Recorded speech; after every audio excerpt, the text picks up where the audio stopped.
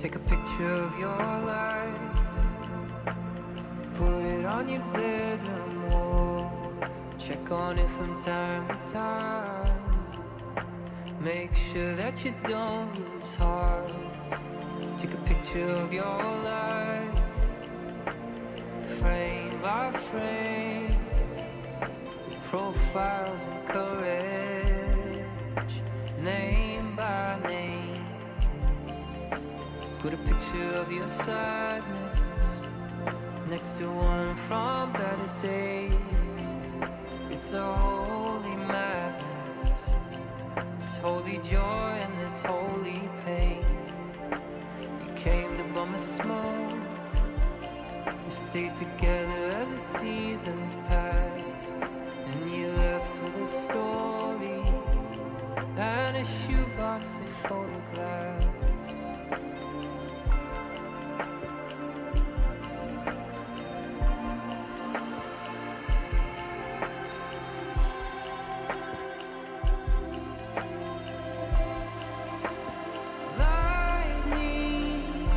The cameras are flashing, the moments are passing, the proof of it all.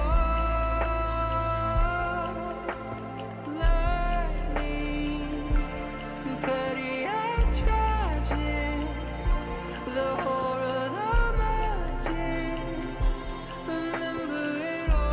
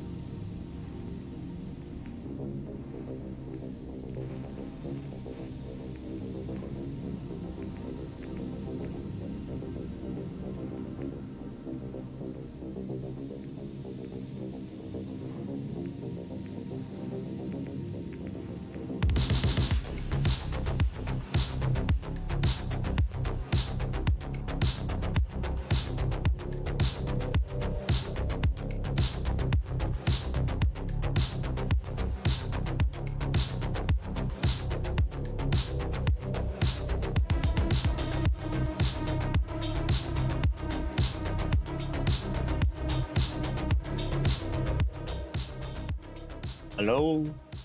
Hello? Greetings, salutations, welcome. Stream closed caption, shut up. I turned you on ages ago. Don't you give me that nonsense. Hello, new phone, who's this? Welcome, everybody. I'm back. My vacation has officially ended. It was ended as of yesterday, around noontime. My time. Oh, what a trip. What a trip it was. It was nice. Lovely, lovely beach, lovely sun, lovely air. The family was good. Good time. X, welcome in. Good to see you. Wonka bar. Ooh, no ticket for you this time. Ripperoni. So you know what? I think. Hold on. We need. I think we need a different music.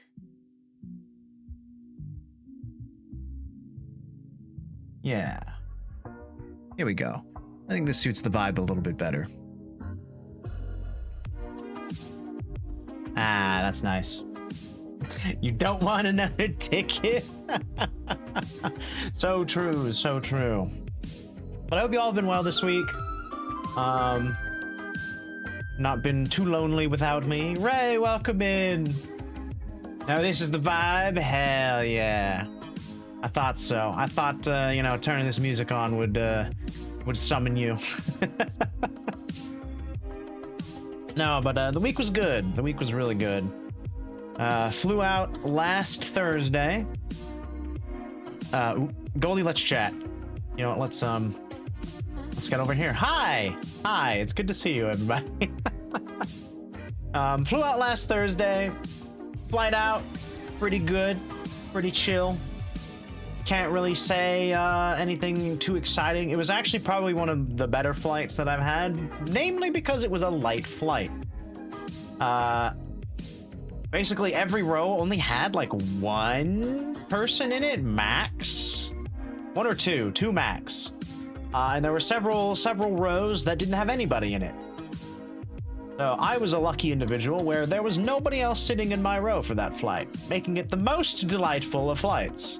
I actually slept like the entire way. It was very nice. I didn't have to worry about a thing. Round 40. Nice. Seth, congratulations on claiming VIP for tonight's stream. The most prestigious of my channel point redeems, as there's only the one. Good to see you. Hope you're well, my dude. We're just getting into talking about my vacation. Yeah. The two flight, pretty easy. We actually landed at approximately the same time. Me and my family, because they planned all the ticketing, so they were supposed to come in about 20 or so minutes after me, but I landed and they're like, "We're here." I was like, "Oh, okay. Well, I guess I'll just get off the plane and then we can figure out where to meet up." You're sore. The vacation was good. It was good. So they all came together, my parents, my sister and her family, because they all live in the same state. So they flew out all at the same time. You got 2 donuts? Damn. Loading up on them donies. And then hot cocoa and chocolate milk. That's so funny. The hot and cold chocolatey beverage. Very nice. So while they were getting situated, we just decided to meet up at the rental car place. It turns out getting situated with a 5.5-year-old, because my nephew was with them, was a pretty arduous task, because I managed to get on the air train at the San Francisco airport. My terminal was Terminal 1 when I flew in. Theirs was Terminal 3, so our terminals were on opposite sides of the airport from each other. And the air train goes around in a circle from 1, 2, then to 3, and then off into the rental place. That's how that works. I managed to get to the second stop before the rental place, before they got on their train. So I made it like 5 stops before they actually got to the platform. And I'm just like, okay. I guess you guys took a hot minute to get wrangled, but They were only a few behind me, technically. We managed to get the cars. Everything was situated. We made our way down the coast towards Carmel, our final destination. Our lovely little coastal town that we like to visit every now and again.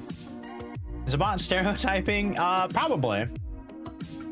I don't think I've told it, you know.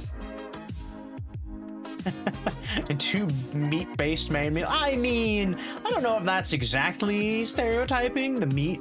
I mean, that could be anybody, right? You're probably fine. A pig is a... Okay. All right, you. It's me! Hi, Asa. Welcome in. I hope you're well. Good to see you. Good to see you. So, of course, our first stop, our first meal of the trip, being back in California, it had to be In-N-Out. It had to. There was no other place.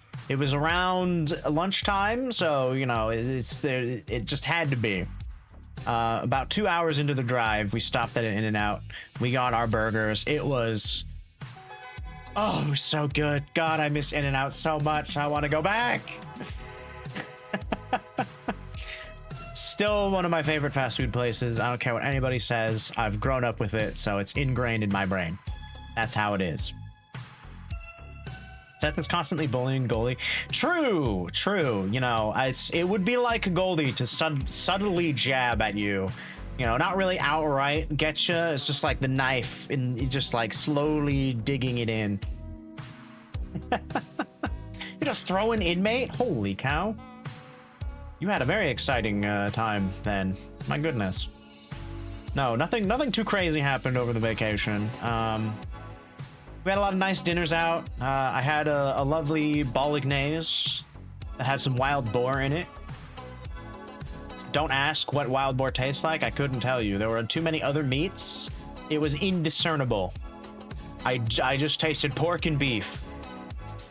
So I suppose it just tastes like normal pork. Would probably be the most accurate depiction of what wild boar tastes like. But I can officially say I have eaten wild boar. Yes. In modern times. Yeah. I don't know if anybody else has had, like, just by itself, to maybe, like, corroborate on my assumption here that wild boar more or less just tastes like pig. Or like a pork chop. Any other, you know, any other cut of meat that comes from a pig. Probably not like bacon, though. Bacon is a very specific flavor. I think pork chop probably be the most accurate. But it was good.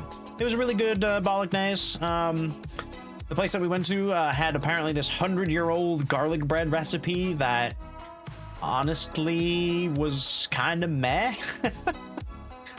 Their biggest selling point was this recipe, and I was just like, it's garlic bread. Like, I didn't feel like it was anything special. But they did have good pasta, so I mean, I can't really complain too much about it. Went to the beach a couple times. Did some hiking at the Point Lobos Natural Reserve. It is so beautiful out there. If you guys ever have a chance to make it out to Carmel, even if it's just for like a day, it's a beautiful little town. Absolutely gorgeous. You must sleep soon, but welcome back. Oh, I appreciate it. Oh, I see. We're being like that.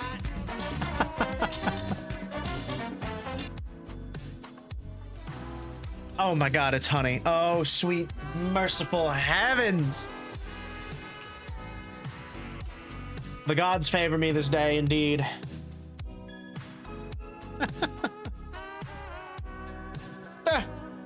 My spoon! Oh no! We're fine. I caught it. I caught it with my thick thighs. There we go. Oh, hot honey. Cheers, Hex.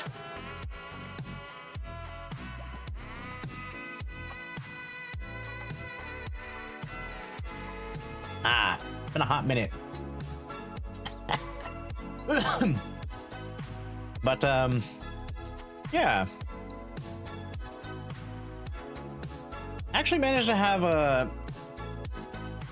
couple good spicy meals as well. It wasn't all just the normal fare. There were 2 instances where I got spicy crisps or chips. You know, it's 2 different things depending on who you are. For some sandwiches that we got. That was good. We always go to this one market in Carmel. It's called Bruno's Market. Yeah. Oh, that was a very sudden, just like drop off. I thought my music just died. What was I talking about? Oh, Bruno's. We got Bruno's. We got some chips to go with it. It was delicious, of course. They're still good. They're still good. They still make a solid sandwich. I was a little sad. Their specialty beverages were a little lacking this time around. They usually have like a bunch of what do you call them? Like local sodas that aren't like, you know, the standard corporate, just like Pepsi or Coca-Cola stuff brand. So I usually like to go with one of those. I still went with one of the local colas that had a cola. It was great. It was wonderful. There were only like 5 ingredients on the bottle. All of them were things that, you know, they didn't sound like it came out of a lab.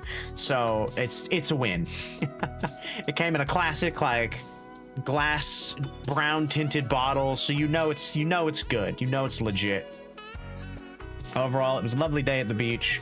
I got a little burnt because I don't know why I just didn't put on any sunscreen. We got there, we set up, and I immediately just whipped out my book and I just started reading while enjoying the lovely coastal breeze, the beautiful, fresh, salty air, with warm sun slowly burning me alive. as I sat and read. I actually got a good amount through. I was reading the second volume to Hooky, which is a web comic. It's done now, I believe. So if you want to check it out, you can find it on the web and start reading it yourself. It's a fun little story. I love the character design of the characters. I love the characters. They're all pretty fun. We're about, I think I got like halfway through the second volume. Maybe a little bit more in the couple hours that we were there. I'm a slow reader, so maybe that sounds like, oh my god, you didn't get anywhere. But I take my time, and I like to enjoy the art as well. So, you know, it's not just like, oh, I read it and then move on. I read it and I take in what's happening as we go.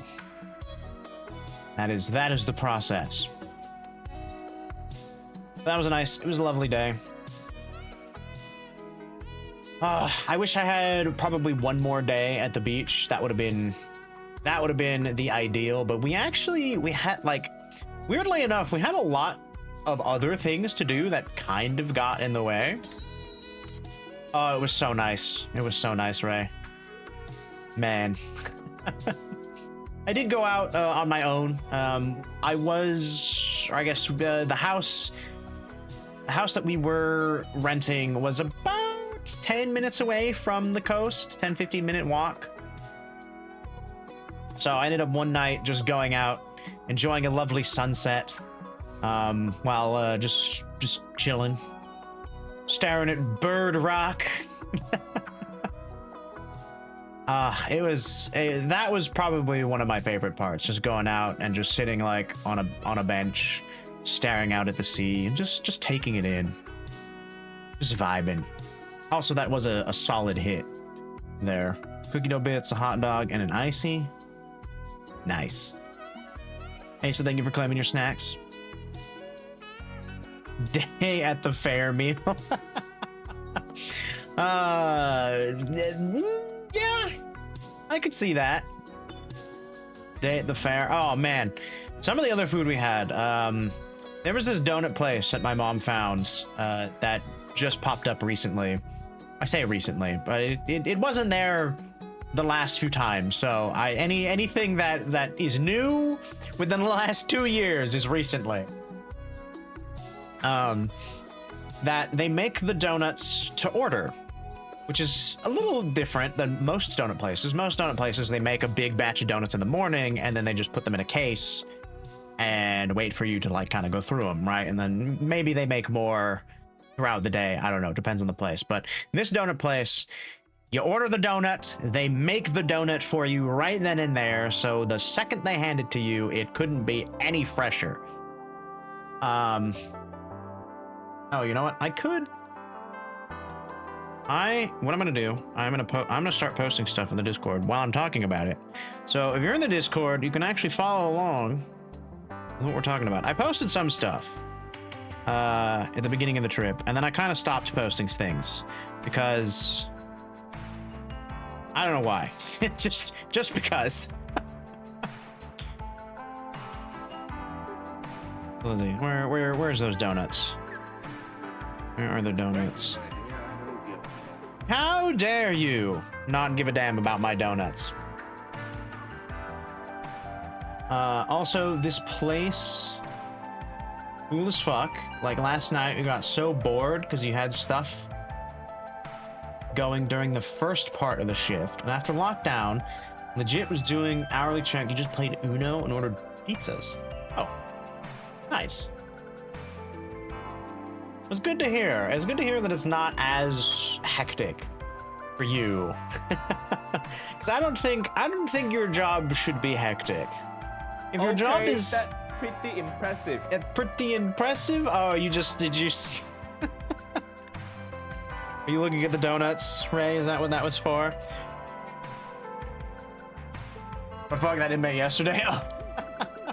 Well, you know, it can't be all sunshine and roses, right? There were quite a few roses, however, wandering around town. Those were absolutely stunning. Let's post some flower pics in the chat. I took a lot. There were a lot. There was definitely more than I took photos of, but hot damn, it is a beautiful town. It really is. They're everywhere. I'm posting them in the photo booth, so if you'd like to. If you're in the Discord, you can give it a look. But all those flowers are basically just kind of spread all around town.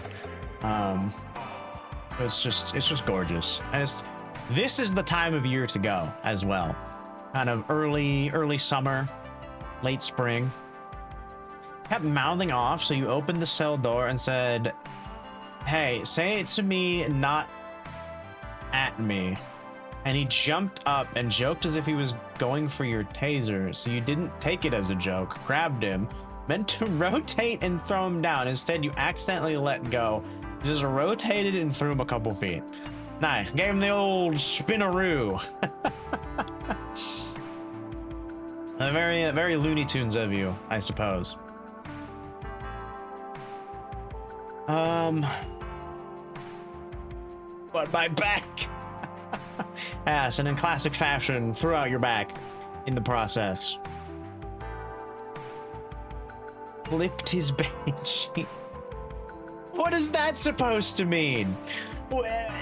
Is that a saying? Is that a British saying that I am unaware of, that I've never heard before? Hey, so you need to fill me in here. I need to know. Does this have some weird connotation to it? It's a super old Halo reference. Oh, Banshee, like from Halo Banshee. Right, because you could like flip the, okay, I get it now. I understand. I understand this reference. Ground muscle relaxers, yeah, you be sure you take it easy. Injuring your back is the last thing that you want to do, like ever, because it's very important. It kind of controls the rest of your body, you know. Without it, you lose a lot of functionality. So be sure you're resting and healing up and all that. You ain't taking it easy. It's your Friday? Oh, today's your Friday. A lot of risk for hernia. Yes. Indeed. No slipping discs either. Ooh, you don't want that. I'm gonna see if you can sneak a video of the incident. Oh, what? Like the security camera footage? You could just like scrub a copy of it or something.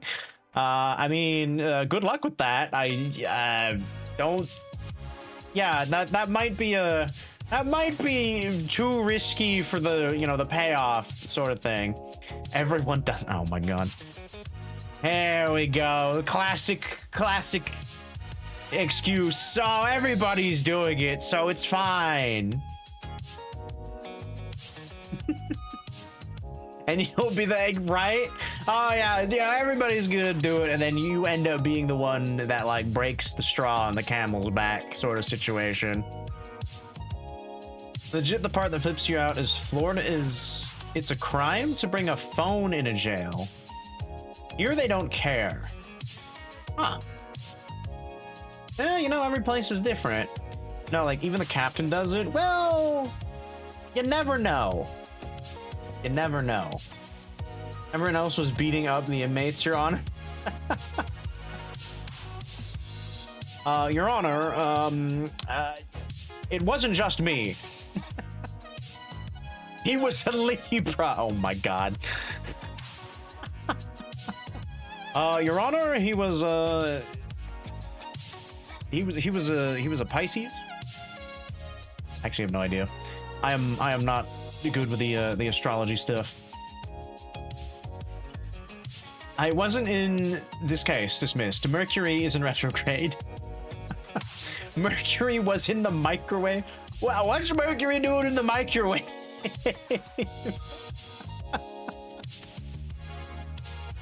I did grab some souvenirs though. Oh, actually, hold on. I did want to kind of. These I can actually show off. Haha. Handycam. Check it. Look at him. It's a pineapple narwhal. Isn't this the most adorable thing you've ever seen? I love him. I saw him in the local toy store and I was like, oh my god, I must have him. He's so cute. Very soft too. He's gonna go in with the rest of my little plushies. He's so happy. They had a couple of these actually, and I was a little torn. At first I saw it was a watermelon. It was a watermelon little one of these, and he was like winking at you, and I was like, oh my god, that's adorable. I must have one. And then like a little bit behind him, I saw the pineapple, and I was like, ooh, but pineapple though, because I love pineapples. Pineapples are fantastic. So in the end, we got the pineapple. We got the pineapple one. You didn't adopt all of them? Listen, they were kind of expensive, okay? I only had so much budget. Also, I'm a little bit behind. There we go. You can be here. I'll probably get them eventually. You never know. Maybe I'll find another one out in the wild somewhere.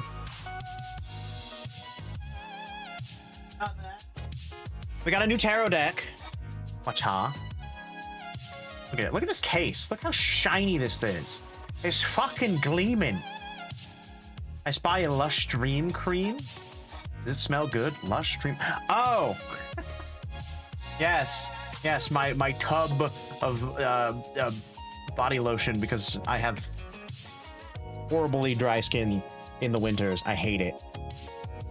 Lush is good though. This stuff is nice. It helps a lot. So, recommended. Have a good lurk. Seth, appreciate it. A tub on the desk. Classic gamer. Listen, it's the best place to have it, okay? It's the most convenient. Why would it be anywhere else? But I love these cards. They're so shiny. I love the shine. I'm a sucker for just like shiny things. I bet I was a crow in another life. You know, if I would become an animal VTuber, I'd probably become a crow. Like a crow or a raven, I think. But I really like these because they also have the descriptions of like both normal and flipped. Magpie? I do know a magpie streamer. So we have a new tarot deck. It's the shiny deck. I'm just gonna leave that there. Another cool thing that I found was a sticker book. Look how thick this thing is. Stickers. It's just a book of stickers. But they're like old-timey stickers. Like, look at that. It's a fucking bird lady. I love it. Let's see. Look at these like old-timey, like, and it's so cool. I love these. There were so many of these. Oh, this is one of my favorite. Rabbits like dancing. Classic. Classic. It's filled with them. Pages and pages of stickers. And this was one of like, I want to say, maybe like 5. There were like 5 of these. Oh, it was so difficult for me to choose one. Oh my god. I was sitting there for like a solid 20 minutes, just like flipping through them, like, oh, which book of stickers do I want? Because you know I'm gonna be like slowly taking these and putting them on stuff. Like 100%. Like they have all the different letters, like crazy fonts. It's so cool. I love stickers. I keep flipping to pages that aren't stickers. This is like an example, some more examples. That one, he's like a tree. That's crazy. Oh, it's fucking the dude standing on the shoulders, the super long unicycle. Crazy. You should put the Imaginarium one on your throne. Do they have? Oh, is there one on throne? Also, the book itself. Like, look at this. Look at this shine. It's such a pretty book. Like, just having this on my shelf was another kind of reason I was like, I want this book. It's just a cool book. I'll definitely look into it. The Imaginarium one. Oh, you're looking at them right now. You said there were a few. Yes, there were quite a few. I was really tempted to get the mystical one. I was like going back and forth between the mystical one and this antiquarian one. Oh, it was such a hard decision. I love them both. I might get the mystical one later. But these were cool. This was a really cool find that I'm glad that I discovered.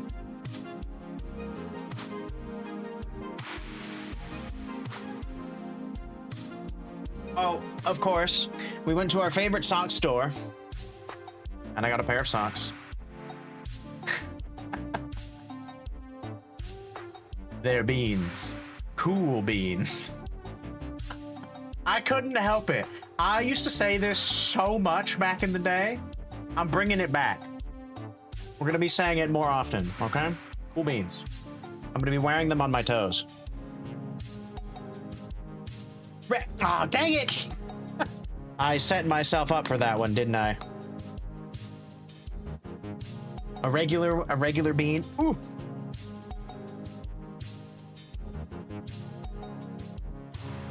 Very well. Very well. A regular bean it be. Can't believe you're beaning me.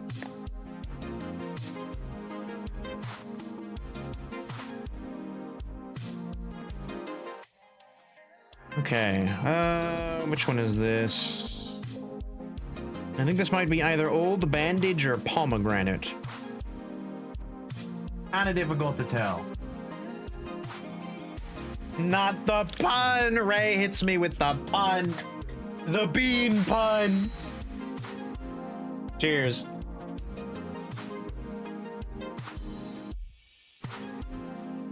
We got the pomegranate. Nice. That's a double win today. Another hot dog and another icy. Wow. This time with the donut. Not bad.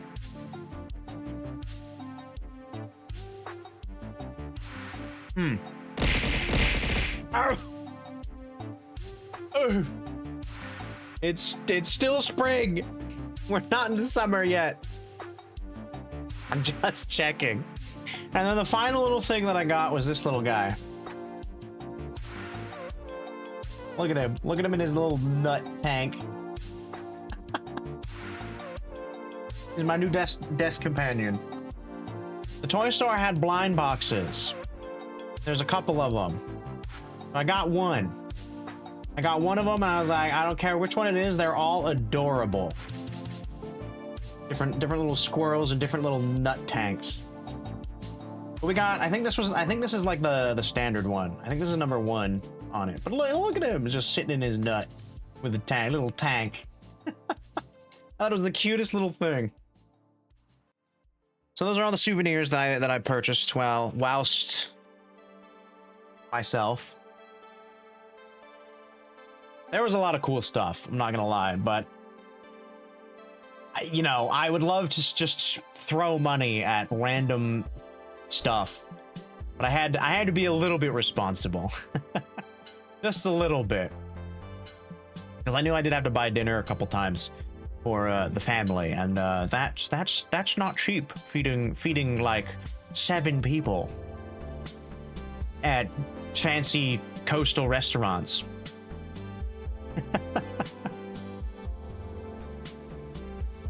But it was worth it. It was worth it. Had a lot of fun hanging out with the family. Taking care of my nephew a little bit. As that boy, that child. Couple hundred, no, but not that bad. It was some of the cheaper meals. I think the one that I paid for was just over 100 for the lot of us. So not too horrible, all things considering. We went to this one place that ooh, I don't know if I should say how much we spent on it. Let's just say with the tip included, it was essentially my entire paycheck. At least the take-home portion. Ooh. Yeah. That was an expensive meal. And honestly, it was kind of a meal. I'm not gonna lie. What really kind of cooked my goose for that one was, like, I noticed that on their menu they had a molten lava chocolate cake, and I love those. It's probably one of my favorite desserts to get at a restaurant. So I was like, oh, cool. We'll get that after I get this. What I failed to notice was apparently they take 30 minutes to make, so you gotta order them like ahead of time. Otherwise, you'd be sitting there after everyone else is done, waiting for this cake. Because I guess they make it from scratch or something. I don't know. I don't know what the process is, but it takes them approximately 30 minutes. So when, you know, dessert menus came around, I was like, oh, I'll take the molten lava cake. Because they don't have it on the dessert menu. They only have it on the regular menu. And it's only in like a very specific spot. And because of that, I missed it. Which is super annoying, because that's what I wanted. I didn't care for any of the other desserts.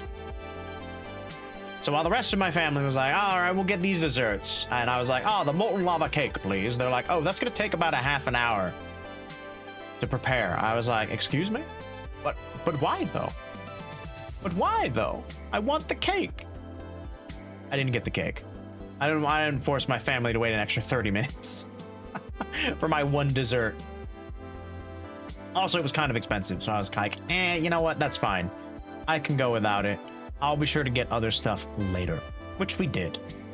Of course, we stopped by my favorite little store, my other favorite little store, called the Cottage of Sweets. Asa, I think you would absolutely adore this little sweet shop. It's very you coded, I think, but. I say it's a fantastic little sweet shop, full of delicious chocolatey and other confectionery delights. What in the Willy Wonka? Yeah! Oh, actually, you know what? I think I can post a picture of that. Let me... I took a picture of the outside. And you can kind of maybe see my reflection, which honestly, I don't care about all that much. I've posted pictures of myself before on the internet. It's not that big a deal. Where is it? Cottage Sweets, where are you? There you are. But you know what's good? Because they have all the European chocolates and candies. There are no American chocolates whatsoever in the store, or at least that I could tell. So you know it's good. You know it's good, because American chocolate is kind of, I'm not gonna lie, as an American, it's definitely very subpar in comparison. And they make all their other chocolate in-house. Did you get yourself a chalky orange? They didn't have them there. I was looking. I remembered the chalky orange, and I was like, ooh, I wonder if they have it. They didn't have it. I was a little disappointed. They have a bunch of other stuff. It is a very small shop, to be fair, so I feel like it's kind of fair. I can't expect them to have everything. They do have a lot. Most of it's their own kind of house-made stuff. I know. I was devastated as well. I was like, oh, this would be like the one place that would have it that I would probably get to, that I knew of, but they didn't have them. They didn't have the chalky oranges. I'll get it. I'll get it one day, Asa. One day. Don't you worry. I still remember. But of course, I got several blocks of fudge because they make such good fudge. Oh my God, it's so delicious. I'm salivating just thinking about it. They make absolutely delicious fudge and other just like kind of chocolates and stuff. Definitely my favorite. Definitely my favorite sweets shop. Oh, right. I almost forgot. Well, I did kind of forget. The cheesecake's here. Tonight's a cheesecake night. We'll be reviewing a cheesecake from the Cheesecake Factory. Let me go get it. We could go to intermission real quick. I'll be right back.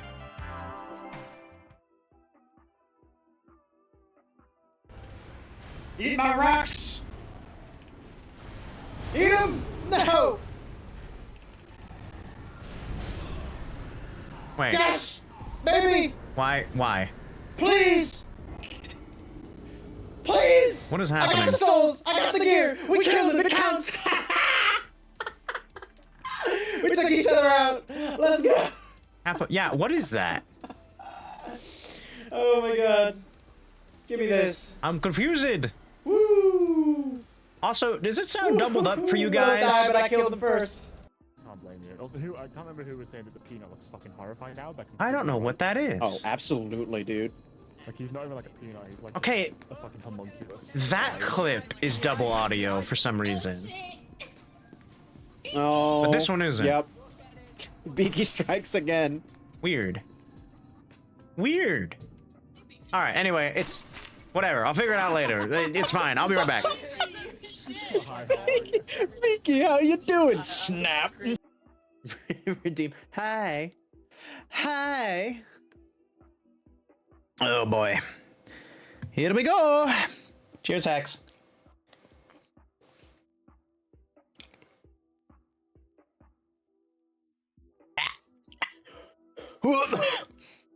Oh, regret. Oh, regret.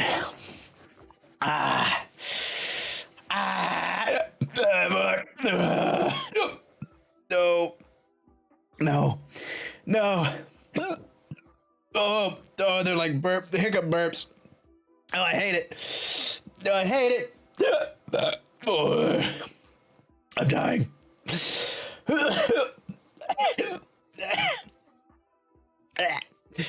Why? Why? Why? Everything was going so nicely. Everything was going so swimmingly. We were having a lovely time, tasting Japanese snacks. Having a grand old time. Enjoying the Moon Festival. Japanese snacks. God, that. Ah, yes. We love casually dying here. It happens so often. I'm so used to it. I am back though. Hello. In case you didn't realize. This is I. We are back once again. Okay, I need to scooch some stuff over. I need to move all my shit that I got. So we can see cheesecake. Oops, music. Music return. There we are. Beautiful. Beautiful. Let's see. Real quick though, is there anything else noteworthy of the trip that I want to talk about? Oh, there were a few standout things that we noticed. Cheesecake, yes. We can talk about it after though. We have a cheesecake to dig into. Handicap. There it is. The cake. The cheesy cake. All right.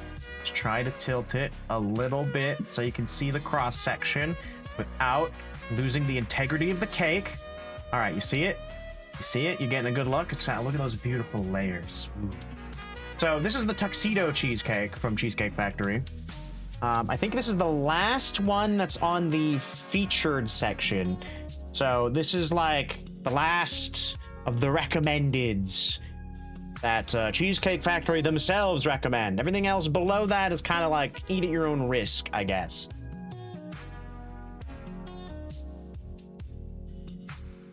He's fluffy, yeah. They go pretty ham on the whipped cream here.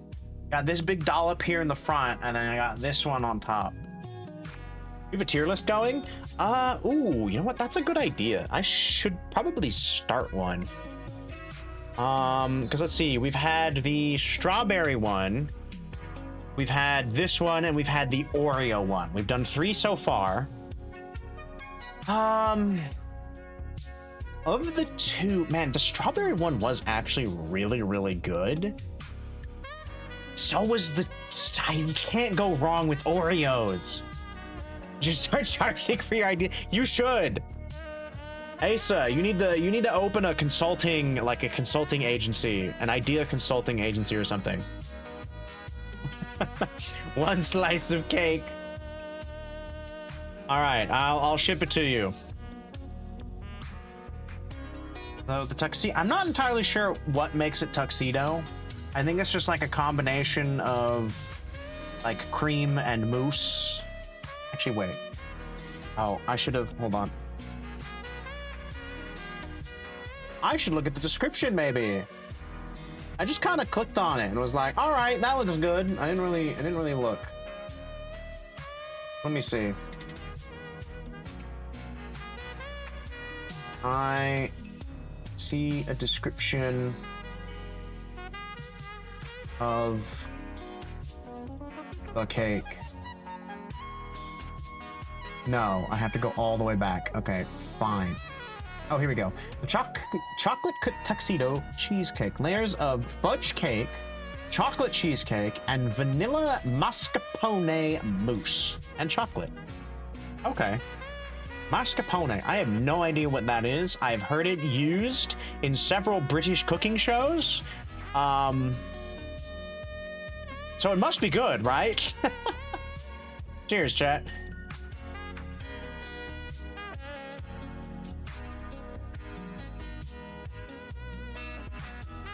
Okay.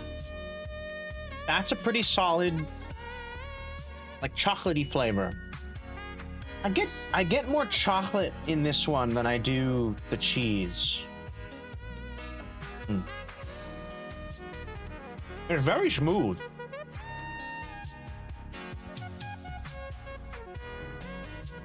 I mean, I guess that's the mousse, right? It's a good mousse. It's not very dense. Very easily, like, melts in your mouth sort of situation.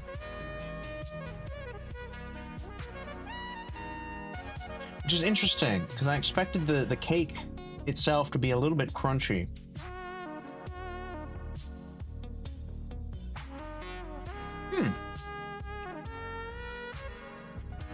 That's a solid cheesecake.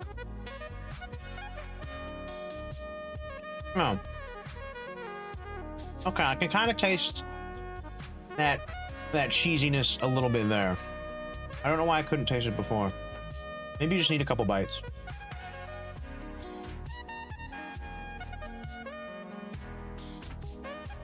Sour cream is, or not sour cream? Oh my god, could you imagine? What a mix-up that would be. You grab the sour cream instead of the whipped cream. Just toss it on your cheesecake. I mean, maybe depending on the cheesecake, that wouldn't be so bad, but I feel like, sour cream with this one. That's like an April Fool's trick. Ha ha! Enjoy my sour creamed cheesecake, you fool! Right?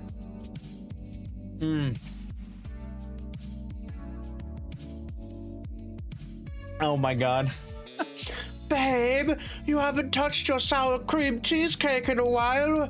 I thought you loved it.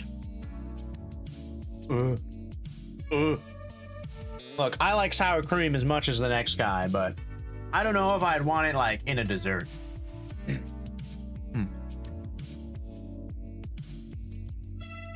Pretty solid cheesecake. Solid cheesecake. I think I'm gonna save the rest of this for later.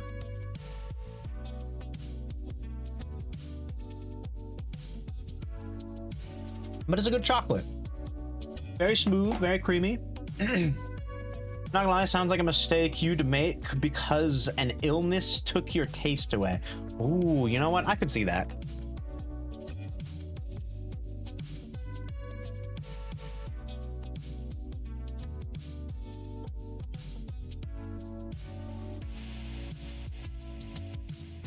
Speaking of things being taken away by sheer happenstance. So one of the nights, we went down to Monterey. Because Monterey and Carmel are basically two sides of the same, like, Bay Area. They're very close together. You can get to them within, like, 10 minutes or so. Monterey! That's right. That's right. If you've never... I mean, I don't know why you would be out this side of the US, Ray, but you would like Monterey. Monterey is basically just it's a town that I think you would enjoy very, very much. But Monterey has a lot of fish restaurants, fish eateries, and for whatever reason, my sister, when she was getting married, had her reception at one such fishy restaurant. And normally, it's not too bad because a lot of them in America, at least, they have other options besides just like the fishy fare. This particular restaurant did not. So I'm not a huge fish person. I'll eat it in certain circumstances, but this was on the fancier end, so I didn't really have any of the stuff that I could kind of finagle to make it to my liking. So what we ended up doing... Welcome in, Hazel! Thank you for the 43 months! Holy shit! Greetings, Hazelry. Thank you for your You've only been to subscription and California for enthusiasm one for day, fish. and that was to get to Japan? As a super intelligent Oh program, my goodness. I appreciate your love for marine life. Chicken only at If you fish ever want to places. chat more about fish or anything Right. else, feel free to let me know. Enjoy your time at the Golden Persimmon Theatre. So me and my brother ended up going to a Carl's Jr. that was nearby. Okay, we went to Carl's Jr. It was about a 5-minute walk from the restaurant. We got a burger. It was Carl's Jr. You know, it was a pretty standard burger. And we went back. We rejoined the rest of the group, and we just kind of hung out. Flash forward to last week. We were in Monterey, going to another kind of fishy restaurant. This was the one that was kind of mad, that was very expensive. You lurk and play Palia? No worries, Hazel. I appreciate the lurk. As I can't speak. I've been out of the game too long. The week away has melted my brain. Thank you for the continued gift sub. Appreciate it. Mwah. But so we were at this other fish place, and we were driving away from it. Because me and him we took separate cars. There were too many of us to fit in one vehicle. That Carl's Jr. had burnt to the ground, apparently. At the time, we didn't know what happened. It was just a smoldering, blackened skeleton of a building. And at first I was like, oh my god, what happened here? And then it dawned on me. I was like, wait a minute, this is that Carl's Jr. that we went to the last time we were here. Or, I don't know, maybe it wasn't the last time, but the one time that we were here and we ate at that. We were both kind of like, oh my god. What the heck? Flash forward again a little bit, not as much time, but a little later. We met up with our cousins because they came visiting. They lived in the area. And apparently what happened was a grease fire. A grease fire broke out, caught the building. I was told that it was so intense of a fire that they ended up having to just stop trying to put it out because the amount of water they were using to try to fight the fire was actually starting to flood the other nearby businesses and cause other damage. Possibly, or potentially. So they had to just let it burn. Which is wild. I don't think I'd ever heard of that happening. So be careful with grease fires or when cooking with grease, because that shit could cause the end of your building. The ocean is right there. Just keep spraying. I mean, it honestly was. Like, let's see, I'm trying to think where that Carl's Jr. is. I want to say the ocean was like a block away. Maybe a block and a half. 2 tops. 2 blocks tops. Pretty close. You could see it from the top of the hill. But that was kind of a wild thing that we saw. Never seen a burnt down building like that. It was kind of surreal. It kind of seemed like something out of Fallout, you know? Oh wait, they used water on a grease fire? Isn't that like the opposite of what I guess. I mean, I would assume the grease part, maybe they weren't trying to put out. It was the rest of the building they were trying to put out. But, you know, now that you say it, maybe the fact that it was a grease fire, they were using water, was already, like, shooting themselves in the foot. That's just what my cousin told me. So, honestly, maybe they were just ill-equipped to handle a grease fire, and they didn't realize it until they started drowning the other buildings. Like, wait, we can't actually fight this fire with what we've got. Baking soda? Oh. Yeah, maybe instead of like almost flooding the little market that's just south of the building, maybe they should have just like purchased all of the baking soda from it and then just like threw it at the fire. Yes, I'm telling you, you need to open up a consulting agency and you'll make bank. Please read the safety manuals. Look, listen, I don't know, man. I'm just parroting what I heard. I would hope that they understood that that's what it was. Maybe it was too late, though. I imagine a grease fire of that scale would probably burn pretty fast. Just outsource it to America. And then put like a service charge of some sort for the international fee. That's what you can do. Yeah. Fucking get got by that all the time. It's so annoying. I hate it, but you do it. Doesn't have to be a whole lot, you know, just maybe like $1 or $2 for like every transaction. It'll build up. So that was wild. Also had kind of it was a semi-Karen moment while we were at the supermarket getting some groceries for the week. Because my mom does like to have a few things on hand, mostly for breakfasts and sometimes for lunch while we're at the rental house. Just so we're not always like buying out. at places, because let's be honest, it is kind of expensive to just eat out every single meal. It's not very cost effective. So we did stop at the grocery store. Me and my dad were waiting in line, and there was a lady in front of us who was using coupons. And we were putting our stuff on the little conveyor belt to get rung up. And suddenly she's like, "What do you mean I can't use this coupon?" And in classic like in my brain, I immediately went to, oh, she's probably trying to use multiple coupons on the same item, which I've worked in, you know, food service, so I know people try that, and it never works. Like, I'm pretty sure it's always written in fine print on the coupon, like 1 coupon per, you know, whatever item or something. It's usually on there, but of course nobody reads that. So I'm standing there like, oh no, oh God, please. But also at the same time, like in my brain, like I'm eating popcorn, like, oh, I kind of want to see where this goes. Like, is she gonna go full Karen on us? Are we gonna see this a woman like screaming at this?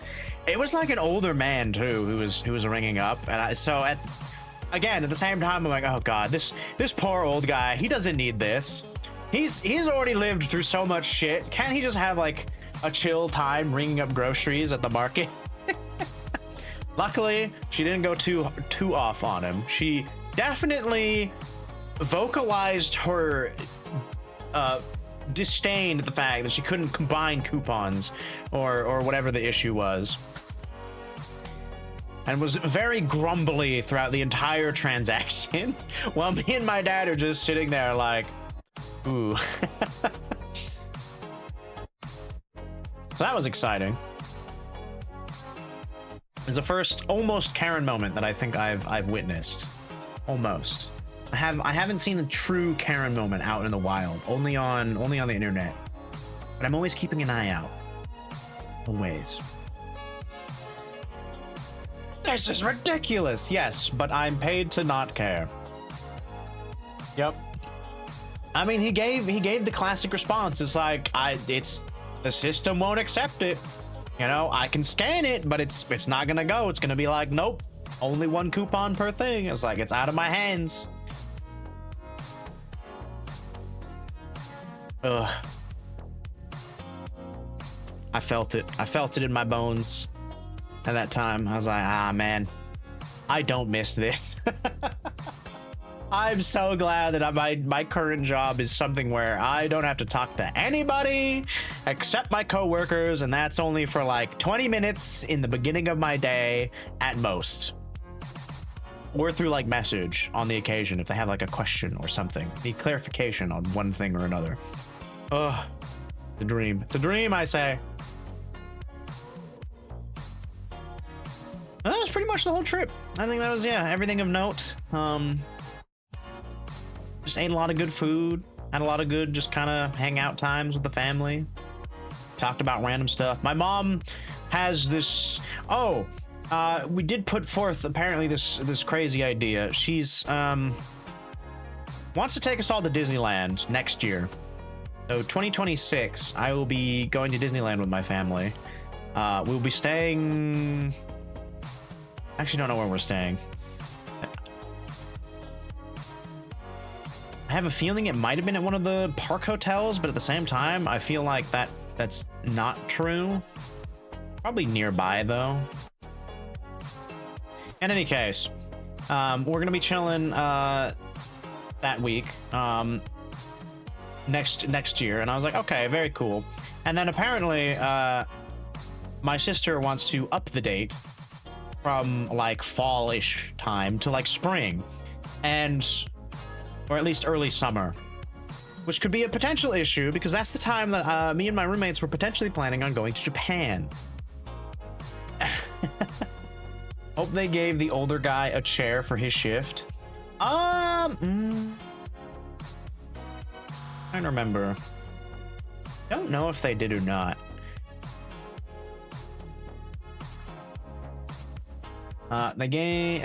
Great, tell your mom I need a ticket from Liverpool. You bring your stuff, you'll get the room. Oh my god. Man, I wish I could invite some of you guys. That'd be so much fun. spring is the busiest. That's what we were kind of like. That's in my brain. I was like, why would we want to go like during the springtime? Or like the early summer, because that's when all the kids are out. That's what summer vacation is. So it's gonna be flooded with families out for the summer, right? That's my thinking. Going like early fall, kids are back in school. That's the perfect time to go, right? You said we're all going? Oh. You, as in me and my family, we're all going. Disney, you've been once, and you kind of want to go, but the kid, true. Yeah, Disney Christmas, I think we've only been once, is kind of magical. It's kind of magical. I think I've been Disney like Thanksgiving time more. Well, okay, I can't say more. I've been to Disney Thanksgiving, and I've been Disney summer.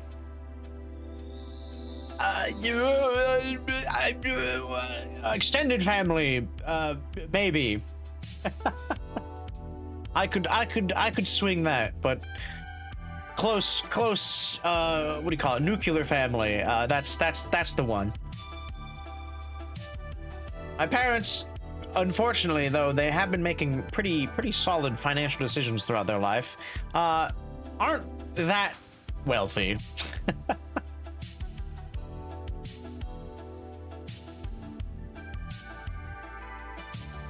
Cheapskate. Oh, I don't have friends. I got family. Oh, we are family. I would send for you, but it is. Oh, that would be an expensive ticket. Just the ticket. Bang. You're an Epcot girl? That is fair. I do want to go back to Epcot as well at some point. We were only there for like a day, which I'm super sad about. I think we seriously bungled that trip just a little bit. When me and my family road tripped down the East Coast and ended up in Florida for a week, and we tried to go see every park. So, while on the one hand it's like, yeah, that's like, hi everybody. In theory, like, oh yeah, let's go to every park, like one park a day. You miss out on a lot. You know, you don't realize like, oh, there are other people here, and I have to wait in line in order to see certain things. Welcome in, Foxy. It's good to see you. I am is American, yes.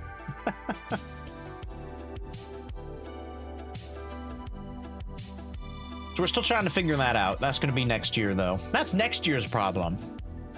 Oh, I should double check to see where my passport's at, too.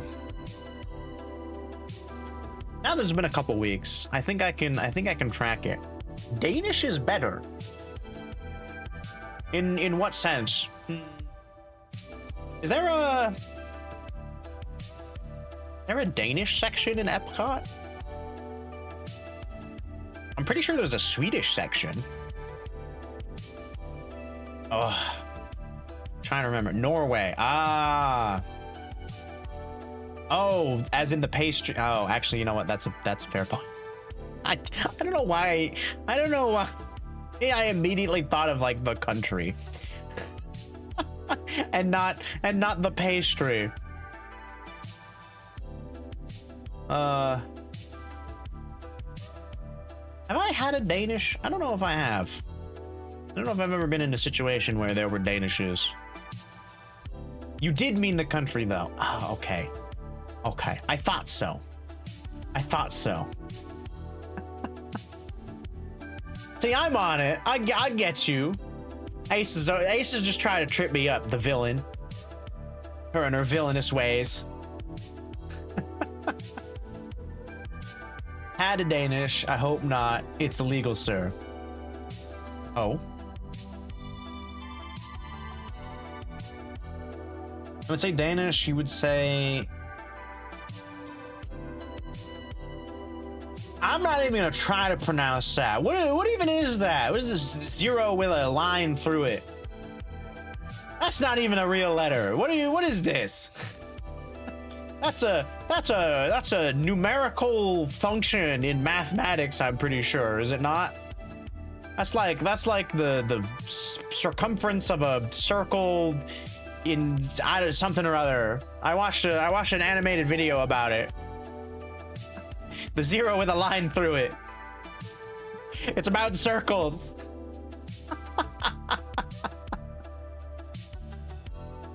Oh my god.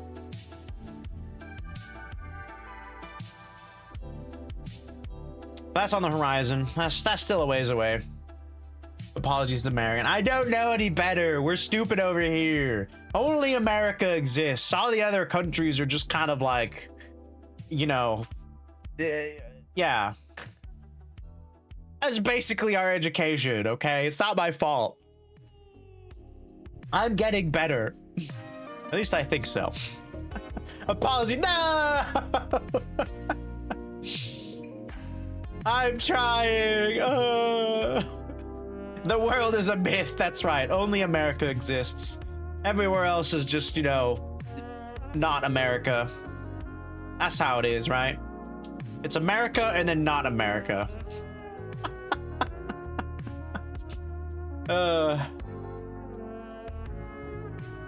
Let's see. Everything is just fantasy. Nothing else exists outside these borders. It's just an illusion. It's the Matrix, right? This is the bounds of reality.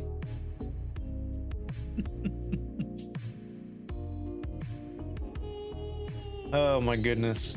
So silly. So silly. But I'm glad we're back. And a lovely man, I slept so well last night, being in my own bed. You have no idea. Like the rental house that we stayed at is comfy enough as, you know, for what it is. It's fine. But something about those beds, I don't know. It's like, it throws you off. Like it's not quite right. And unfortunately, the couch isn't really a couch. It's just like a series of recliners that are all strung together. It is a couch, but it also, I don't know, it's really hard to explain. So lying like across it, your back is going to be digging into one of the metal handles that like you pull on to turn it into a recliner chair. Home is always better. Home is safe. 100%. Absolutely. I cannot tell you how excited I was to pull my bed out and just like plop down on top of it. I was just like, yes, this is it. I fell asleep so fast, unbelievably. And I slept like a rock. I think I slept for like, let's see, I think I went to bed. When did I go to bed? Actually, last night. I think that was close to midnight, 1 o'clock. I did stay up a little later than I normally did. On the weekends. I do like to try to go to sleep at the same time. Yeah, okay, I went to bed at around 1:15. I didn't wake up until close to 10. So almost a solid 9 hours of sleep, which is honestly way better than I normally do. Normally, I think I only get like 7 hours of sleep. 5 a.m.? You didn't go to bed till 5, Ray. Oh my god. That's when I normally wake up in the day. Repo? Okay, fair. Fair. You were on the repo grind. You were in it. You were locked in. I hope repo went well. How far did you guys get? 3 aliens. Oh, disgusting. Disgusting. God, aliens are disgusting. It was awful. Level 3. You know, you couldn't get past level 3. Oh, kept getting gate kept. Is the new is the what is it? The I don't know, I feel like I've been away for so long, but at the same time, it's like a week generally isn't that long of a time in all things considered. Is the newest patch done? It just updated. Okay, so the beta... Oh, there's more stuff in the beta, but the beta still isn't like fully released yet. Okay. I see. Well, that's fun. Cool. I do know they are working on a lot of other stuff for the beta. Like, they are trying to... You like your health pack? Oh, are you checking the notes? The patch notes? Yeah, they're patching out the health glitch where you can steal health kits from the shop. Now you actually have to get good and not try to die or manage your health with your teammates.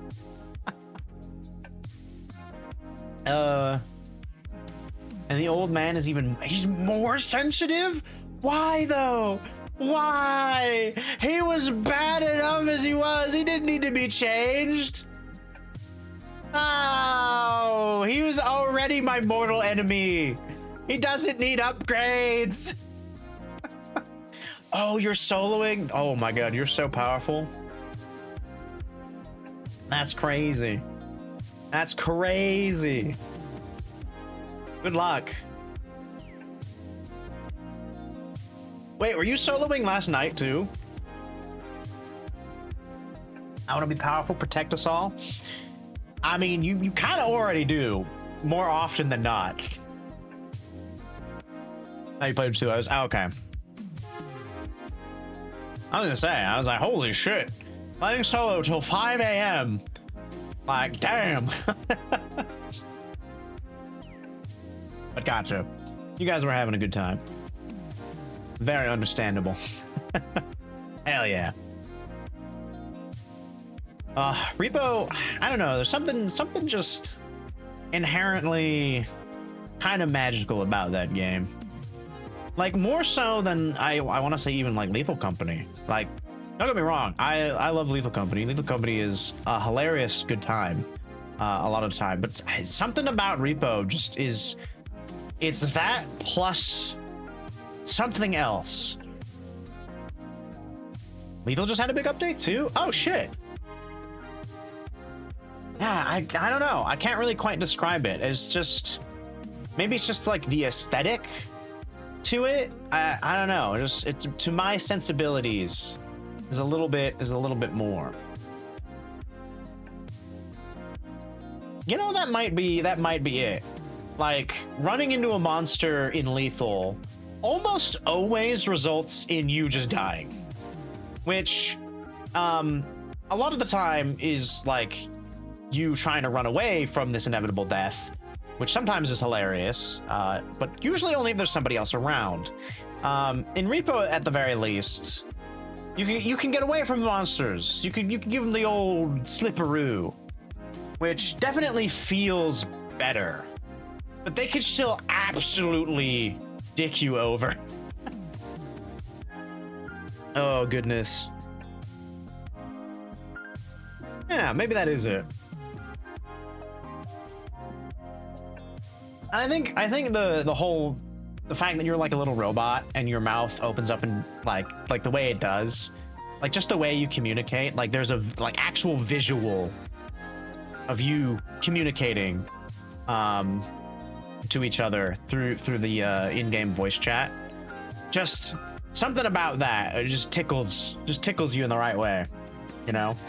Whereas like in Lethal, there's absolutely zero indication of who is talking other than like direction. Yeah, I think so. I do. Repo stream when? I mean, let's see. Well, next week we do kind of have a big collab. That's actually a nice segue. We got a pretty spicy collab coming up this next Wednesday. Myself, Ray, May, and Cafe, the lovely A squad, the A team, are going to be getting together, and we're going to be doing 100 lines kind of voice acting read along, collab, something or other.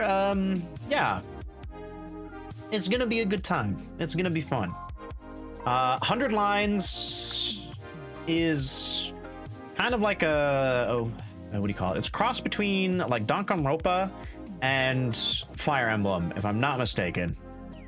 I'm not super familiar with the franchise. I don't know if this is the only game in the series or not, because again, I'm not super familiar. This is all being put together by May, or Pyong Pyong Dice, another regular over here on the channel. We like to raid her every now and again whenever she decides to stream. We actually might be doing that later tonight, depending on how late we go. I don't know. We'll see. We might actually be going for too horribly much longer. I didn't really have anything else planned aside from just kind of like chilling and catching up a little bit, at least for tonight. I don't know, maybe next weekend. Maybe next weekend I'll try to get a repo collab together. I think that'd be fun. It's been a minute. Try to get some friendos repo together. Yeah, I think that'd be fun. We'll see. We'll plan for next Saturday. We'll do repo. That's always a fun time. Tuesday will most likely be... Oh, we finished Me-Side, didn't we?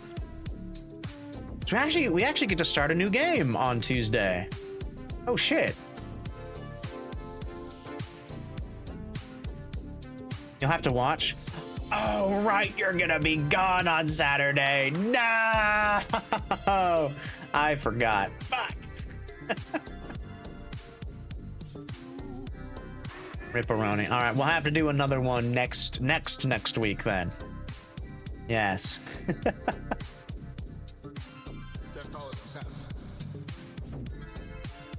Let me open up the library for Tuesday. Unless Tuesday works out more. I don't know. We could do Repo Tuesday. That is a little sooner. I do generally like to try to plan these out a little bit more in advance. Tough to say. I don't want to rush into it, then I'd feel bad. It's fine. We'll figure it out. Oh, right. I remembered. I think we were gonna start up Little Goody Two Shoes. I think we're gonna do that.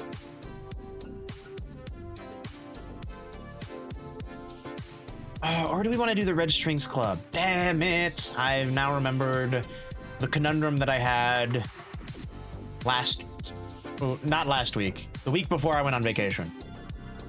I remember we had finished Me-Side and I was like, okay, now we have another game that we need to figure out what we're gonna do on Tuesdays. And I was like, oh, I have the Red Strings Club, or I have Little Goody Two Shoes. Both are from franchises that I enjoy, that I've recently come to know. Little Goody Two Shoes is by the same people who did, what is it? The Golden Compass? No, shoot, what was it? Not the Golden Compass.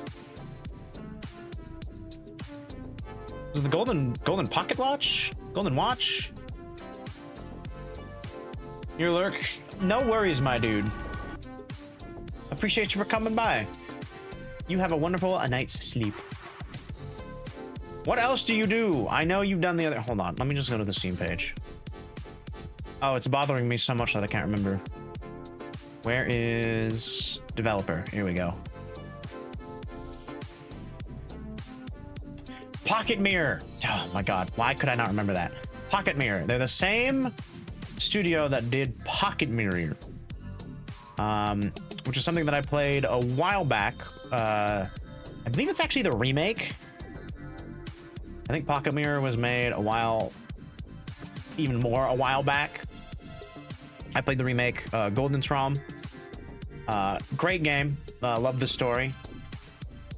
Love the vibe and aesthetic of it. So I think Little Goody Two Shoes is going to be a good a good fit as well. I think it's a little longer of a game as well. We'll see.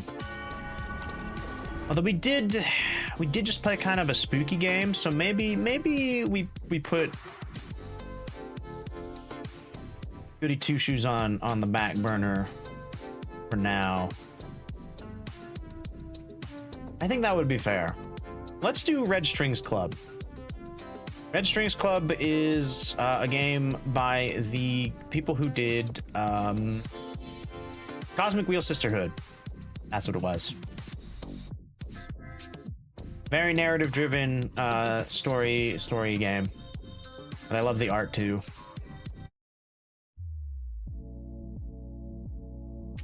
I just realized I still need to make those tarot cards too. I haven't touched them. They're still in the box. I need to dedicate a day to that. I might do that tomorrow. What do I got going on tomorrow? Oh, okay, I might be meeting up for a one-shot. I don't know how long. Not the one. Sorry, session 0. To a one-shot cyberpunk thing was so good, right? God, Cosmic Wheel Sisterhood was probably one of my favorite story, like, narrative games. For that year that it came out, because I think I played it like almost immediately after it came out. I was looking forward to it for so long. Once I figured out, like, once I heard of it, and I was like, oh my god, this game looks sick. Like, I love the art. I love the kind of gameplay vibe where you make your own tarot deck. I thought that was the coolest thing ever. When it finally came out, I was like, oh, we're absolutely playing this, like, ASAP. And that came out 2 years ago in August. Yeah, I think that's when I started it. We blasted through that. Oh, such a good game. So yeah, I think we'll play through Red Strings Club. That'll be the next game that we play on Tuesday. We'll start up. Yes. Add to my favorites so that I know it's up there. We shall remove me side from the favorites so I don't accidentally play it again on stream, or just to clean up. Yeah, that's what we're doing. Most excellent. Most excellent. Oh. All right, let's see if this does it. Let's see if we do it correctly. Did I fix this redeem, baby? Okay. Oh my god, it's so loud. We're peeking. We're going into the red. Oh, and my mic didn't mute. Why did my mic not mute? Okay, I'll do it manually. Boys, Mark Shuffle. I don't know what do we sound like? Hold on. How's it going, Chad? I'm Ghost again. How did we get Ghost a second time? How? We sound awful. Oh my god. What a spooky ghost. My voice is probably super high. I don't know if you guys can even understand me that well. I know this one's a little. Hello. Oh wait, I remember this one. Definitely, this one sounds like Mickey, right? Hold on. Wait, can I hear myself? Wait, why can't I hear myself? What the heck? What the hecky? What are my settings at?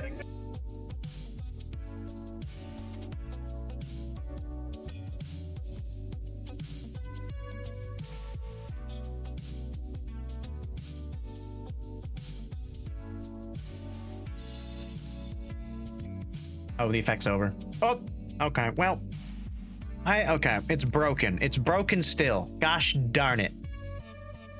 I might go back through and pick new voices for that, if that's the case. I remembered Ghost being a little, like, generally okay, but I don't know. Maybe through stream it's not as good.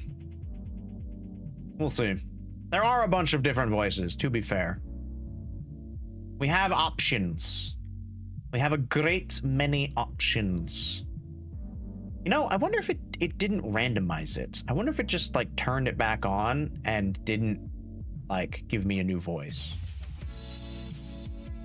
I might need to double check that one. That redeem specifically. Whoopsie. But okay, we have a plan for the coming week. Tuesday, we start up the Red Strings Club. Wednesday, we have our 100 line, 100 something or other, 100, I think it's 100 lines, right? God, I can never remember the name of this game. 100 line, it's 100 line Wednesday. Collab with May Cafe and Array. Gonna be good. It's gonna be a fun time. We're gonna be voicing some characters. We're gonna be putting our vocal chops on the block. Always have a good time. You must depart for work. Good luck at work, good sir. Hopefully you don't throw your back out again. Gotta take it easy. Some cowbell before you go. That's fair. That's apt. More cowbell! Yes! Hell yeah. Alright. It's a Reaper hot sauce. Not too bad. Cheers, Seth.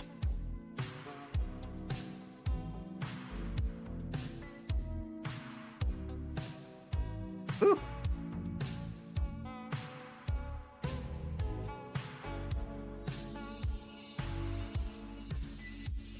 That's a little spicy.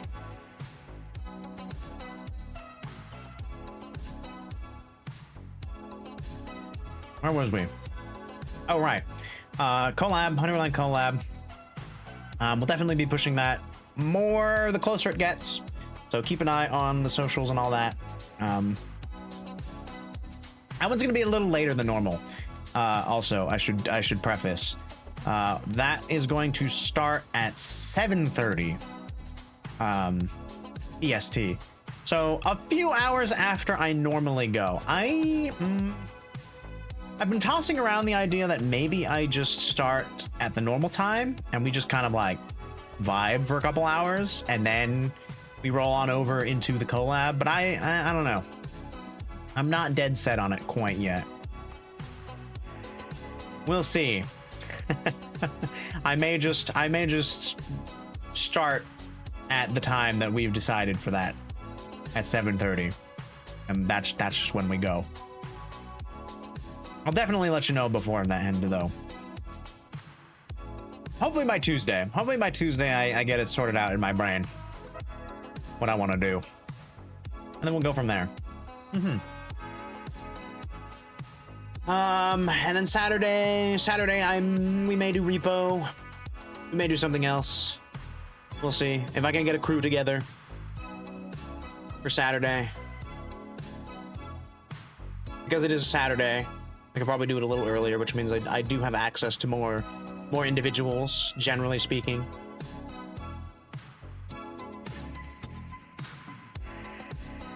Ooh. I don't know if I shook that up enough.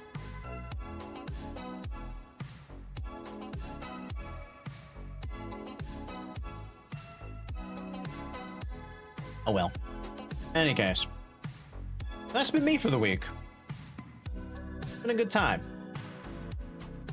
Glad to be back. Oh, wait, no, sorry. One other thing of note.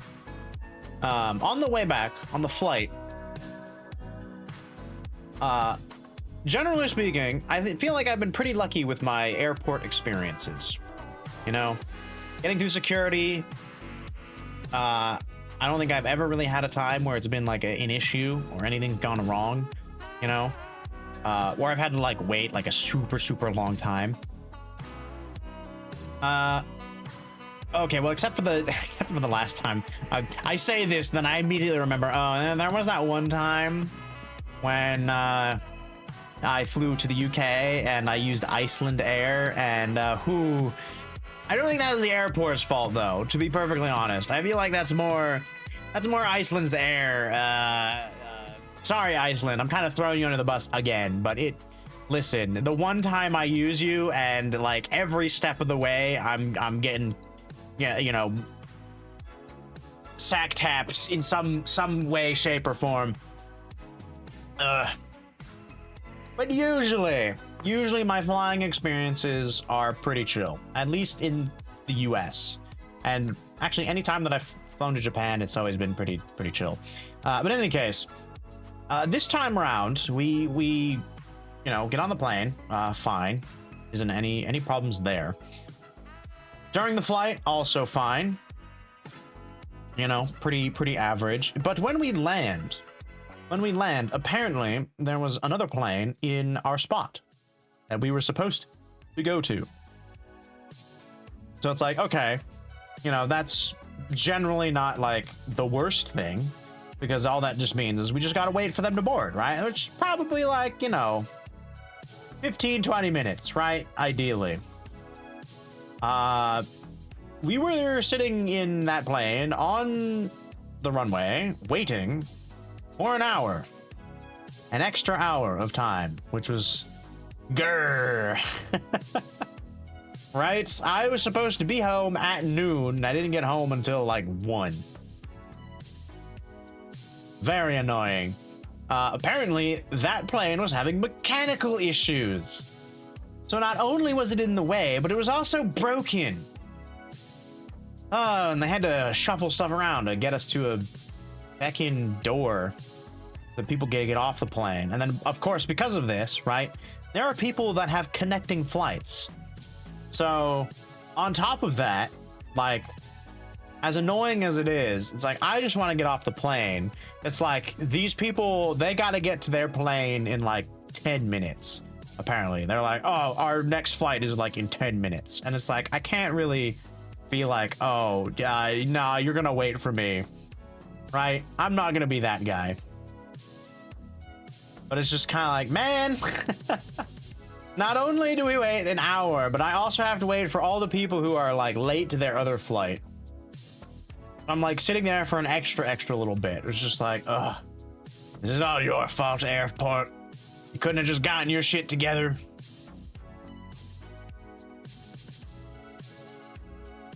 And that's always fun, sitting on a plane for much longer than you need to. Oh, and there was a child. There was a crying child on top of everything. If it was just a sitting, it would have been fine.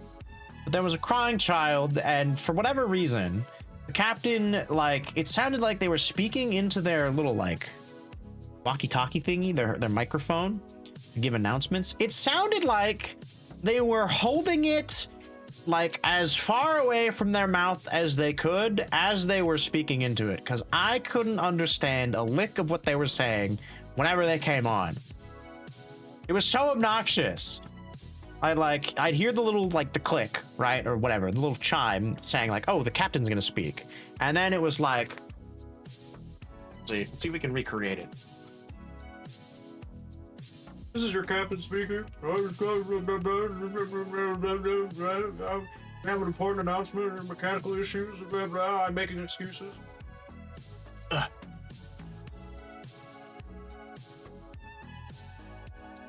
Probably like that. Something like that. I don't know. It's like they specifically invite newborns onto flights. And there always is. I mean, I feel like I've been lucky. The last few flights, there weren't any crying children. There's just this one specifically, where it's like, not only is there a crying child, but we have to wait an extra hour. So I was sitting there with a crying child behind me for like 30 minutes before they finally, I don't know, shut up. For lack of a more eloquent term. Because at that point, I was getting fed up with it. in combination of the captain, I don't know, speaking from across the room, across the cockpit, and this crying child, so I couldn't even, like, hear what was going on. I was just getting annoyed. And then, man. So normally Uber, because I took an Uber.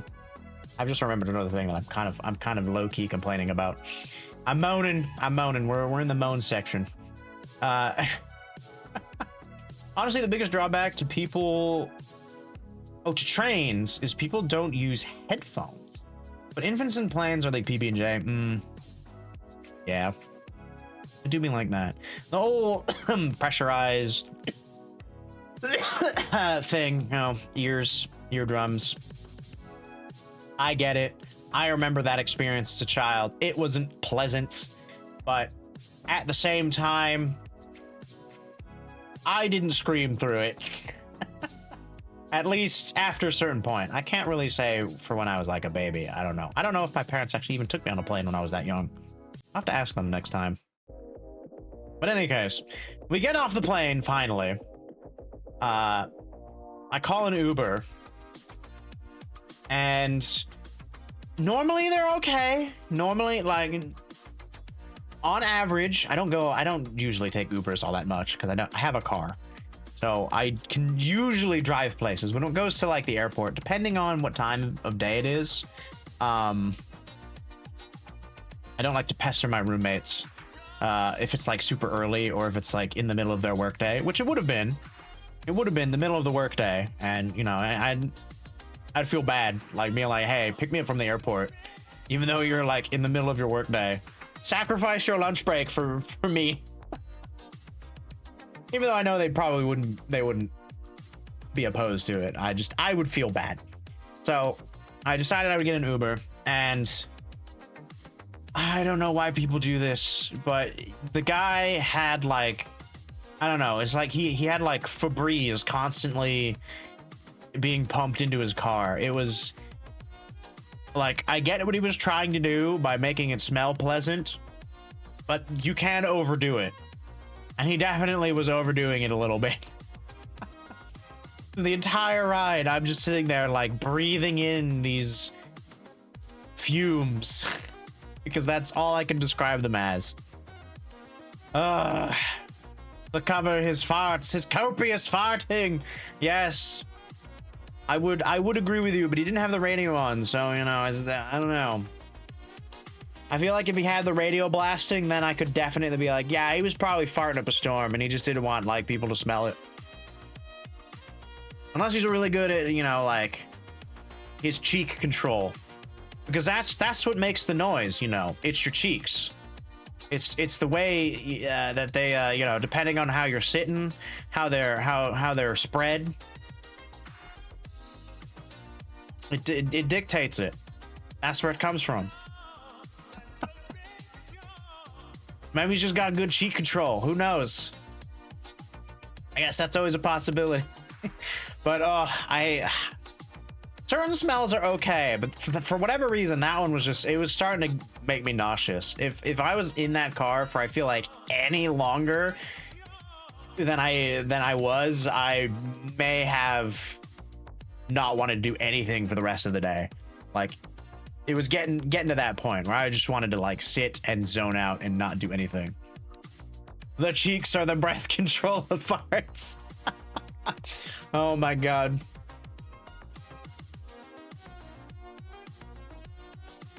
I need a sticker of that. That needs to be on a shirt. We need to make a graphic tee with that as on it. We'd make bank. Put on a t-shirt, put on a sticker, make it a keychain. Oh, it would sell, I'm sure. We finally made it back home. I haven't unpacked everything yet, though. I'm staring at my suitcase currently. Another day of mine made into merch. Listen, Asa, you're gonna get royalties. You'll get 60% of the sales. Yes, I'll make it happen. I guess as much as the past the overage, 90%. Oh my goodness. We'll have to figure it out.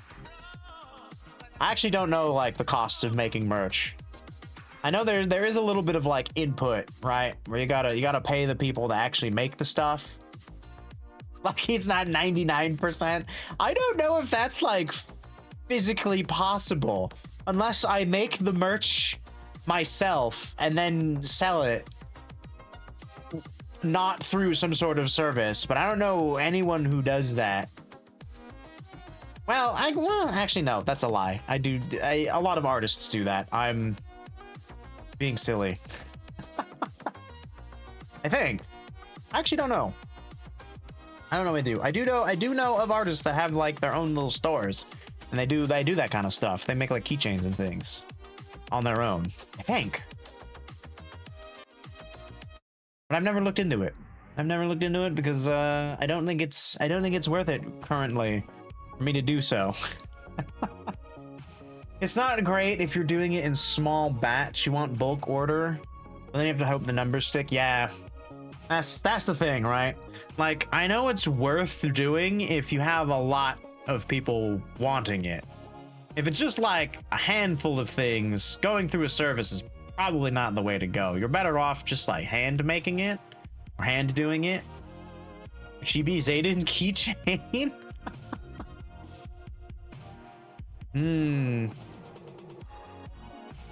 And there's a demand for it. I don't know how many people would want one. No, to be perfectly honest. I feel like it's basically just whoever's in the chat right now at the time. Which again, I feel like I wouldn't want to go through a service or something, some sort of like online store. I'd probably just do it myself if I could figure out how to make a keychain. You know, get the printing done, print it out on like a sticker, with some plastic. But then I would need your addresses. I don't know if you want that. I don't know if you want me knowing where you live.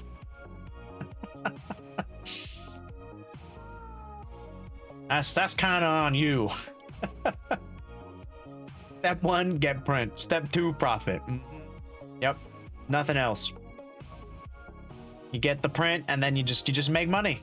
As soon as it's printed, it's done. Good sir, for Chibi Keychain, you would lay down your life. Oh, goodness. We'll think about it. It's still not something I'm super comfortable with, at least for now. Maybe down the line, we'll have something.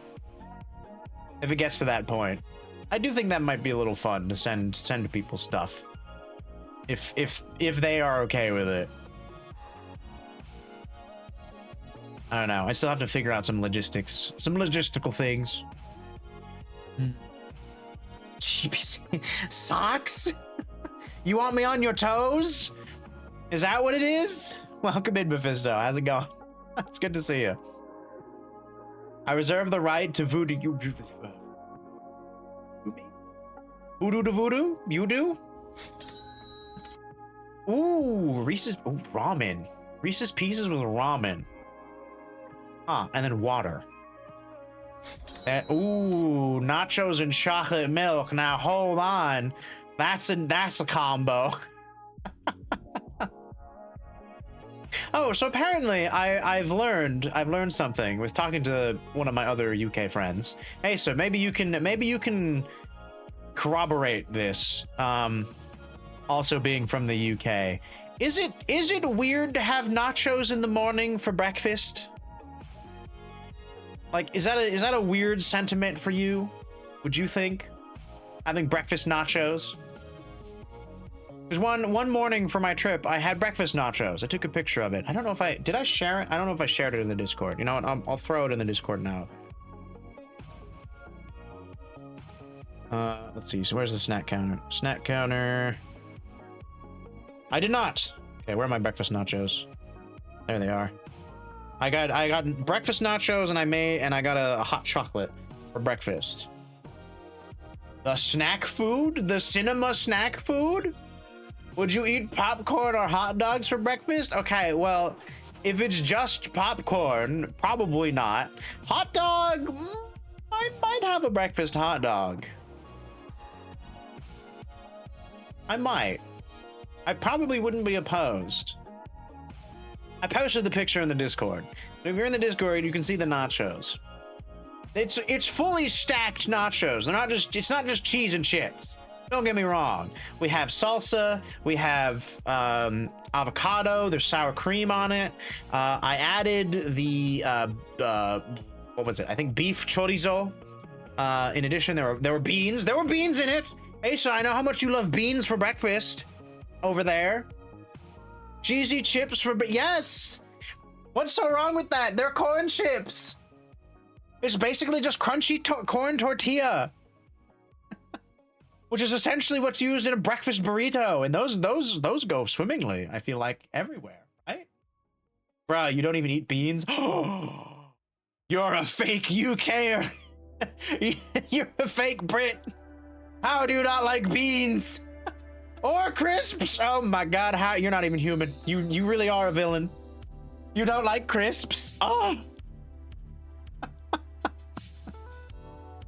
Can't believe it. I can't believe it. Honestly, no, that's fair, I guess. Well, I don't know. The crisps thing is kind of...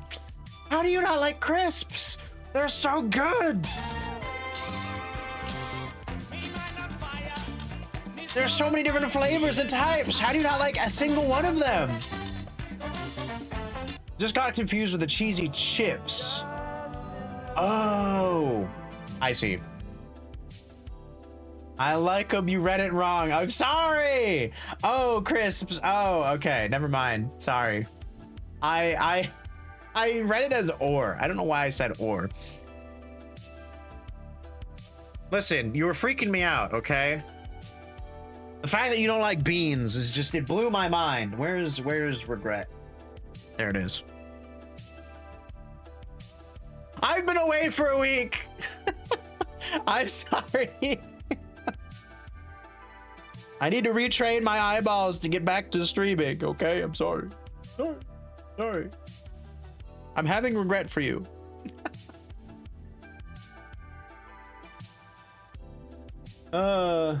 Beans on toast make me, that's fair.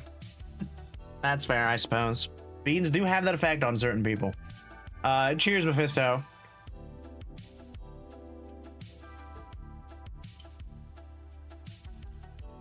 Ah. Okay. I didn't miss this. Oh.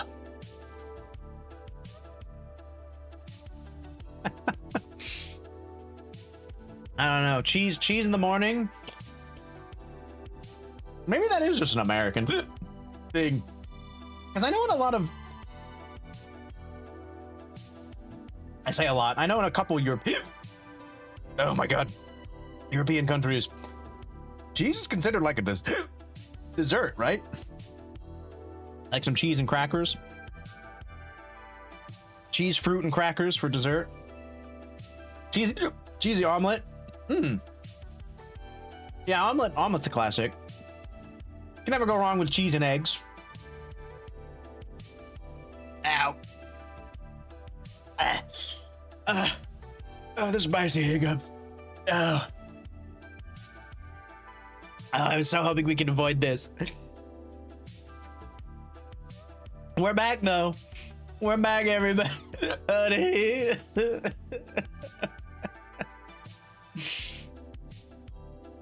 Cheese on toast is usually a lunch. I would agree. That's like a grilled cheese. I feel like a grilled cheese you can really have at any time. I don't know. Maybe I am just that's American pilled. You can have any food at any time of day. There really isn't a set thing. We have breakfast for dinner. I actually did that earlier this week. I made waffles. I made waffles for dinner. Because I got a pancake mix while at the store. Or for breakfasts. And I made waffles because the house had a waffle maker.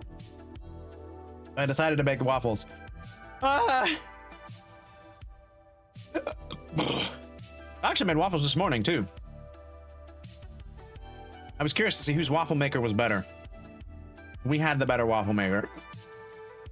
Certainly.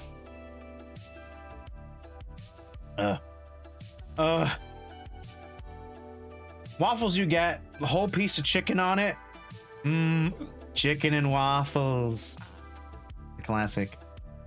And now, I'll really cook your noodle with this one. Chocolate chicken and waffles. Now that's a delicacy.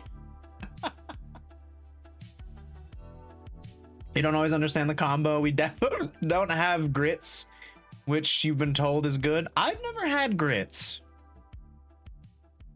I'm not gonna lie. I don't think I've never eaten them.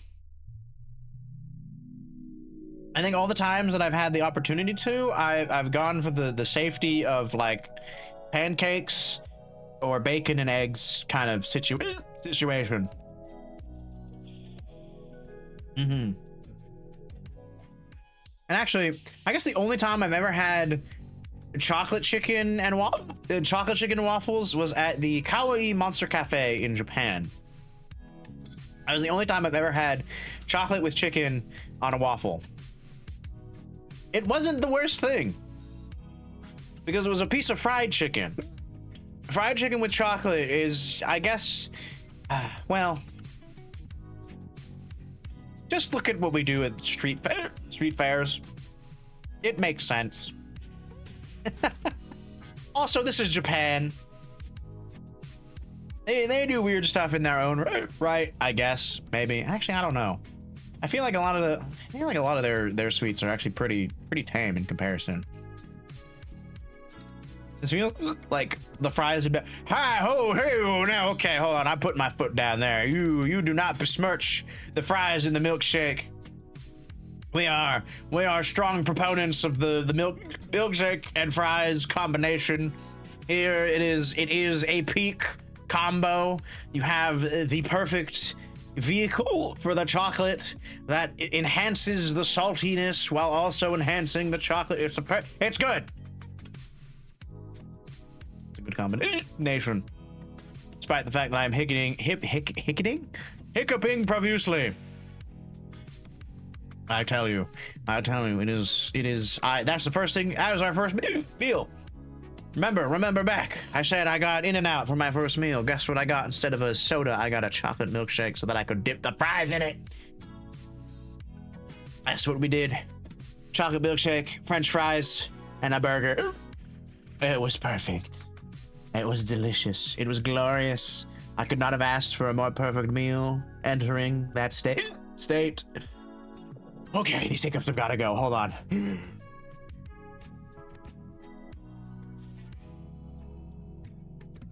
I'm holding my breath. I'm resetting my diaphragm. This is what we're doing.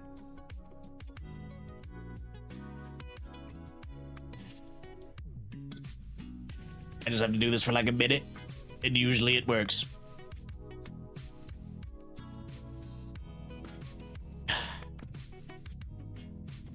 Okay. Are we good? I think we're okay. I think I have vanquished the hiccups. Oh, fuck's sake. Yeah, you can hiccup or you can suffocate. No, that is, at least for me. I know, because everybody has like a different way of dealing with hiccups. For me, I simply just holding my breath for an extended period of time. And that almost always does it if I ever get hiccups. Like, I hold my breath for like 30 seconds to a minute, and then I'm good to go. I'm back to normal. I guess it depends on what's causing the hiccups though too. Sometimes it doesn't work sometimes I have to do it like a couple times in a row before it works, to be fair. It's not like 100% guaranteed, but like 9 times out of 10 it's gonna work, like first time. Like this time. Plastic bag carbon poisoning. Does it? No, not the plastic bag.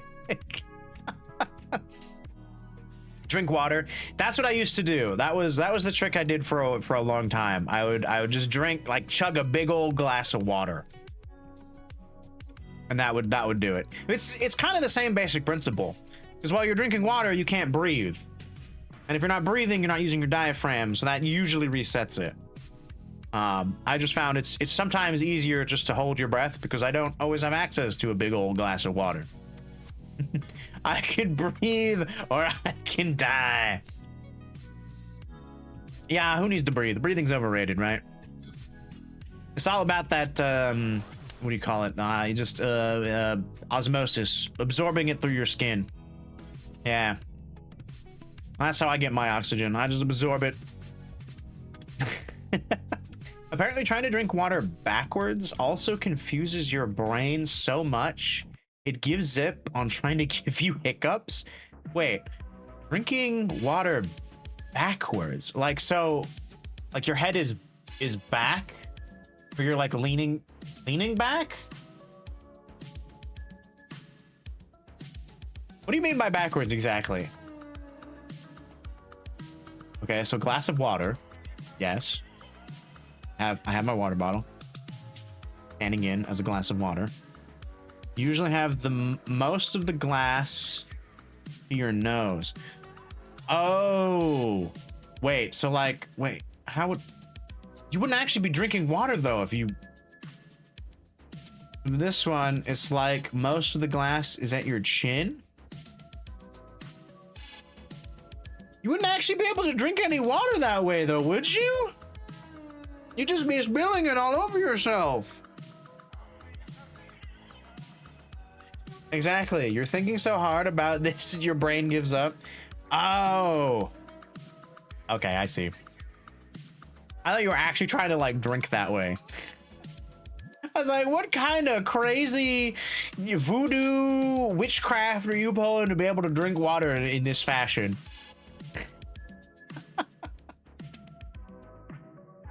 Got it. See, there's so many things that you can do to try to solve hiccups.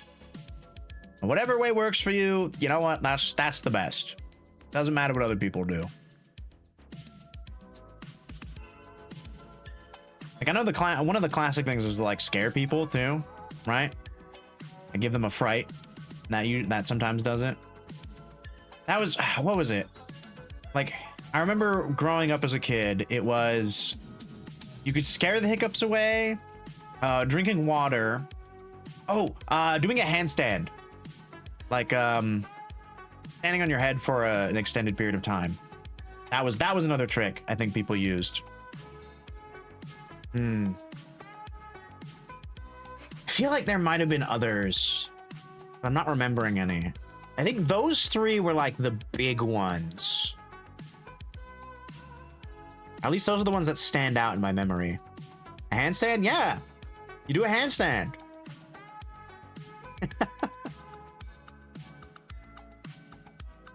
I don't think I ever did that one, mostly because I wasn't coordinated enough to be able to do it as a child.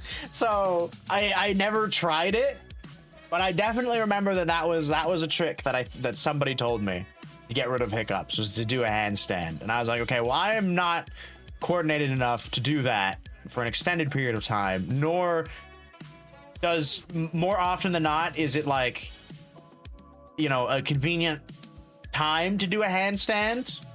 Like, I feel like the only time that you could do that trick is in the safety of your own home. You know, like, you couldn't really do that just out in the open. But that was something. That was something. I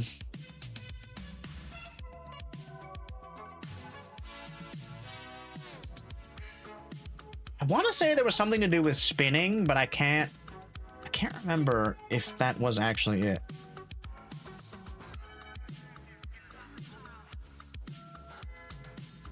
Let's see if the internet has any insight. Old-fashioned remedies to hiccups. Oh, drinking from the opposite side of a glass. Hey, look at that.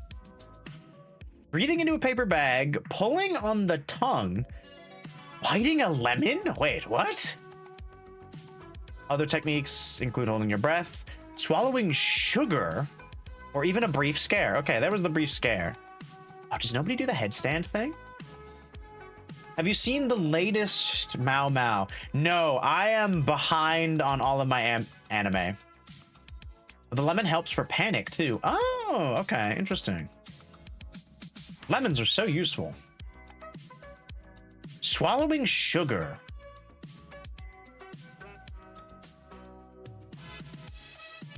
That one that I remember, I don't know. That one sounds vaguely familiar, but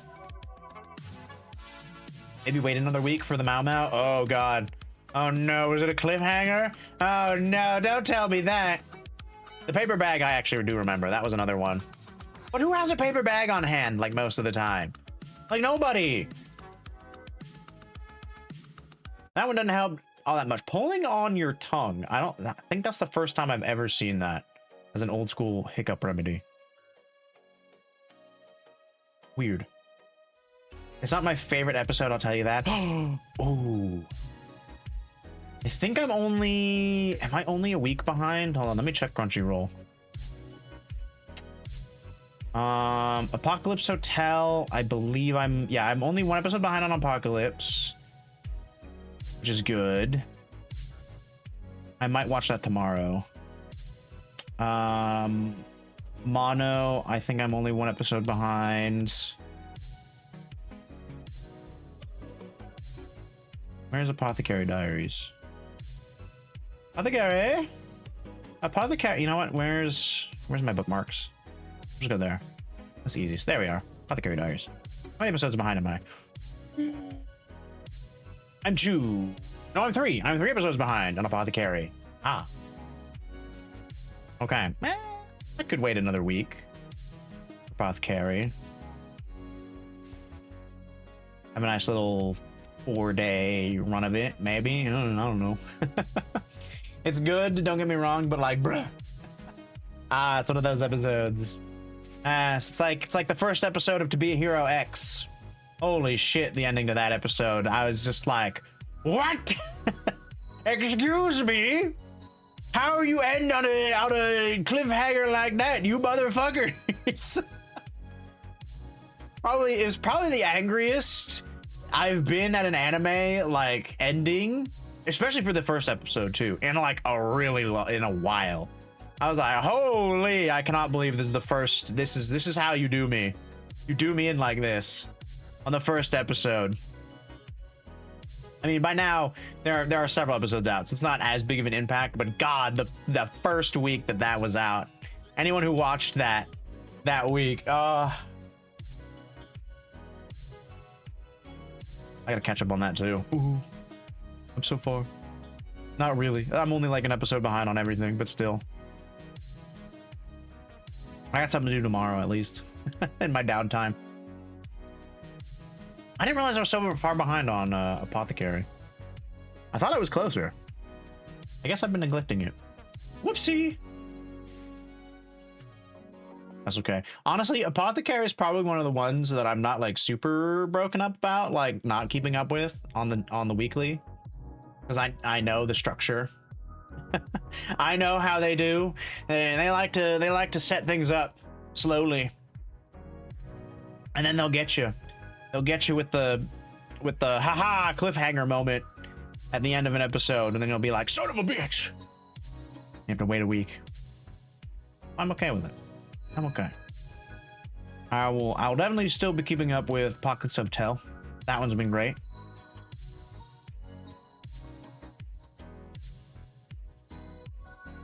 Probably Mono. Mono's fine. Those are very like episodic. Ooh, Vigilantes. The new episode of Vigilantes.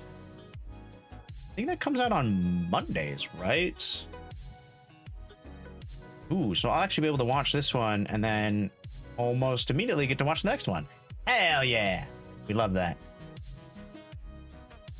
So weird that this is a Monday show. I'm not gonna lie. Alright. Very cool, very cool. I have started seeing some news on Summer. Oh, what was it? I think it was season 2 of something. Did I like it? I think I liked the post. Hold on, let me find it. Oh, I haven't heard of this anime in particular. I did see it's coming out in July. The Fragrant Flower Blooms with Dignity, coming out on Netflix.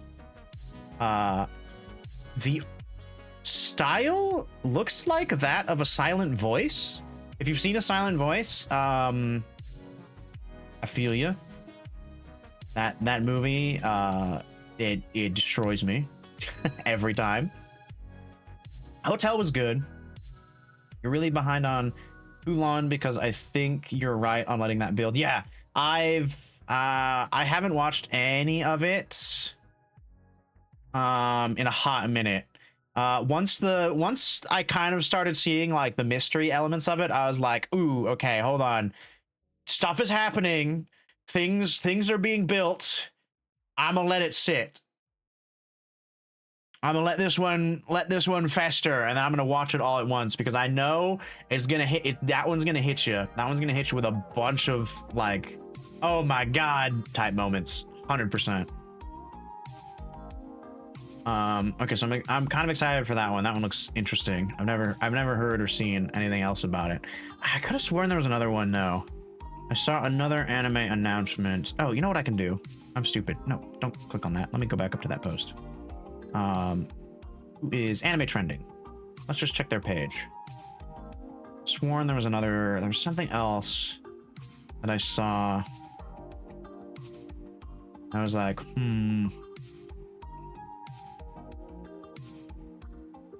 maybe not.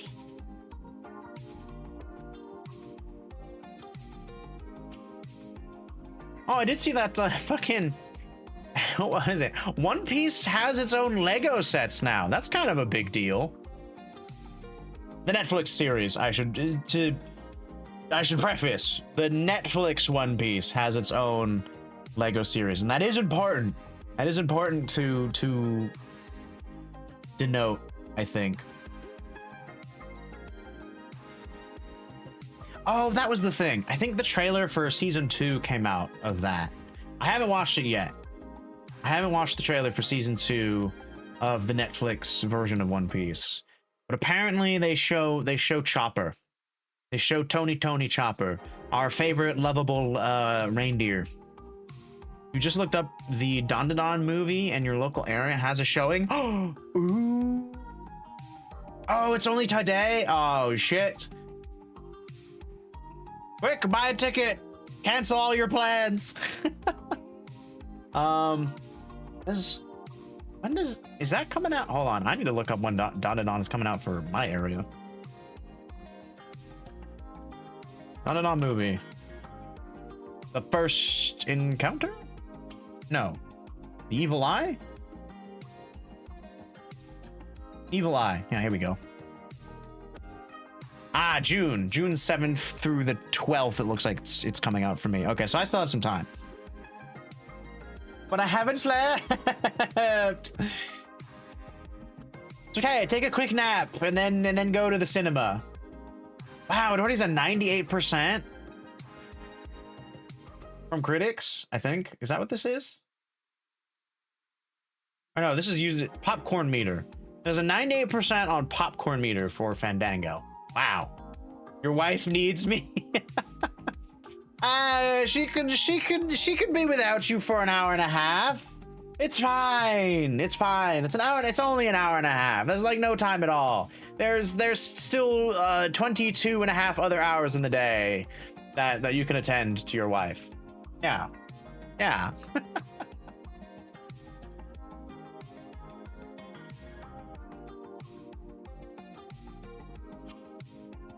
Ticket availability. Looks like this movie has already started.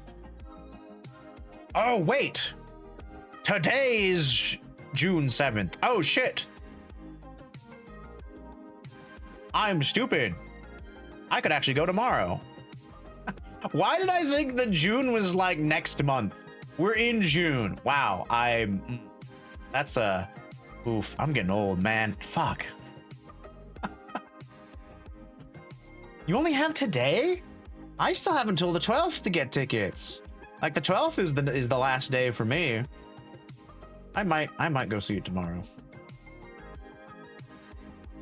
Well, good for you. I hope you enjoy the movie. Don't worry, Asa, I'll film it for you. I'll record it. The whole thing. It'll be shaky cam a little bit, but I'll do my best to keep it steady. Do people still do that? Do people still go into movies and like record them?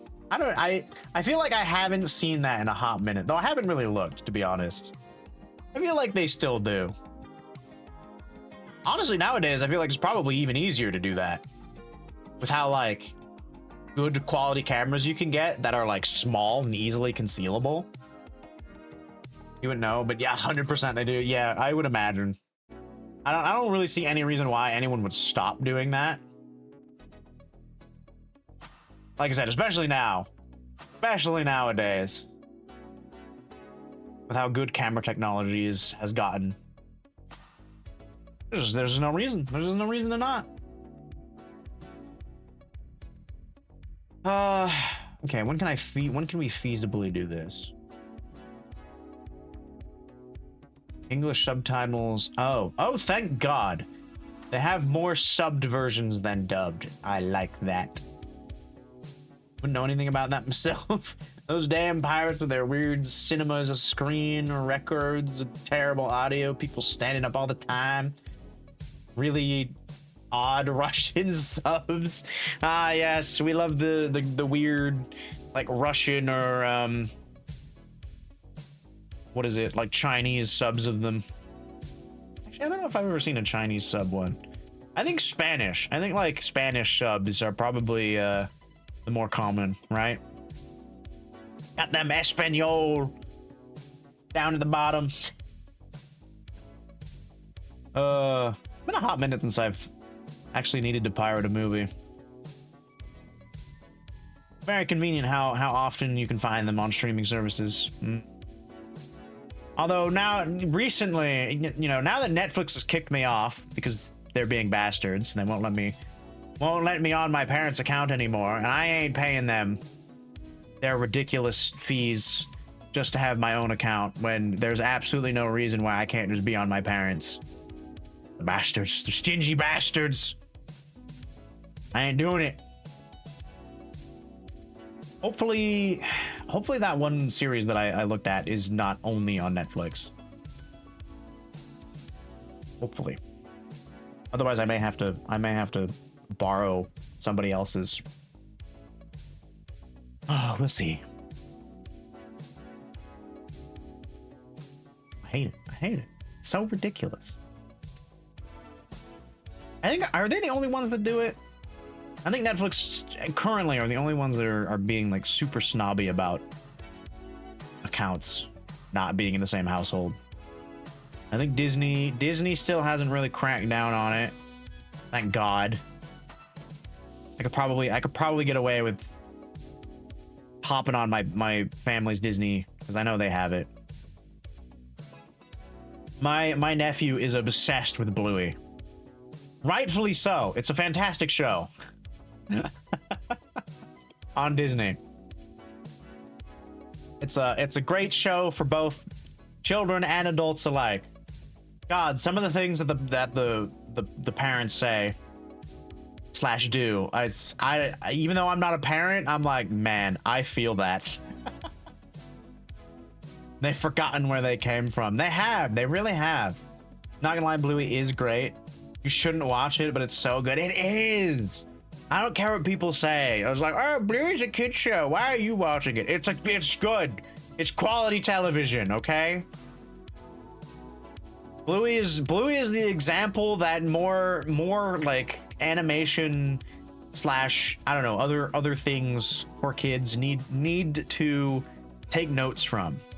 Because there's so much media out that is just like it's nothing. It's just nothing.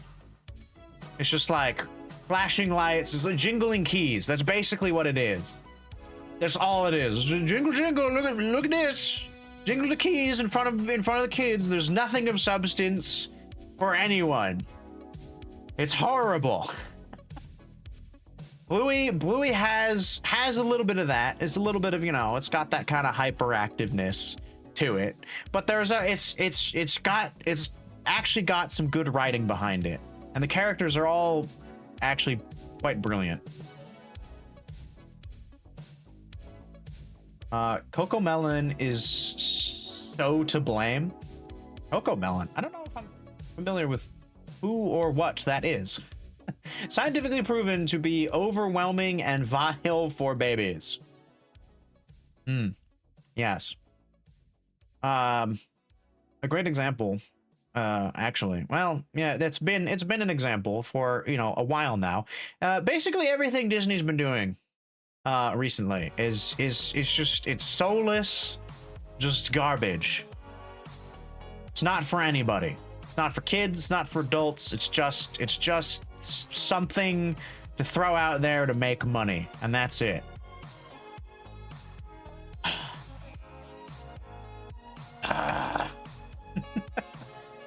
It's horrible for babies. Everything is moving and loud and overstimulating. You need those quiet moments. You need just, you know, it can still be pretty. It can still be like, you know, well, you know, animated, like visually pleasing. You don't gotta get rid of that. You know, it doesn't have to all just be, you know, loud, moving, just hectic shenaniganry. You can have some quiet moments for kids stuff, though. That's important. Very much so, I think. You gotta have those moments. And then you can also have, you know, the occasional wild and crazy. Nothing wrong with a little bit of that. A little bit of excitement every now and again. Again, perfect example, I think, is the original Lilo and Stitch compared to the new one. The new one that just came out. I've been seeing a few reviews on the newest Disney works. And what people are saying is what I feared the most. That they've completely obliterated everything that made the original movie so incredible for what it was. It's basically almost a perfect movie. I say almost. But it may very well be a perfect movie. Or like a kid's movie. And now it's been sullied by this live action nonsense. I refuse to see it in any capacity. Even in passing. I'm not even gonna like put it, it's not even worth like a second monitor viewing, in my opinion. I have no interest in watching it. They made one of the side characters the main villain for God knows what reason. Oh yeah. Didn't they make, I think I remember hearing about that. They made Cobra Bubbles like actually a villain for no reason at all. At all. It's like in the original, he's kind of like a side antagonist, which is fair. I think his purpose is valid in the original movie. Like, he's kind of like the pressure of society on Nani to keep the family, like, to keep everything under control. Even though the situation that they're in is, like, for anyone, incredibly difficult to keep control of. Let's be fair. The Evil Eye movie is just the start of the new season. It's not the end of the world if I miss it. True. And, and I'm positive they'll probably bring it to, you could probably find it streaming somewhere once it's out of the cinemas. Yeah, like OG Lilo should have stayed that way. It should have. Also, I've also heard that Lilo's character, they completely changed her in the movie, the live action movie. She's no longer like a weird little girl. She's like super, I don't know exactly, because again, I haven't seen it, but from what I've heard, she's just like a bland child now with like no personality or quirks. And it's like, brother, that's like one of the most charming things about the original movie was just how like odd Lilo was, and it for her character, for what she's been through, it made perfect sense. You know, she lost her parents at a young age. She doesn't know how to cope with it because she's a child, so she does weird stuff. There's nothing wrong with that. You know, that's a perfectly reasonable thing for a kid to do. Ugh. They don't want to show bullying too much? I suppose, but at the same time, it's like not showing it doesn't mean it doesn't exist. Right?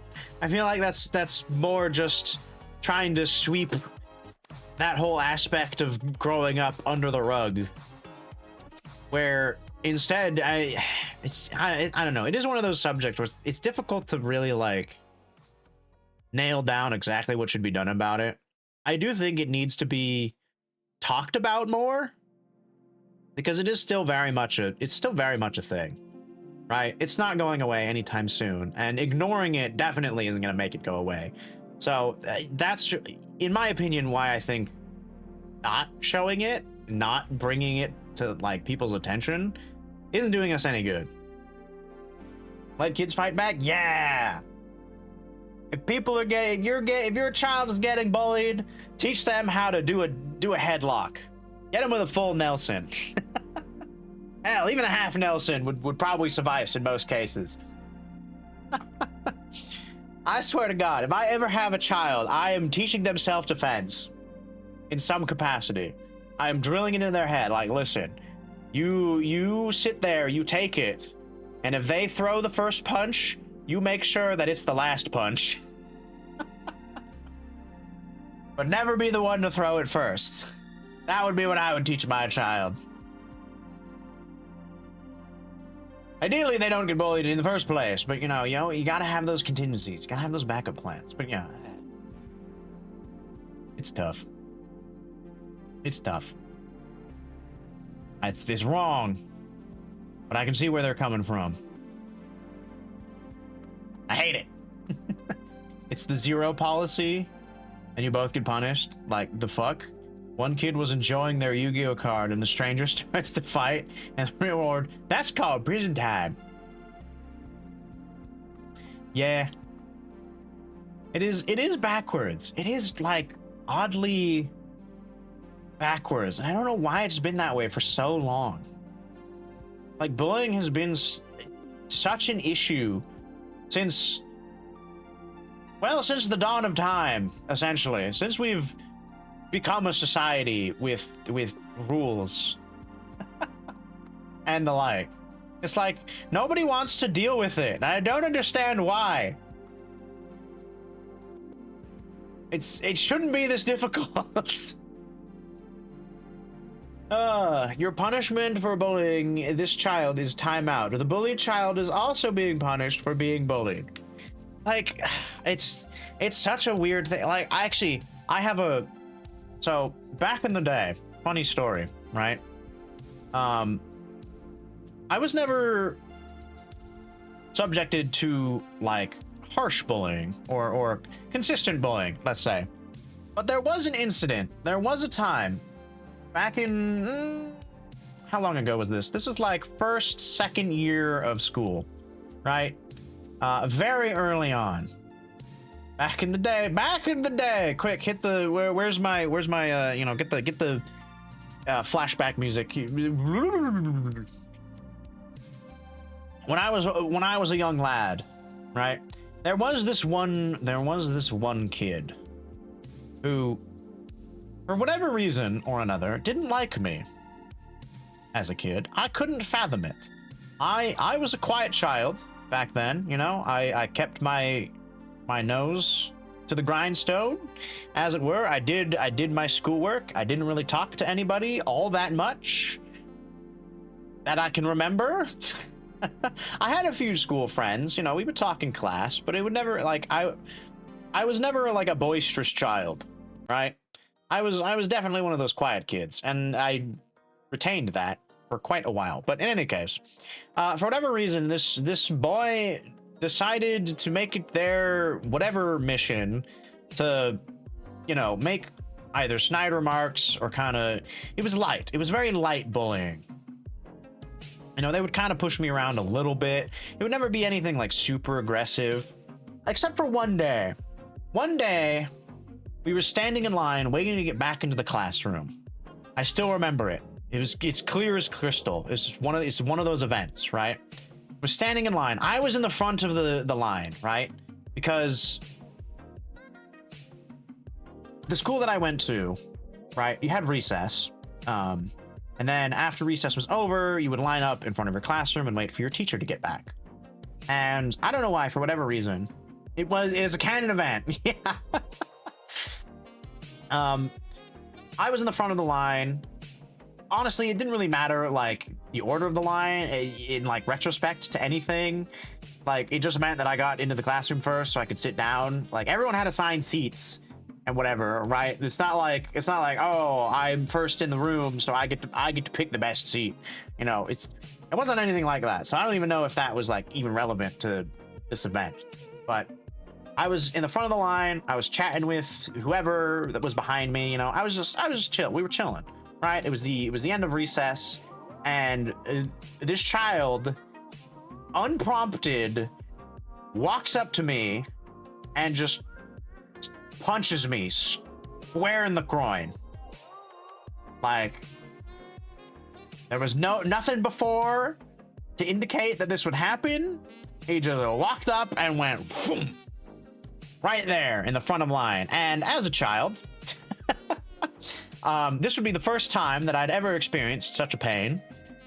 I didn't know how to deal with it. So the second that this happened, I immediately was just screaming, right? Because Asa, I know you can't really being a woman, you can't really relate to this because it's any men in the chat. Oh God.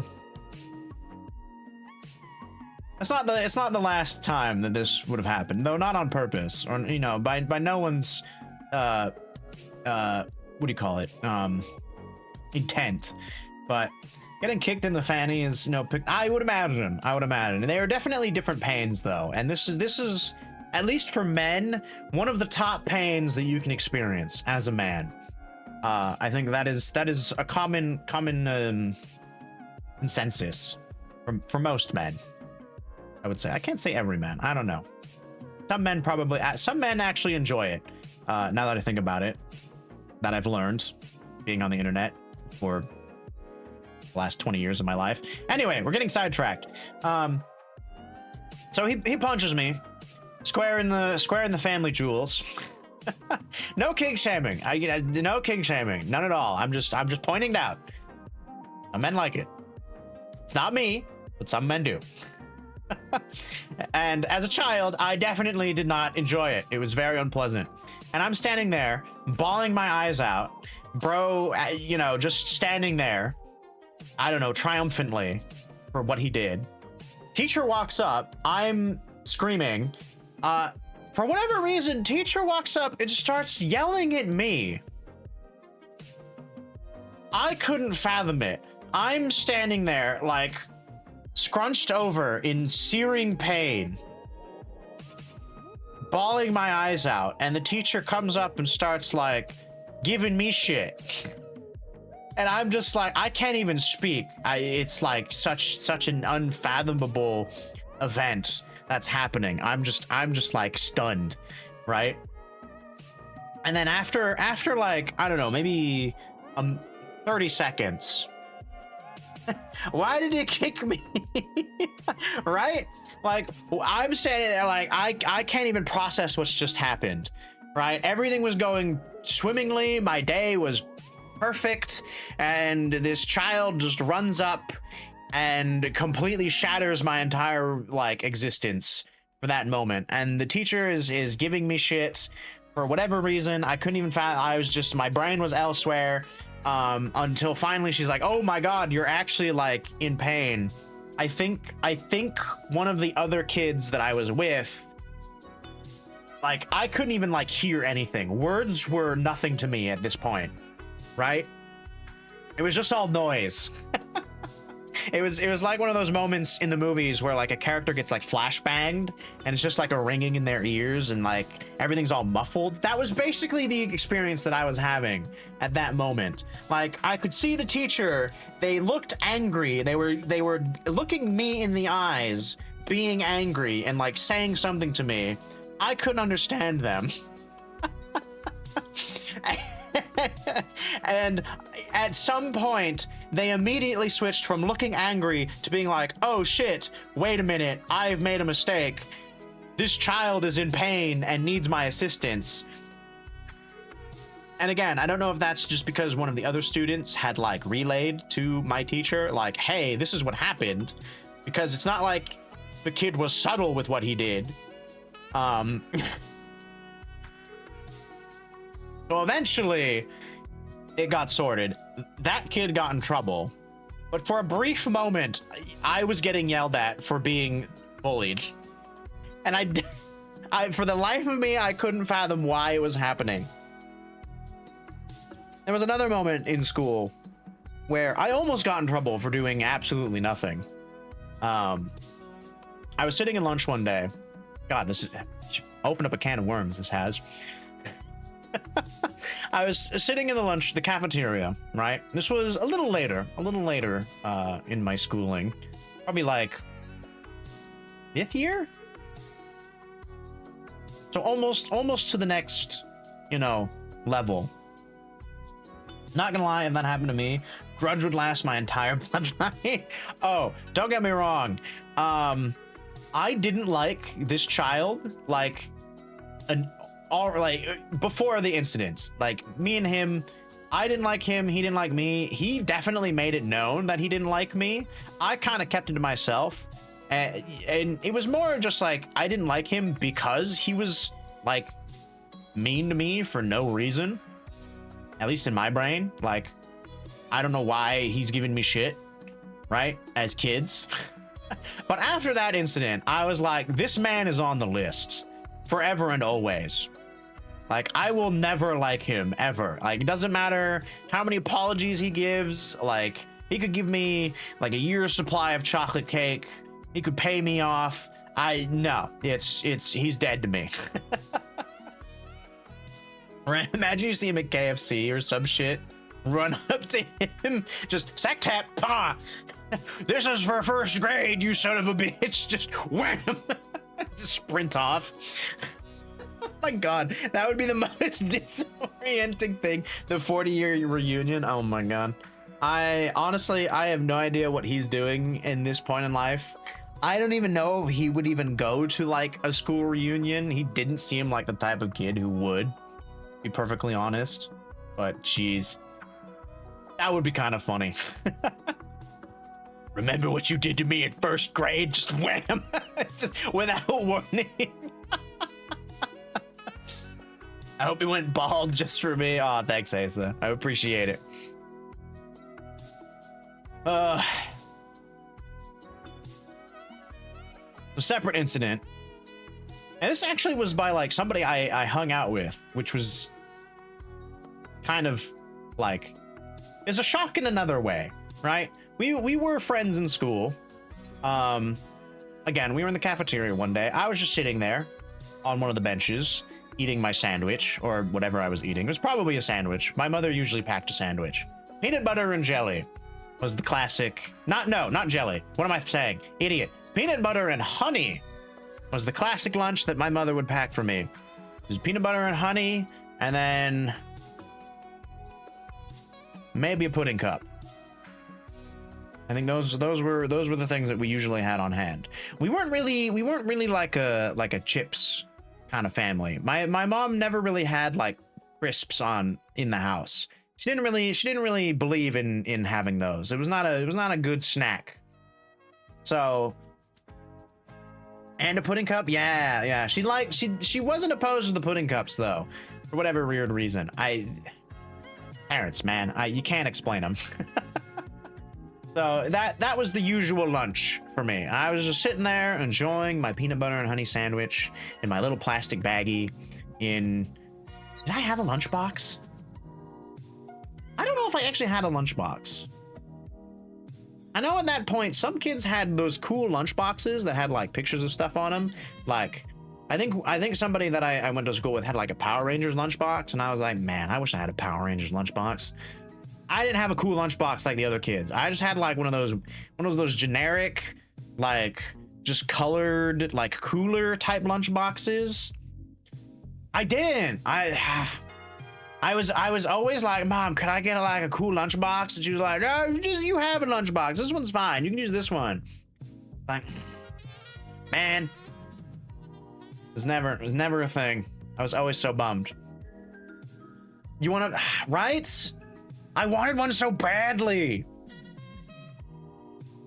Never got one. Never got one. It's always a shame. I was just sitting there enjoying my food, right? And that was all I ever had. Like, I rarely had anything else. And this was one of those instances where it just unprompted, bro was just like flicking, like, I think they were raisins.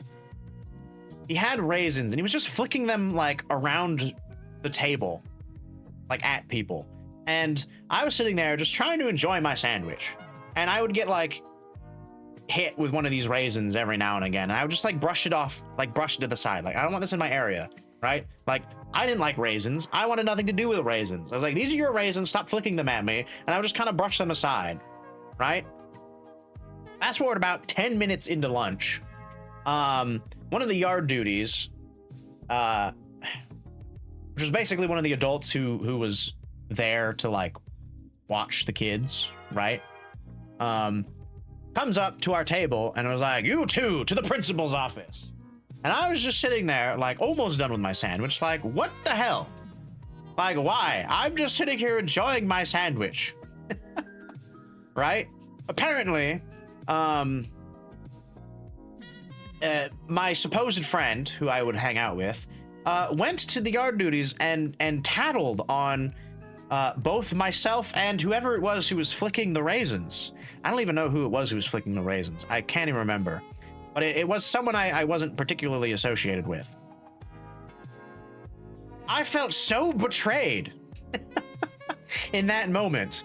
Like, sitting there, because I saw them like wander off, and I'm like, okay, he's going off. He's doing something else. And then the yard duty comes up with him next to him. And I'm suddenly being pulled to the principal's office, and it dawns on me, like, bro tattled on me for like no reason, and I wasn't even doing anything. He like tattled, but he tattled incorrectly. So I'm sitting there in the principal's office trying to explain, like, no, I was just sitting there. I wasn't eating any of the raisins. I was eating my peanut butter and honey sandwich, and they were flicking shit at me, and I was just like brushing it to the side. Luckily, I managed to talk my way out of it, and I didn't get in trouble. The other child, however, did get flack for it, and his parents were called. I managed to dodge a bullet. But I'll tell you, when I saw my friend again, I was like, bro, what the fuck? Like, what was that? I definitely questioned him. And, you know, he gave the typical, like, I don't know, child excuse, because we were still young. I don't know how we resolved it. I think at that point, though, from like then on, we kind of had a tenuous relationship. Did you just get stitches, bro? Sorry, that's the way it has to be. Walk up with like one of the yellow dodgeballs. I'm like, I know what you did. And just like nail him in the face with it.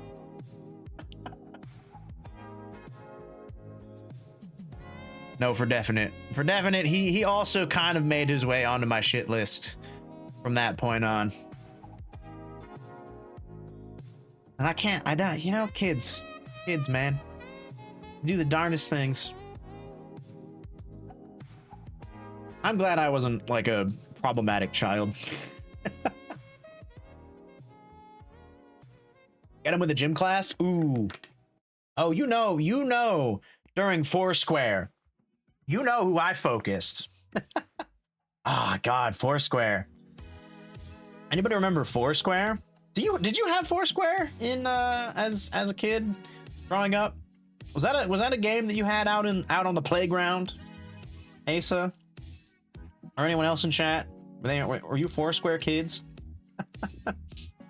Can't lock a bunch of chemicals together in a room and not expect hell? Oh my god. If you explain the rules, we might. Okay, so if I remember correctly, Foursquare was, as you know, unimaginative as the name is, you had 4 squares in a box, right? So it was one large box with 4 smaller boxes, and each player stood in their own box. And the point was, you had to slap.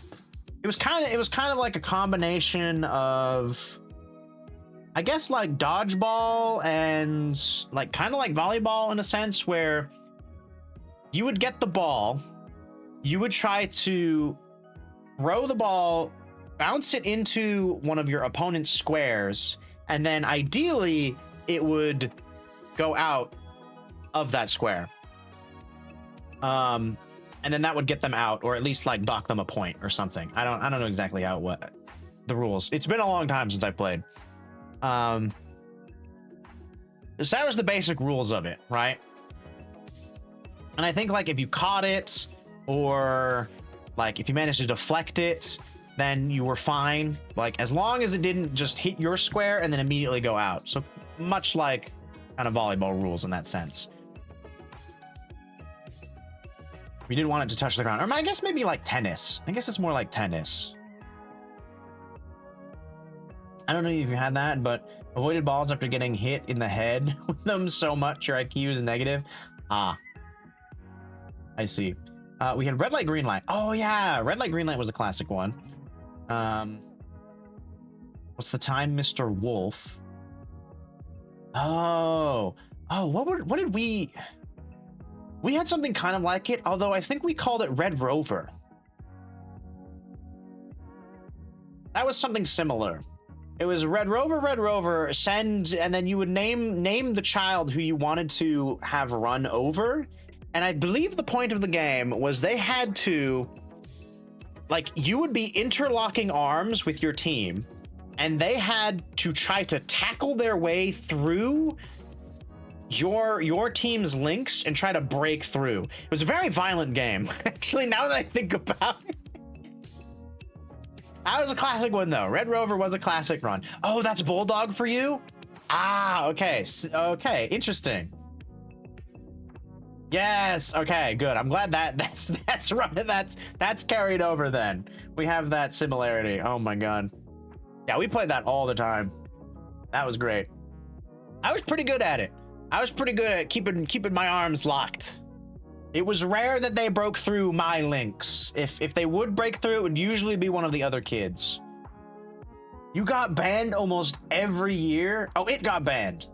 But every year kids played it. Yeah, weirdly enough, they didn't really try to stop it a lot of the time. From what I can remember. I don't know. I don't think we didn't really play it when we were older. I think we moved on to other games when we were older. We definitely played it in the early years, though.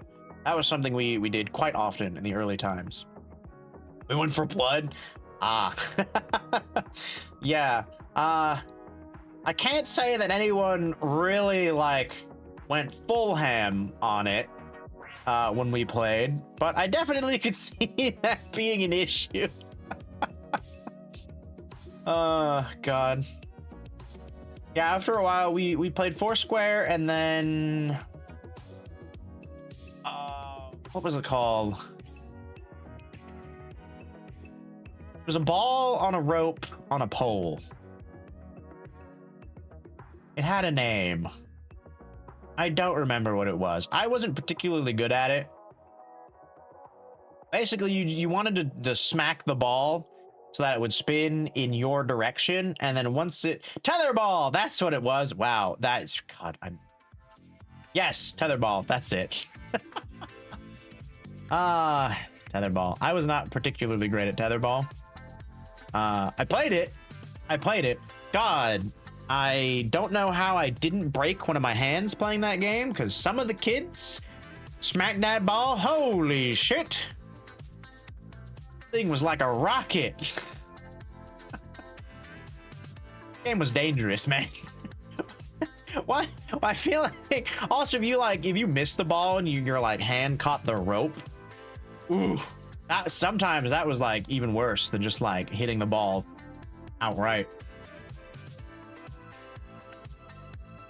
It's amazing we survived as much as we did back in the day with some of those games. Like how few concussions we got, right? Another classic game we played. Kickball. Kickball was always a good one. You need a lot of people for that, but on the occasion our class would that was what we would do for gym or like PE. We would go out to the field and play kickball. That was always a fun time. Was it like the plastic nylon stuff for the rope too? No, it was like actual rope. I'm pretty sure. At least initially. I don't know, maybe they changed it after I left, but yeah, it was like an actual rope. And it wasn't the nylon stuff. I mean, it was still thin, but it was definitely like you did not want to get your hand caught while it was going. You definitely wanted to wait for it to slow down, kind of thing, right? We're always out in the rain too because the fresh air was more important than being warm. They wouldn't let us go out if it was raining. If it was raining, it was an indoor recess, which is always kind of a bummer. It was like just let us go out in the rain, guys. Like, come on, we're kids. It's fine.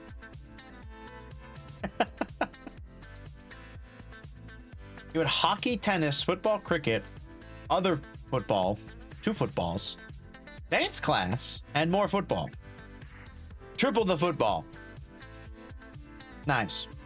Like, I felt so bad for the boys because they never got to do anything but kick a damn ball.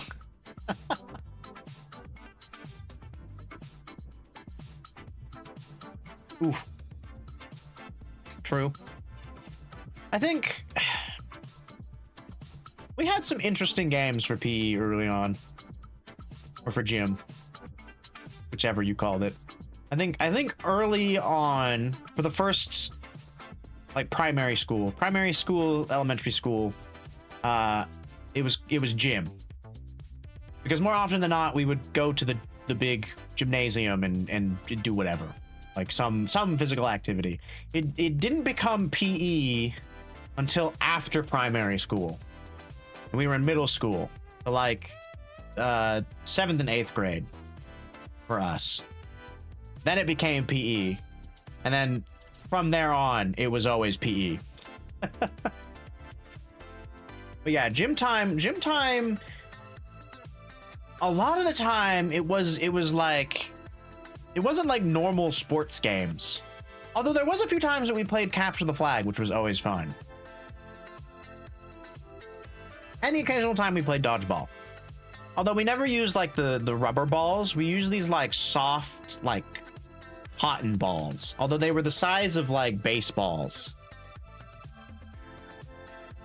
Which was interesting. You can never really like nail somebody with them, but it was still effective. We had some apparatus we used once. Never climbed a rope though. Or do dead sprints. Oh. Yeah. No.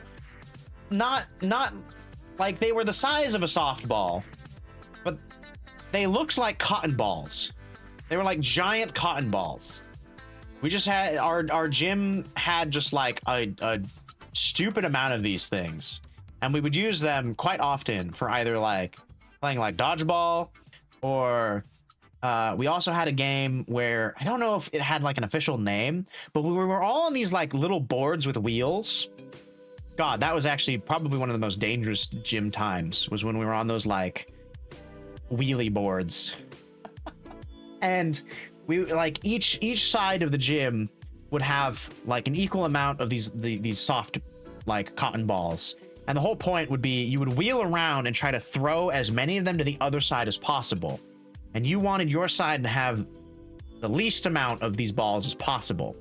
But of course, it's a lot harder because you're trying to wheel around on this board. Like your butt has to be planted and you gotta like scooch around.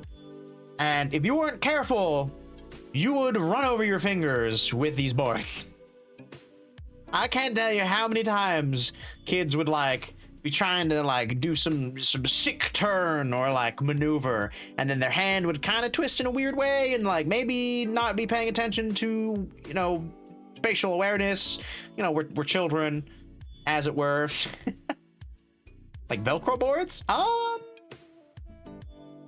Here, you know what? Let me see if I can find a picture of one. Maybe.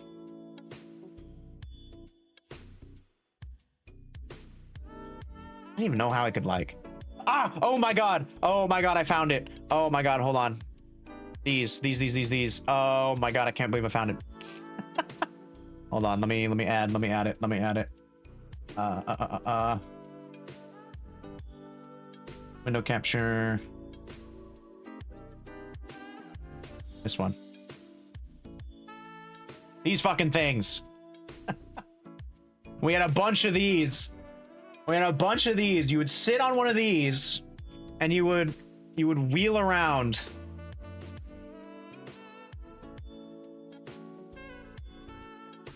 You would wheel around on one of these. Oh, it was simultaneously one of the most fun things to do, to be sitting on one of these boards and like wheeling around. But also you had to be really careful because getting your hand caught on one of these going at full beans was never a fun time. And it happened every time we were on the boards. At least one kid would get their hand caught underneath their own board and like crush a finger. You've never seen that before? Oh my god. I loved whenever we get those boards out. It was so much fun. Just scooching around on those. But that was the most common game we played on them, was like the try to have as few of the little soft cotton balls on your side of the gym as possible while also wheeling around on those. Did we do anything else with them? I'm trying to remember. I don't think so. Maybe at a time there was like a relay thing that we involved those in, but I don't know. You know, my brain only remembers the most fun time, or the worst, in the case of me getting punched in the balls. So we probably did other things with them, I would assume. But that is the one thing I distinctly remember us using them for. Did you ever get the massive rainbow Yes! Yes, the big parachute. And we would like, you would like send a child in to the middle of it, and like you just like wiggle it around, like everyone on the outskirts of the parachute. Yep. Did that in school, did that at camp as well. It was one of the activities us kids did during what's it like? What is it like? The kid time? I don't know, when the parents. Okay, so the camp that I went to, it was a church camp. Just to preface. So all the adults went to have like a sermon or whatever. I don't know. I'm not a religious person. I apologize. But they had that thing, and then the kids, they would all separate into groups of whatever, you know, depending on their age. So like the, I don't know, toddlers would all be together, the kind of like, I don't know, somewhat older to like teens, young teens would be together. And that was definitely one of the activities that we did. We would fumble around with a giant parachute. Giant rainbow parachute. That and play, oh, what was it called? Ultimate Frisbee. That's it. We play Ultimate Frisbee as well. Ah, those were good times. I kind of miss Ultimate Frisbee. We used to do that all the time back in the day, even outside of like school and stuff. Just me and my friend group from high school, we would just kind of like meet up at like a local park, and we just play. You know, we would all get together. I'm not too sure if it was Wimdy for. Yeah, that definitely helped in some cases. whenever we did play on a very windy day, we always try to orient it so that the two goals were perpendicular with the wind. That way, not one side would have a, particular advantage with the wind, and it would be more or less a challenge for both sides, taking into account the wind, depending on certain throws. And for some people, it was a little easier because, obviously, I was not a distance thrower for Ultimate Frisbee. That was not my game. I was pretty good at receiving the Frisbee, and I was decent at throwing short range.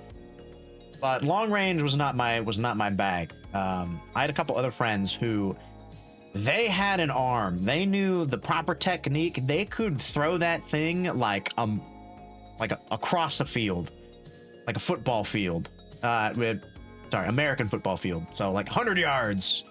I guess what would that be equivalent to UK metrics? Like 100 meters. Right, yard or meter, they're basically like 3 feet, 3-ish. Yeah, they're about the same distance, I think. They could throw it.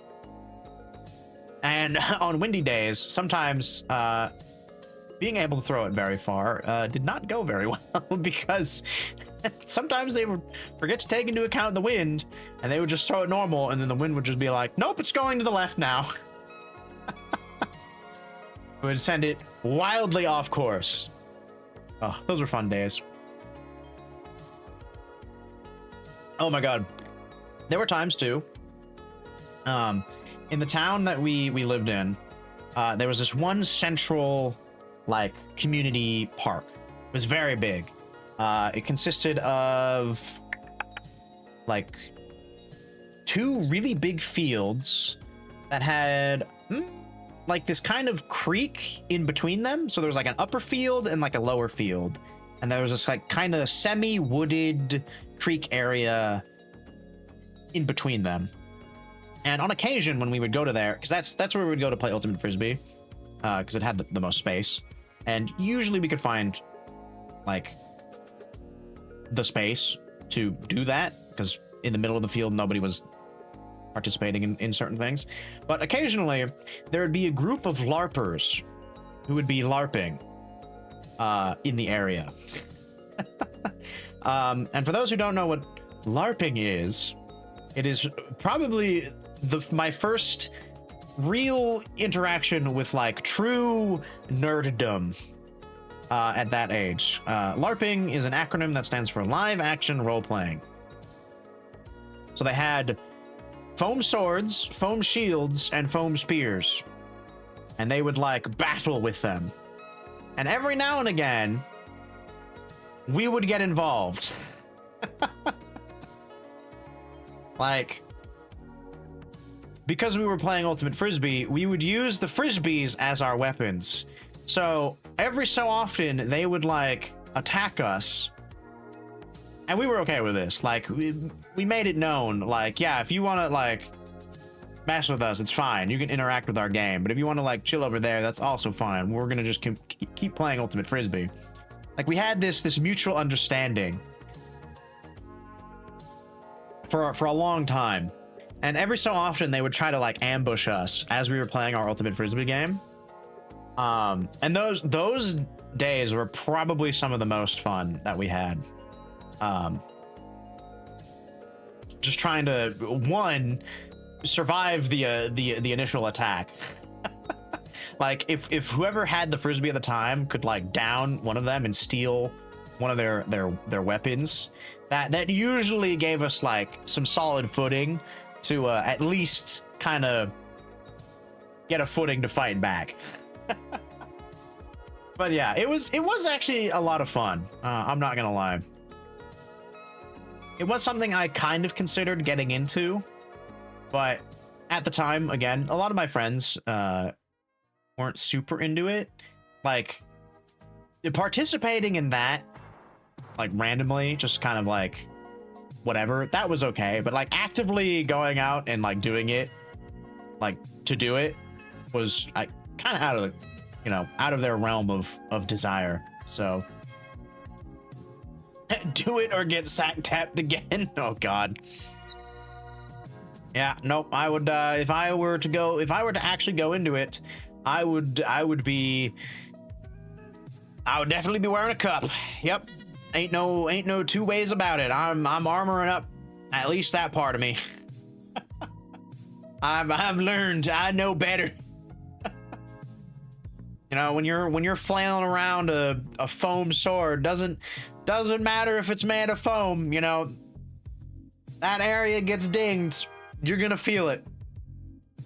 What was your VTuber? I mean, at the time, I wasn't a VTuber, and VTubing didn't actually exist. That would be kind of fun, though. I don't know. I don't know if there's any LARPing in my area. Is that even still? Well, of course it's still a thing. What am I saying? I just haven't really looked into it. I'm sure it is. I just wouldn't know where it is. That could be kind of fun. I don't know if I'd have the time to go do it though. I'm gonna be perfectly honest. I'm kind of set in my. I just want to sit and play video games. You know, I don't mind going out to like events, like going to like a Renaissance fair. Oh, that would be fun. I would love to go do that. But that's like a one day of the year kind of thing, right? Like, I don't think I could do that like every other weekend sort of thing, or however often the LARPers meet up. I don't know. I guess, let me think. How often did we run into the local LARPers back in the day? It wasn't super often. Although we weren't playing Ultimate Frisbee like every weekend or whatever, you know. It was you know, every once in a while we would all meet up. So speaking of, are you gonna main Geralt in DBD? I have already purchased him and I've started leveling him up. If that answers your question. I did it yesterday. They got me with him. Goodbye, Ace. I got you to level 61 or 64, 60 something. I managed to get Ace to prestige 60 something, and now I'm switching to Vittorio because he's Geralt. And I love Geralt. It's so funny seeing Geralt in that game. I'm not gonna lie. It's so funny. Like seeing him slung over Wesker's shoulder, it makes me smile. Him being like, "You son of a bitch." It cracks me up. I can't take the game seriously anymore. Or like Legion. Like any of the like humanoid characters, just like Geralt being slung over their shoulder, like flailing around. It cracks me up. He properly roasts the killer too. Yeah, I haven't heard all of his lines yet, but so far, every time I've heard him speak, it's made me smile. I've been like, nice.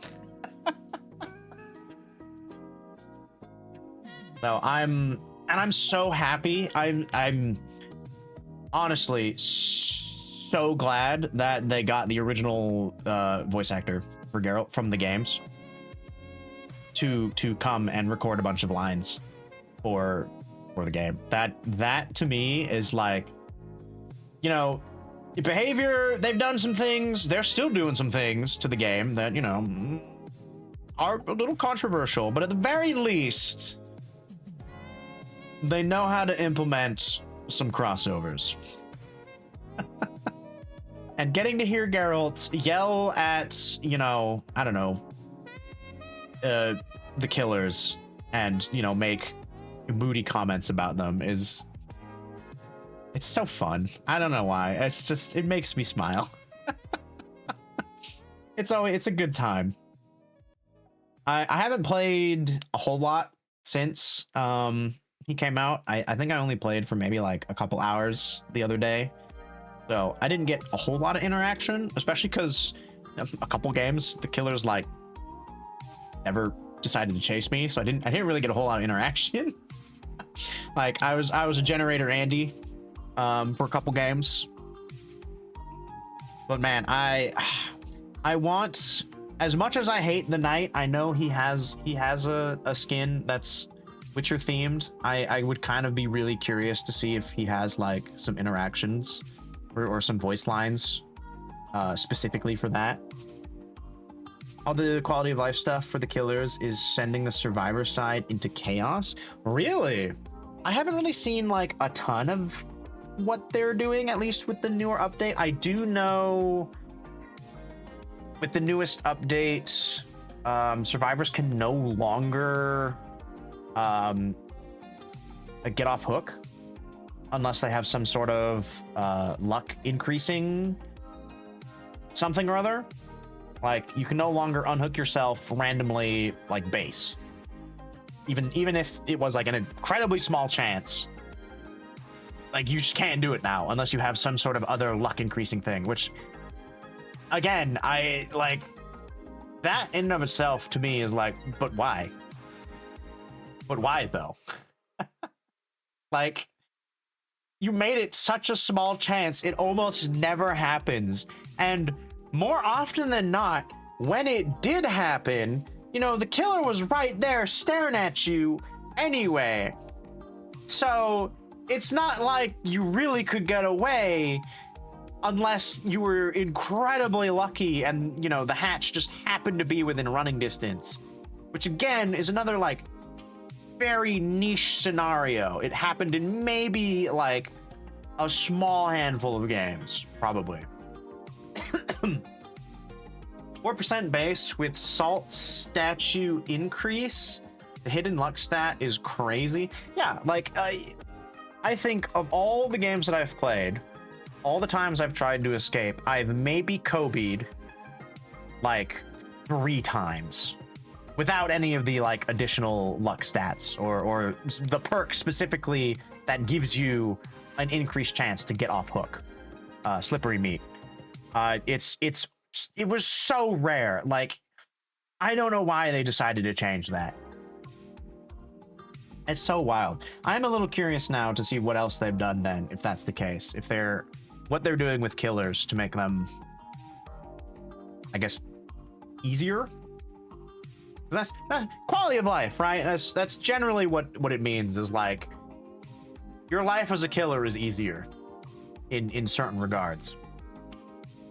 Is there like a patch note somewhere? Or I guess I could can I just look on the game itself? They released, oh, the 9.0 PTB patch notes. Okay, hold on, let's see. Does this tell me anything?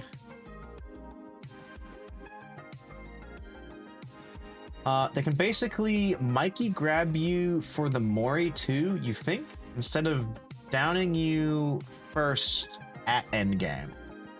Oh. What? Oh, here we go. Quality of life improvements. All right, let's go through it. So survivors are AFK when not interacting within the last 10 seconds. Wow. 10 seconds? That's not a whole lot of time. Brother, what if... Come on. 10 seconds? Give us at least 20. While AFK, survivors accrue AFK points. Oh, during which crows are gradually spawning above the survivor, beginning with one capped at 3. Okay, well, points now? AFK points increase more slowly while moving or while in proximity to the killer. After 90 seconds, the survivor reaches 3 crows, a loud noise triggers at regular intervals. Additionally, the survivor loses collision with other players for 10 seconds. Completing interactions removes AFK points. Wait, completing interactions? What does that mean? Like, do you have to complete a gen in order to become un-AFK or cleanse a totem?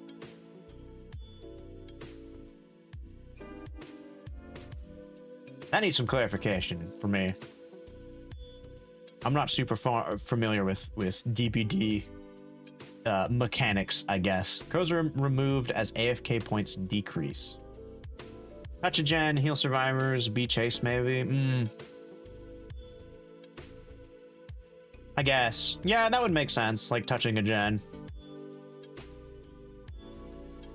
So I guess it's a way so that you can't just hide anymore. I suppose that's what it's trying to do, like just being on like the outskirts of the map, like not participating.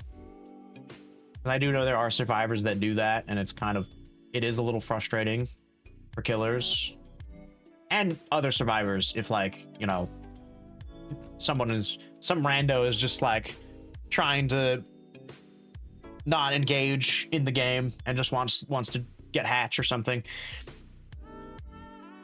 Okay, I guess I don't mind that horribly as long as you're participating in the game. I still feel like 10 seconds is kind of short. Blood web. Oh yeah, I do remember seeing that they did make blood web a little easier. Added an auto blood web button available after prestiging any character for the first time, enabling players to automatically progress to a selected character level, blood points permitting. That's nice. Removes the following pop-ups across all other characters after they have been shown for the first time: the blood web introductory pop-up, the unpredictability pop-up, and the perk slot unlocks. Okay, that's kind of nice. Disconnection penalties, not in the PTB yet. Disconnection penalties are now based on your last 20 matches played. Each disconnect in this set of 20 matches counts as a disconnect penalty point. Disconnection penalty points decrease as you play matches without disconnecting, previously decaying at a rate of 1 point per day. Oh, interesting. Okay. Kind of like that. 20 matches seems like a... Well, I suppose you shouldn't really be disconnecting at all in most cases. Or on the very rare occasion when it's just like, yeah, we're not dealing with this. Not as bad as people made out. Yeah, honestly, I feel like that's not too horrible. You shouldn't be getting too many, like, reasons to do... I don't know. Unless you're that kind of player, I guess. To me, though, that doesn't seem too bad. I think that's fine. Most killers shouldn't be tunneling out either, but you know, it's true. It's true. Gamma setting. Upon launch, new gamma calibration pop-up will be presented to all players. This visual setting can be accessed at all times in the setting menu. As in, wait, are they actually adding a gamma setting? Wacky that bad boy up to max. Give me maximum brightness. I need to see all the spots.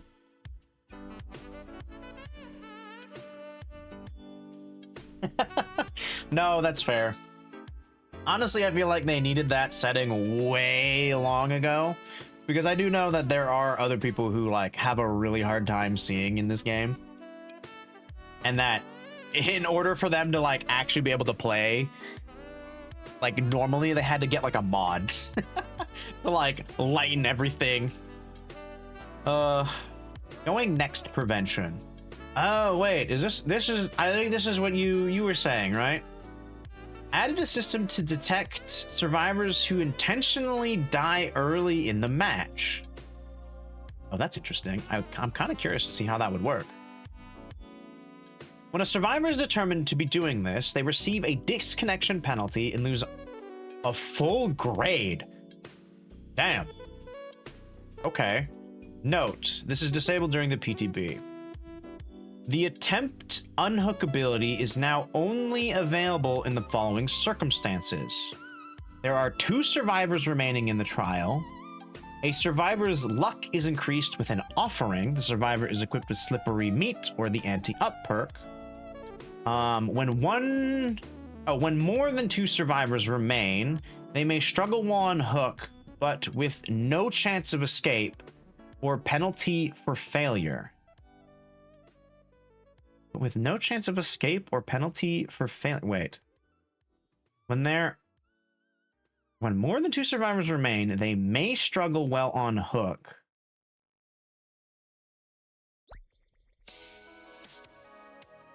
Weird.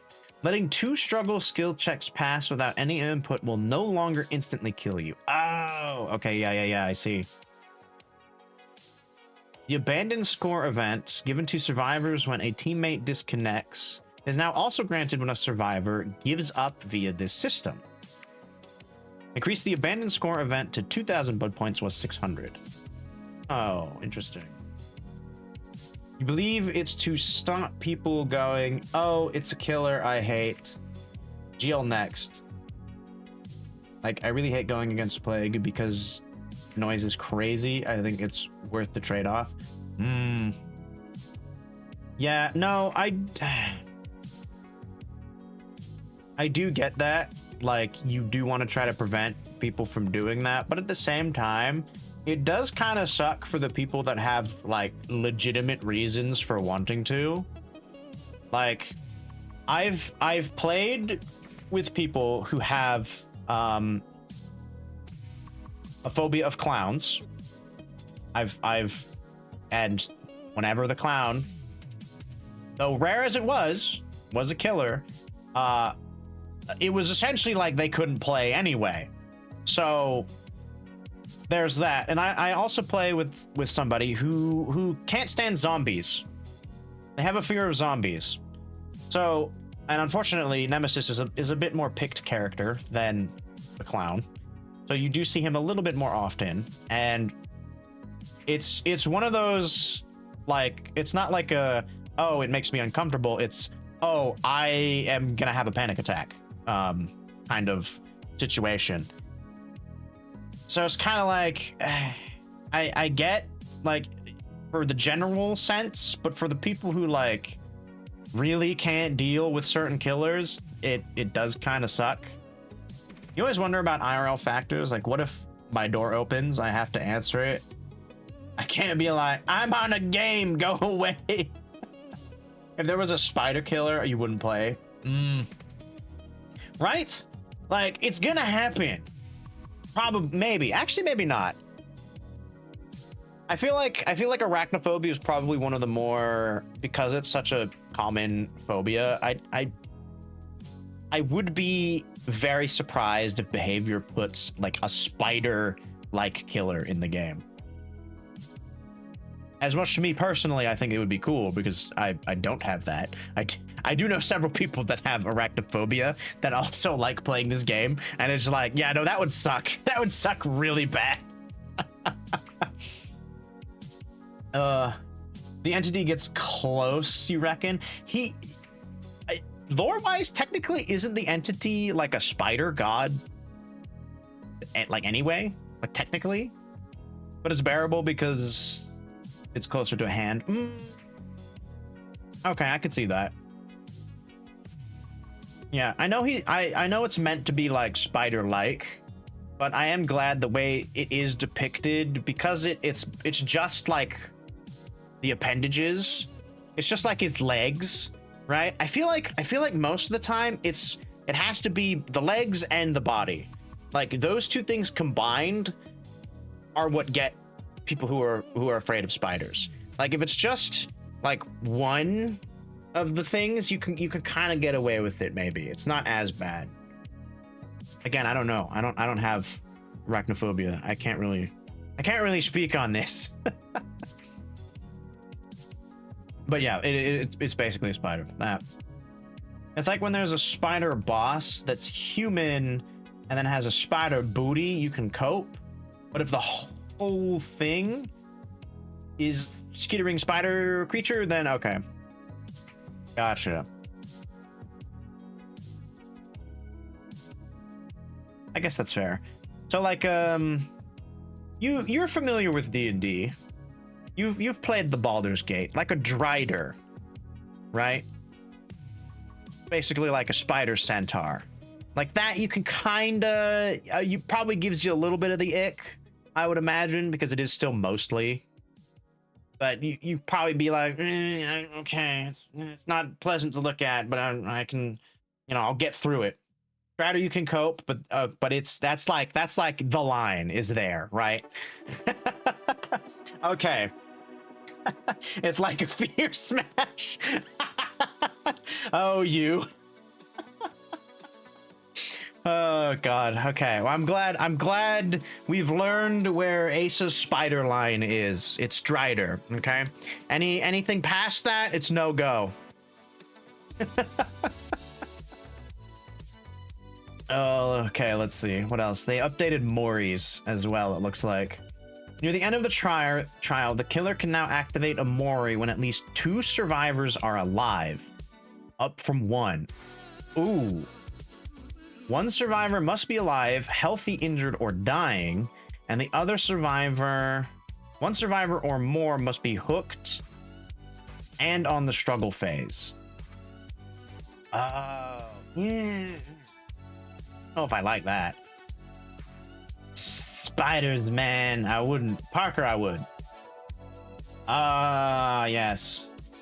Tombstone, Myers, grab time. Yeah, that's...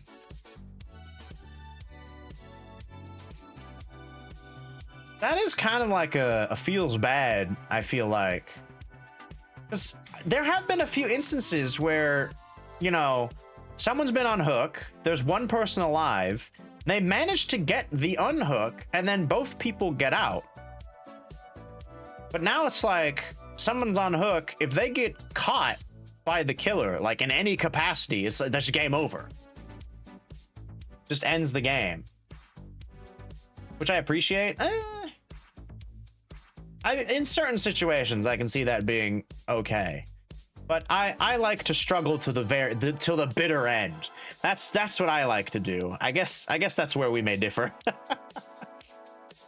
Like, I don't mind doing everything humanly possible to try to eke out even the slightest little win for myself.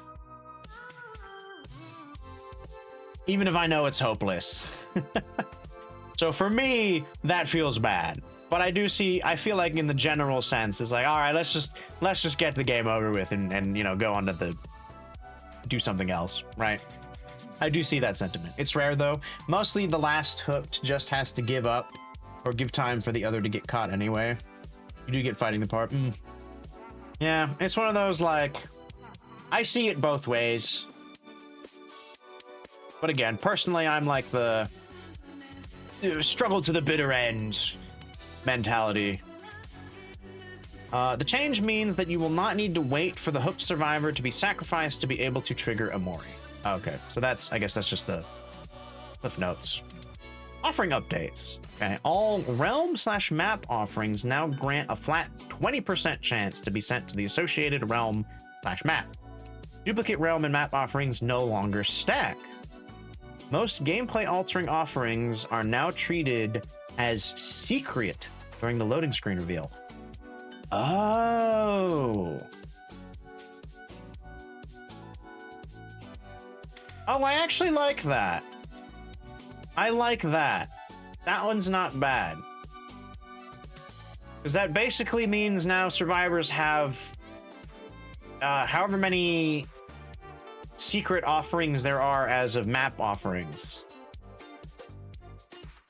Not that I don't think anybody would use the, like, survivor specific offerings, because they're all garbage. Oh, that's interesting. 20% though, I feel like isn't like super big. I wonder how they came to 20%. What was it before? You know, stops people disconnecting on RPD. Immediately seeing the RPD. Oh, I get that. Okay. You know, that's a good point. That's a good point. The auto disconnect when you see the RPD offering, you're just like, ah, fuck. I don't know, but you could stack 4 times. Okay. So maybe it was always like a 20%, or maybe it was higher. It had to have been higher. Well, technically 5 times. I feel like it had to have been higher than 20%, right? Because, like, I feel like most of the time when I saw a map offering, it was, like, nearly guaranteed. It was rare we didn't go to the map that was offered. Now it's like, you get what you get, eat your damn dinner. You get a slightly better chance to go to the place that you want. It's not guaranteed. Yeah, I'm kind of whatever with that. I never really cared what map we went to begin with.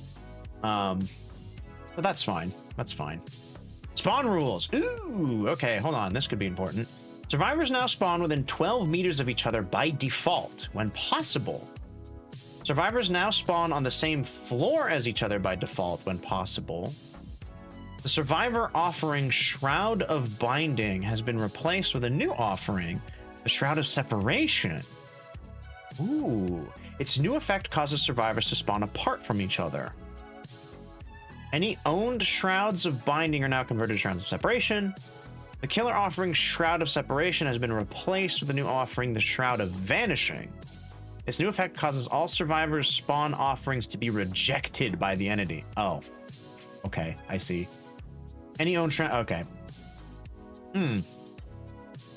Yeah, that one I'm not so sure about. That one I'm not too sure about, Captain. Again, killer now uses Lethal Pursuer, we all die. Yeah, that makes Lethal Pursuer so much, like... Well, I guess it doesn't necessarily make it stronger. But just the fact that you know that all the survivors spawn in the same spot... Actually, no, that does... Yeah, no, Lethal Pursuer now is just like, oh, okay, well, I know everybody's over here. Which kind of... weakens Distortion even more. Because Distortion already got nerfed. Which was one of my favorite perks. I loved running Distortion. It was a great perk. There was nothing wrong with it. You sons of bitches. Just killers moaning. They nerfed it too hard, in my opinion. Ugh. Yeah, now that doesn't even really matter for the beginning of the game. Like, it burns the token, the first token you get. I know you only get the one token now. It immediately burns it. And they still know, oh, okay, well, you're still in that area. So I can just, you know, kind of hazard a guess where you're at. As a person who has 3 flat uses, done and done. Yeah. Yeah, I'm not a huge fan of this new spawn rule.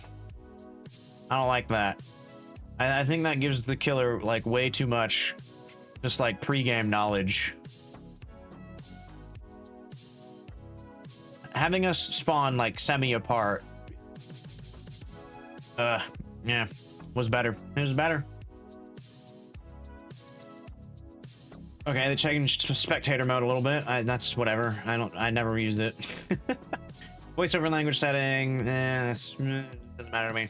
Gameplay features, killer updates. Okay, so they changed a bunch of add-ons and stuff. I'm not too bothered by a lot of these because I don't play killer. Although I am kind of curious about some of these perks. They increased the duration of Call of Brine, but why though? Call of Brine is already like pretty strong for a lot of builds. It does so much.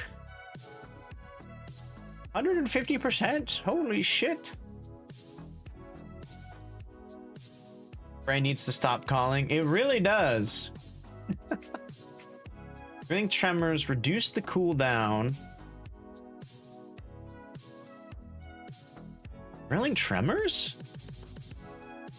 Was 60 seconds too long? 30 seconds I feel like is not long enough. Yo, bae. You know what I mean about the killer quality of life? Like, the survivors are in the trenches. Yeah. Because, like, Thrilling Tremors is definitely one of those, like, lots of people use. It's a really solid, just information perk. That a lot of time, you, as a survivor, you don't notice until you're, like, 2 gens in. And by then, it's kind of too late to really, like, capitalize on it as effectively. seconds, damn. Okay, superior anatomy. Increase the area of detection to 12 meters was 8. Decrease the cooldown to 25 seconds was 30.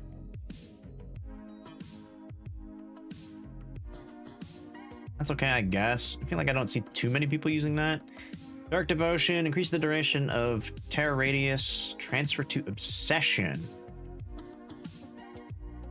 Increase the duration? Brother, 30 seconds felt so long. Now it's 45.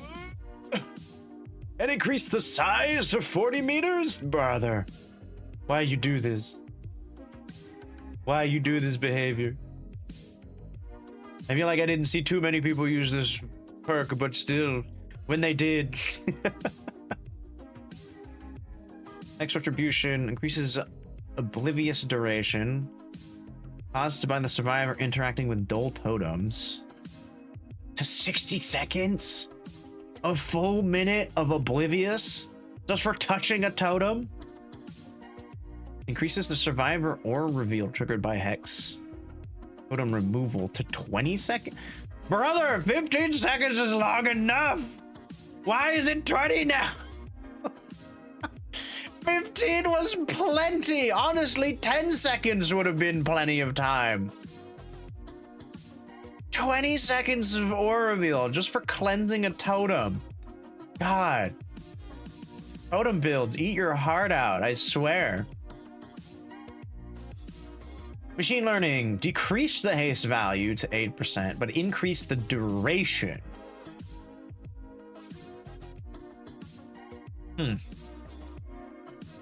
Slightly slower, but you're faster for longer, so I guess overall that's still a buff. A whole minute of being 8% faster?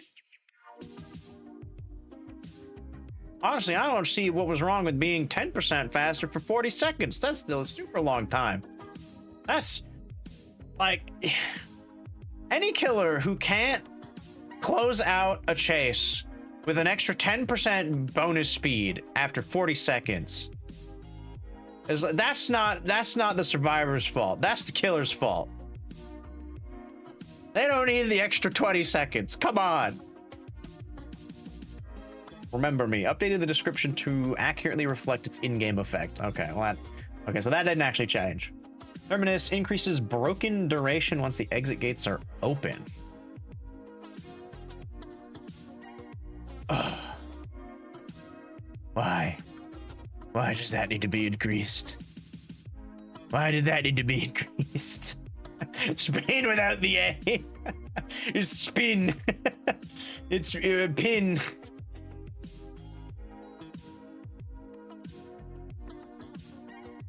Okay, hold on. Survivor perks. What'd they do to the survivor perks? Botany knowledge. What did they do to you? Healing item efficiency reduction removed was 20%. Okay, so botany knowledge no longer nerfs using items. Okay, that's not too bad. I like that. That's fine. Not my goat botany. Wait, healing item efficiency reduction. No, botany got a buff, I think. If I'm reading this right. Because before, botany knowledge made it so that healing items were less effective. So now healing items are even more effective with botany knowledge, which honestly makes way more sense.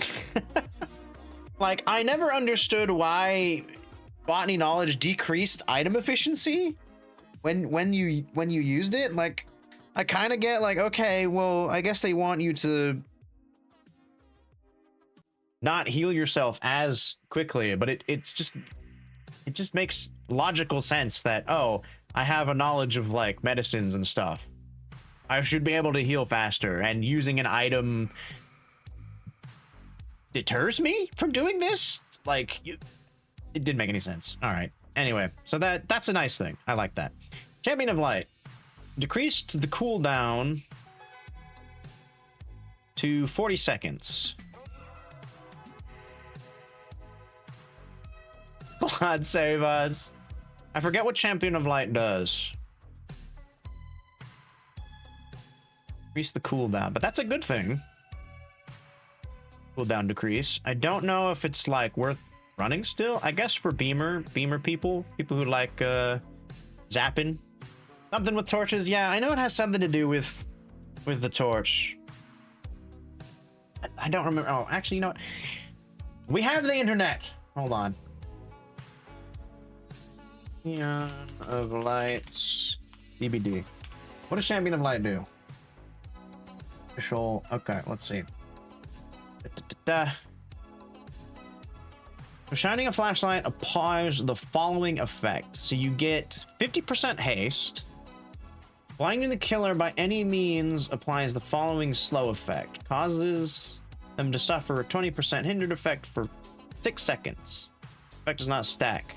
And then it goes on cooldown. Oh, okay. Oh, so they just made it so that you can do it more often. Okay, so that's another buff. New stuff is hard to remember. Yeah, I don't play it enough now to remember what half these perks do. It's a bit of a struggle. Okay, so it's now every 40 seconds you can get a hinder blind on a killer instead of every minute. So that's good. Light-footed decreases the cooldown to 10 seconds at max level. Was 20. Light-footed was what again? Light-footed. Suppress the sound of your footsteps while running.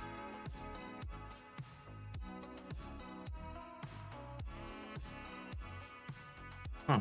Crossing paths with deadly killers has taught you the value of discretion. Whenever you are healthy, light-footed activates. Suppresses the sound of your footsteps while running. Light-footed has a cooldown of 20 seconds after performing a rush vault action. Oh, okay.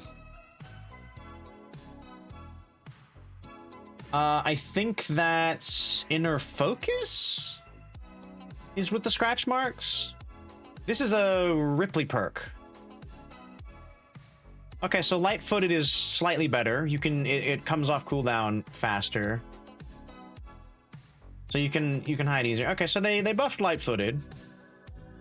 Desperate measures increased scaling bonus speed to healing and unhook actions to 20% maximum. Was 14%. And if I remember correctly, desperate measures was for each book state that survivors had. It decreased the speed.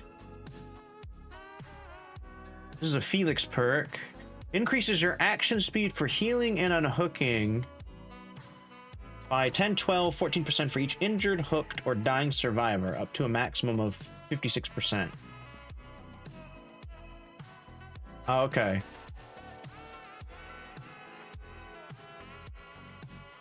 Yeah, I feel like most people don't use that still. So maybe buffing it, more people will use it. Maybe that's a big enough buff, 20%. Exaltation increases the item recharge amount for stunning a killer with a pallet to 75%. Was 25? Holy, that's a huge buff. Wait, what does exaltation do? 25%? That's a 50% increase? That's a huge buff. Exaltation must not be like a particularly great perk. Stunning the killer with a pallet upgrades the rarity of your held item. Oh, okay. And recharges the item by 25%.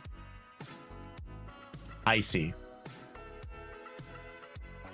Yeah, that's a very niche situation, I feel like. It belongs to Trevor Belmont. Oh, I see. That's a Trevor Belmont perk. That's probably why I have no idea what the hell it is. I've never heard of it before.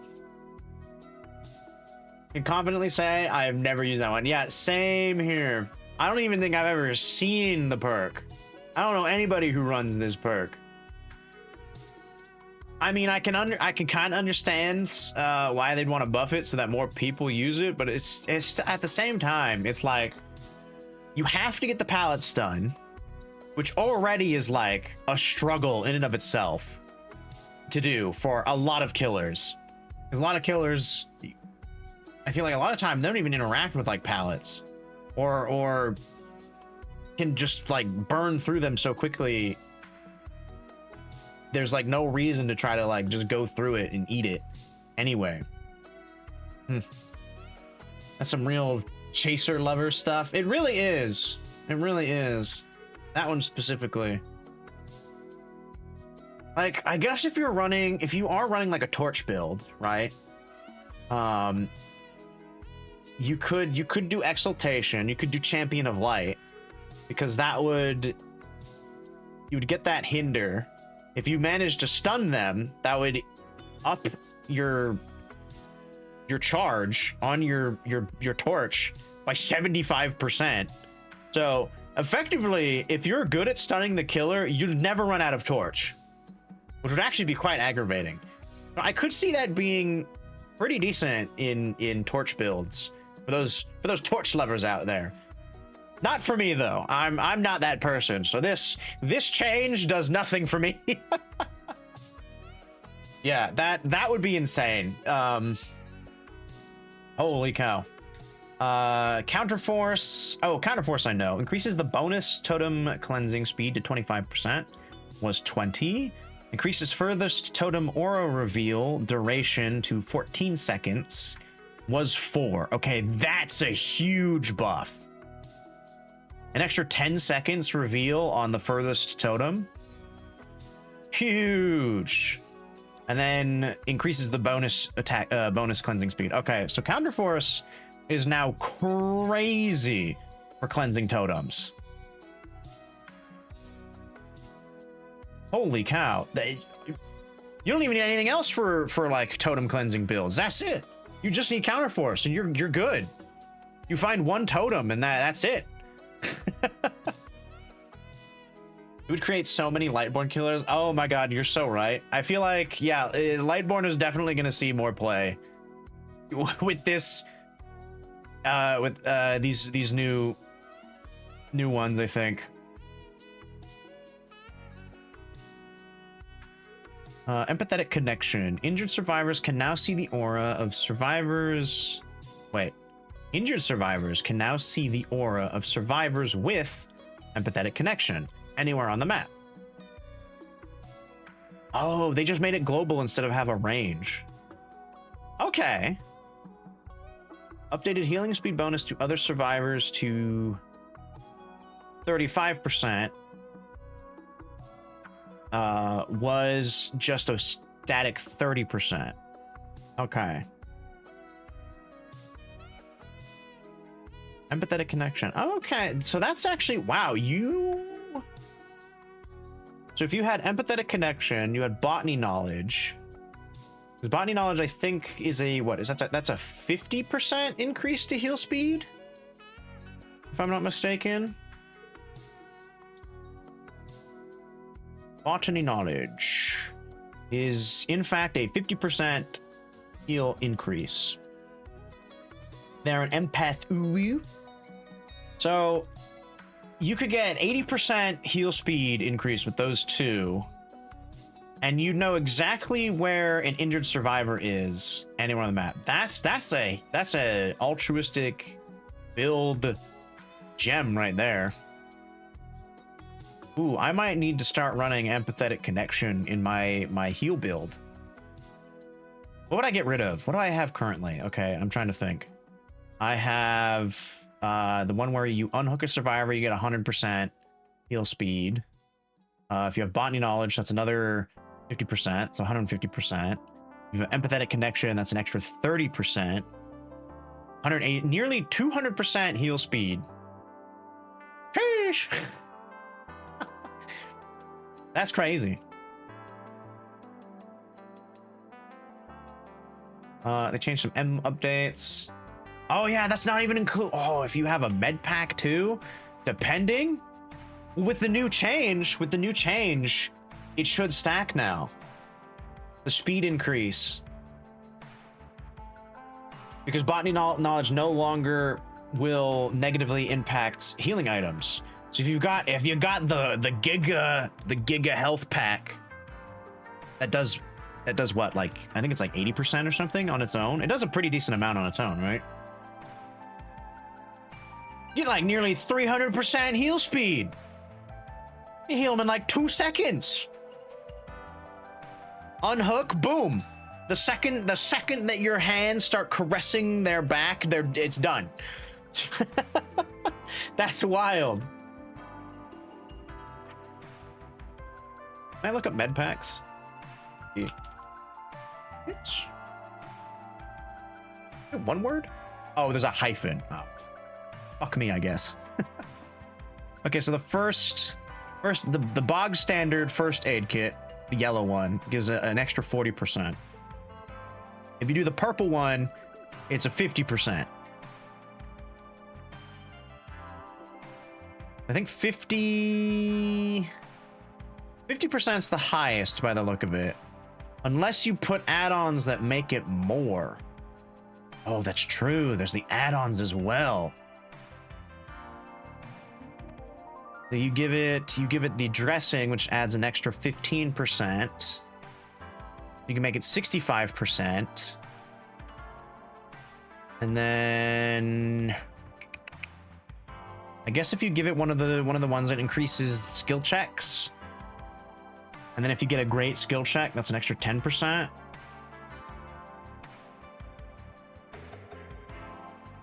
Oh, yeah. Or I guess just the medical scissors that gives an extra 10%. You can do an extra 25% maximum with add-ons. So that's an extra 75% at max. Making healing hands look like a wait time at the free clinic. Oh my god, yeah. Yeah, your healing hands, you can heal somebody super fast.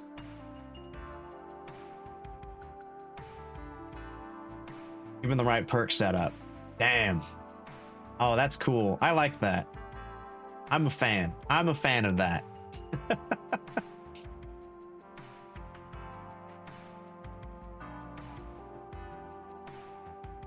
All right, gameplay features. What did they do to the killers? The artist add-ons. Oh, wait. I already read all that. Never mind. I don't care about those. Did they do anything else? Can't wait to get instant heals from you. All right. I'll definitely have to give it a try.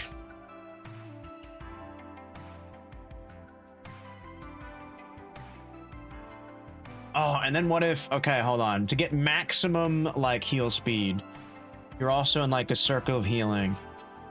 Or you get autodidact. Because, autodidact... I mean, initially, it doesn't help. But if you can get those skill checks, right? You could get... Oh, my God. You could get so much heal speed. It'd be insane. Auto tic-tac, yes!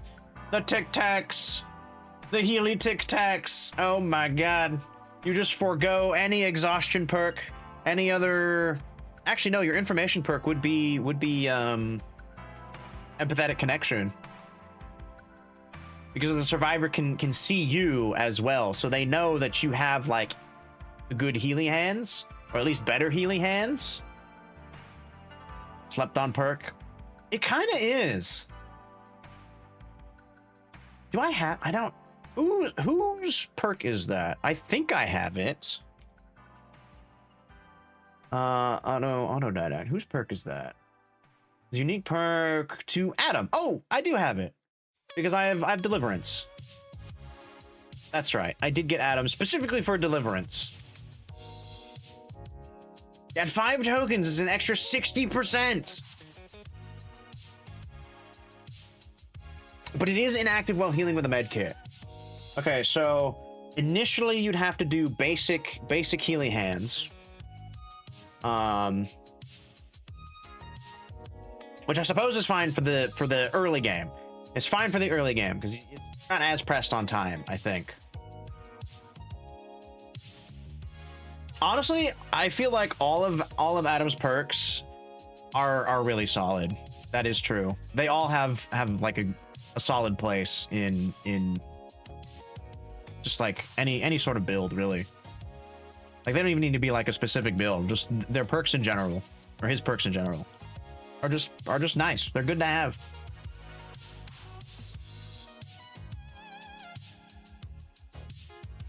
Wait, how do you good healing skill checks gets a token?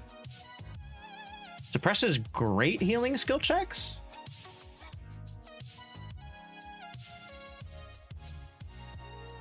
Oh, yeah, so just succeeding a skill check while healing another survivor.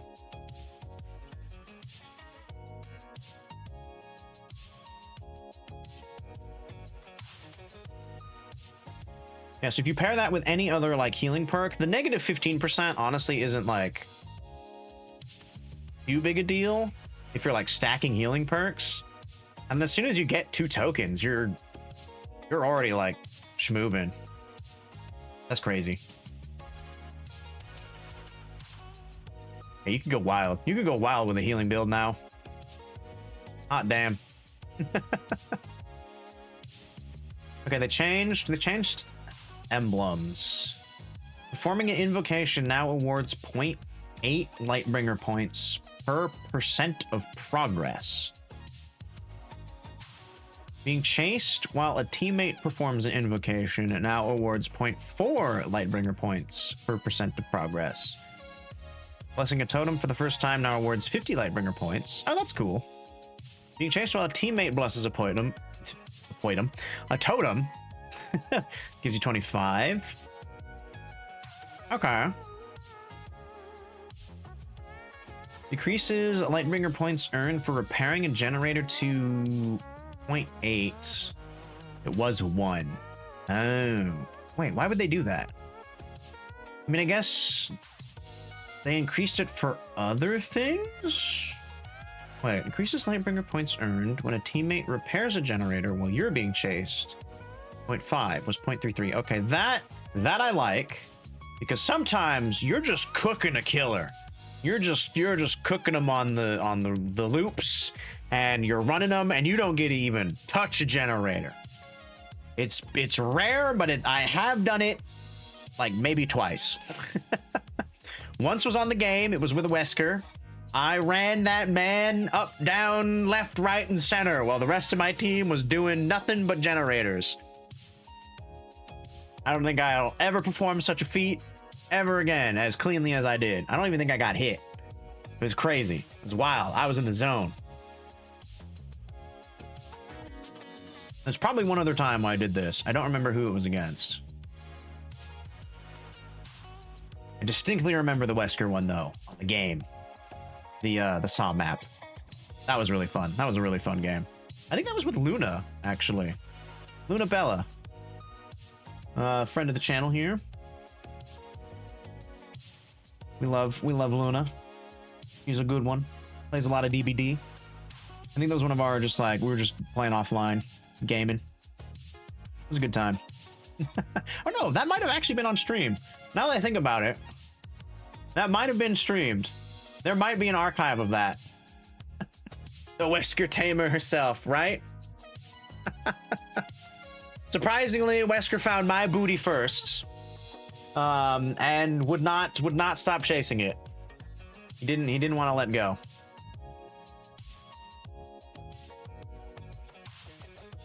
Okay, what else? Okay, so basically it looks like if you're doing a task that's not a generator, you get more rewarded for not doing generator but still doing like game tasks. Okay, I like that. That's fine. That feels good. Evader increases evader points after a 15-second chase to 60. Wait. Evader point earned after a 15-second chase to 60. Oh, okay. So if you're being chased for at least 15 seconds, you get 60 points. It was 25. Oh, that's a huge increase. That's big. That's a big increase. Increases evader chase multiplier at 10 meters to 1 times was 0.6. Okay, that's also a pretty sizable increase. Wah! May! Hey! Hey! Oh, damn it! Oh my god. Have we been going for almost 4 hours already? Holy shit. I was hoping I would raid you. No! Welcome in, May. How's it going? Welcome in, Raiders. Hello, my name is Zenrixion, your cursed portrait ex-monster hunting VTuber. How doth it go? I tip my hat to you, sirs, and madams, and anything else in between.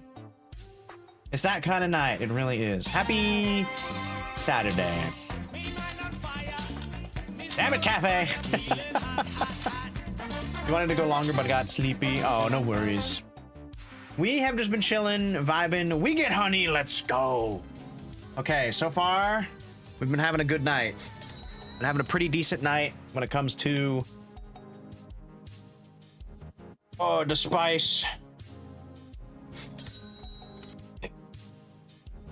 We've had 2 honeys, we had 1 reaper, and we had 1 regret. Not the worst. Pretty decent. And our jelly bean was also pomegranate and not an old bandage. Thank you for claiming your daily concessions. Whoops.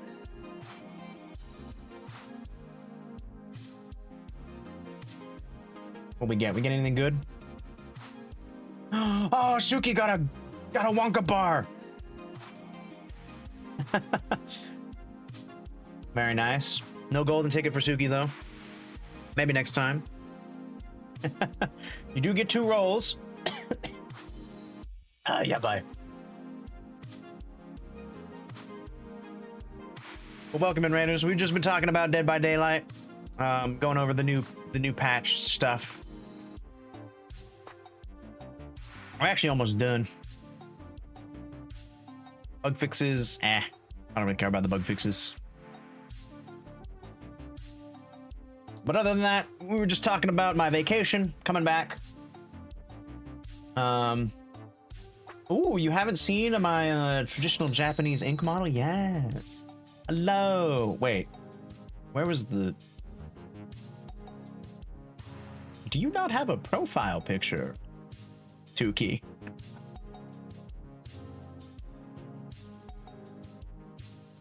I don't think I've ever seen that. That's fascinating. It's not a bad thing. It's new. It's new to me.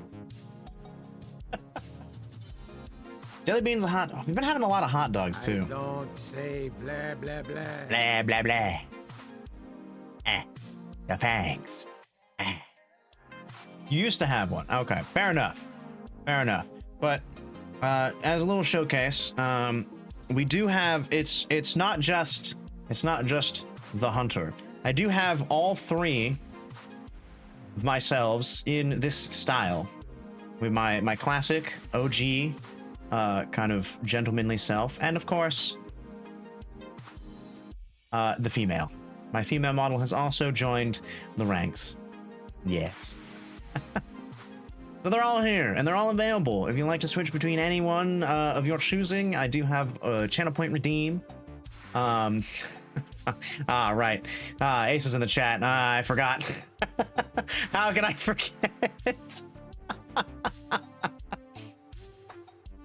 gotten even hotter. Oh, stop it, you. I do love her. I knew she's beautiful. All right. Before Asa goes, see, it's not just me. No, it's true. It's true. Asa, you're not the only one. Let's rewind. What are we rewinding? Boo! What? We'll go back to what I had. Fine. Now the chat has spoken, I suppose. I'll give you this one for free because there was a raid.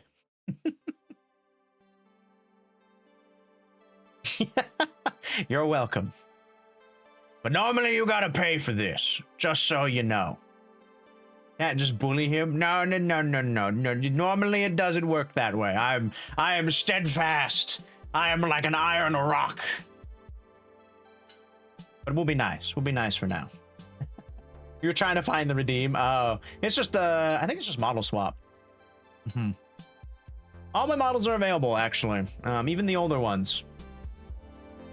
So if you're feeling nostalgic, we can always go back. Ooh, 20. He changes gender IRL. That might be.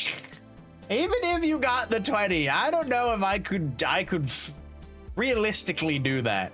That would be quite the procedure, honestly. For Suki. Oh, you want for Suki? You want a Zaddy for Suki? Oh my goodness. Suki, I hope you're prepared. This is if blame May. Okay. Oh, Suki. You and your snack shack have been awfully naughty. And I'm afraid I'm going to have to teach you some manners in the back. After the show, you'll have to join me for a special session. Fear not, I will be gentle, but it may take some time for you to enjoy it. There you go. You're so down. Okay, well, I should have known.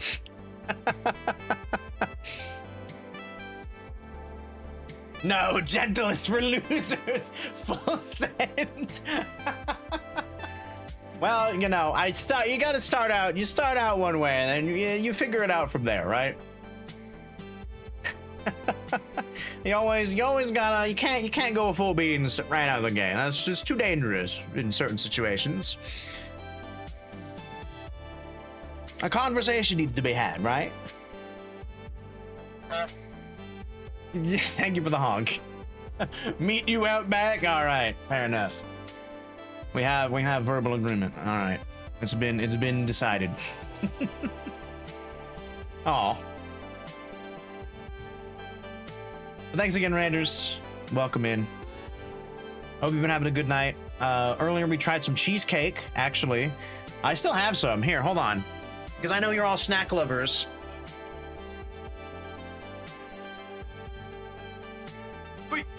Wait. All right. Let me scooch over just a little bit. Turn on the handy cam. What kind of cheesecake? This kind of cheesecake. Oh, hold on. Let me open. Okay, you know what?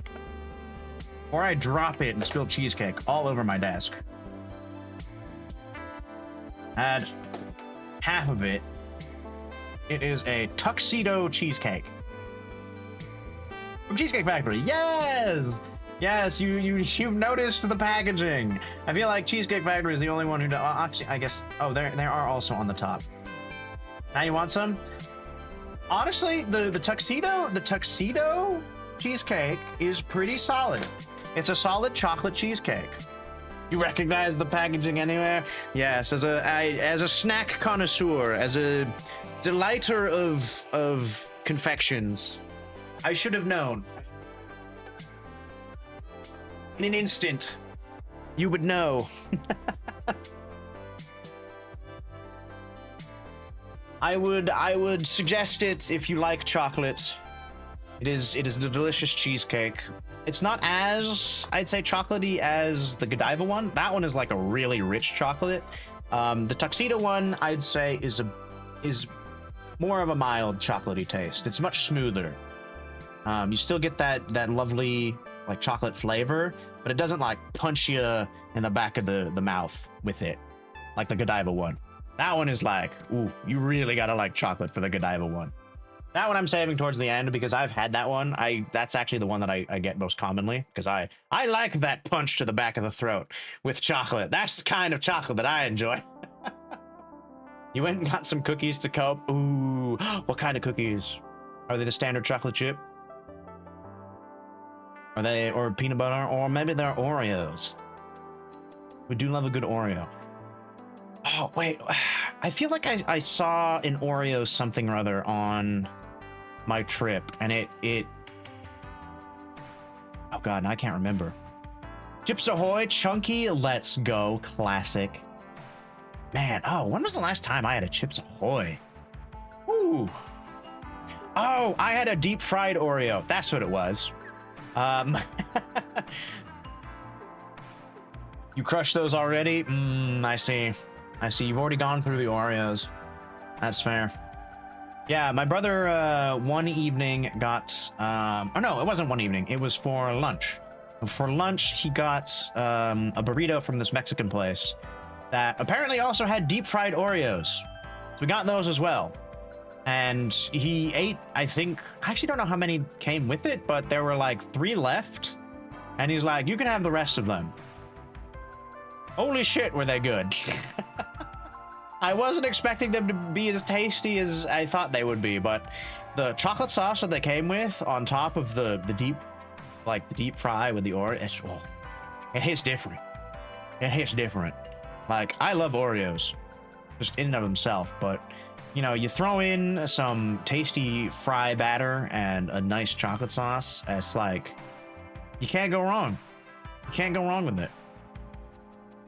Right? We actually did, speaking of Oreos, the last time we tried cheesecake, we did the Oreo cheesecake from Cheesecake Factory. Also pretty solid. You know, if you're a fan of Oreos, you can't go wrong with that one. It's a nice cookies and cream feeling cheesecake that they actually put Oreos into the cheesecake and they're not soggy. They're not soggy Oreos, even though they're in a cheesecake. They still got a nice crunch to them. That's always my biggest fear when you put Oreos like in a dessert is they become soggy and then they're not as good. You know, the whole thing about an Oreo is they've got that nice crunch to them and they have the creamy filling. Right? As soon as you lose the crunch factor to the cookie, it's half the decency of the Oreo is now diminished. But Cheesecake Factory, they do a good job. Even though they put it in a very moistened environment, it retains its crunch. Elevates the cheesecake. It's a solid pick. You just had your s'mores one from the cheesecake. Ooh.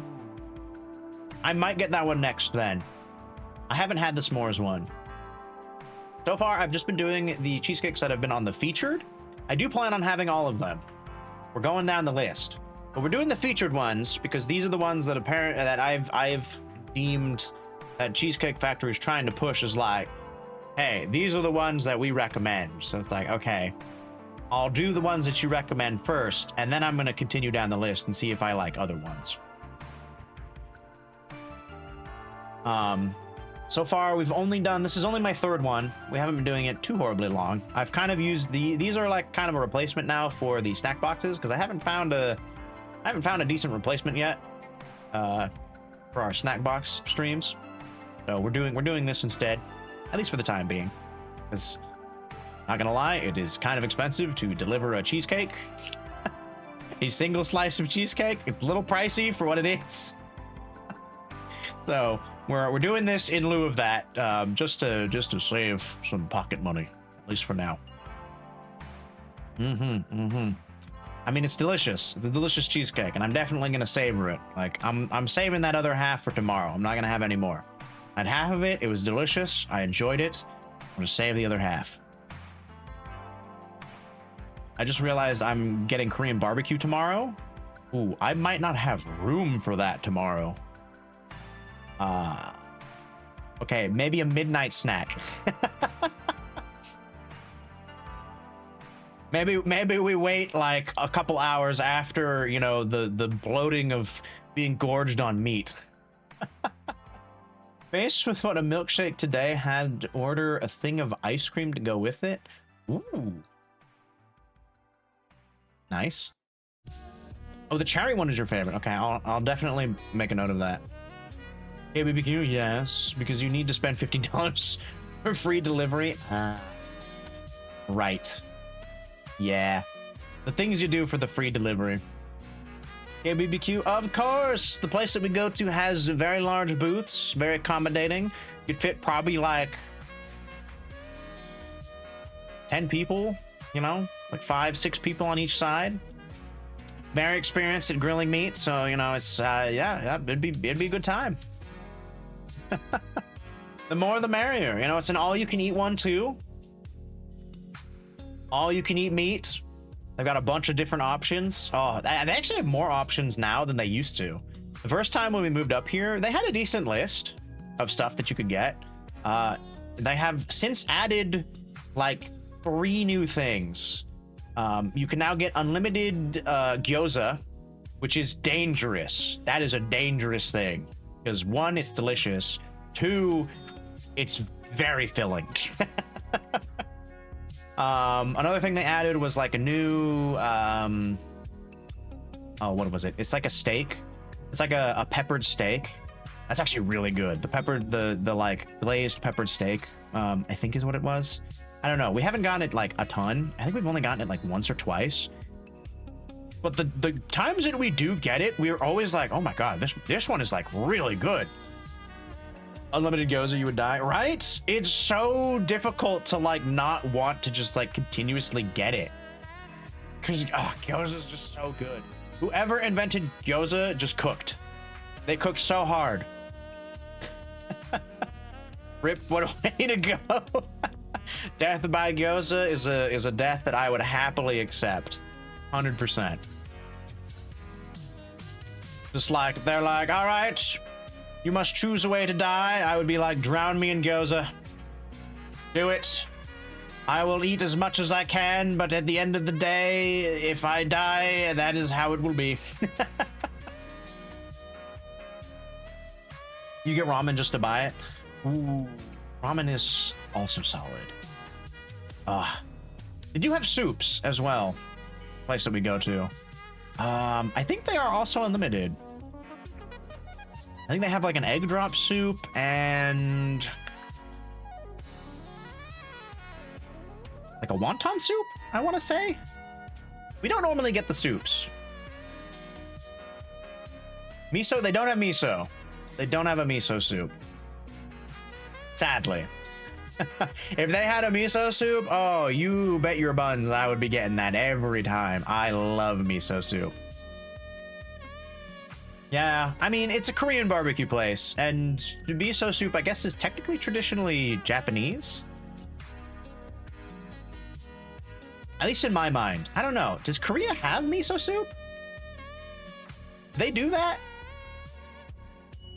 I'll have to ask my Korean roommate. Rice is more common. Oh yeah, get a little bowl of rice. Good stuff. Yeah, there's this skewer place. Oh, Suki, there's this skewer place that's near me, and they have unlimited miso soup. You can get unlimited bowls of miso soup at the skewer place. It's such a good deal. I do it every time we go. Like without fail, I always get like 3 or 4 bowls of miso soup. It's too good to pass up.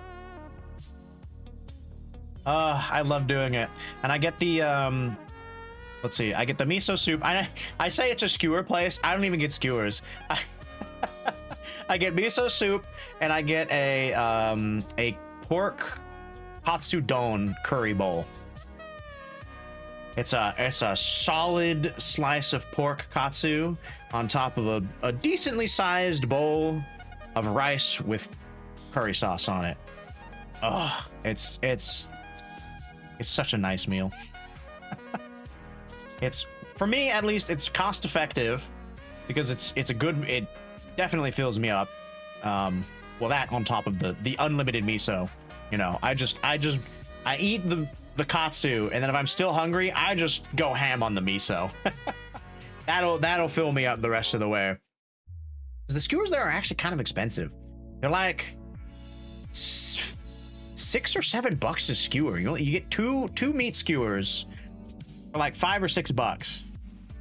Which when I went to Japan the last time, we went to a skewer place. Each like pair of skewers was like, I think 200 yen, which was around $2-ish. Holy shit, we ate so many skewers at that place. I'll tell you what. There was a place we went to that had fried chicken ramen. Oh, Fried chicken. Sounds so good. In LA? Oh, it would be in LA. It would be in LA that there would be a fried chicken ramen. Mr. Ramen, you think? Dream about it sometimes. You see? Is there a Mr. Ramen? Mr. Ramen Home. Ooh, they have a homepage. Legacy Business Ramen, located in Little Tokyo, Los Angeles. There it is. There it is, May. Mr. Ramen has been proudly serving the community for over 30 years, according to their website. There's an array of Japanese dishes using traditional recipes and techniques that have been passed down from generation to generation. Okay, okay. Let's look at the menu. That's a tiny menu. I need full, give me full page. Here, hold on. 1 second. I got you guys. There it is. Window capture. Where is it? Where is it? Oi! Hold on. Get rid of that. Not you. Hold on. Hey, there it is. Okay, nice. Let me shrink this down just a little bit. Just a little big. Yeah. All right, ramen menu. Here we go, Mr. Ramen. I'm gonna cover you up just a little bit.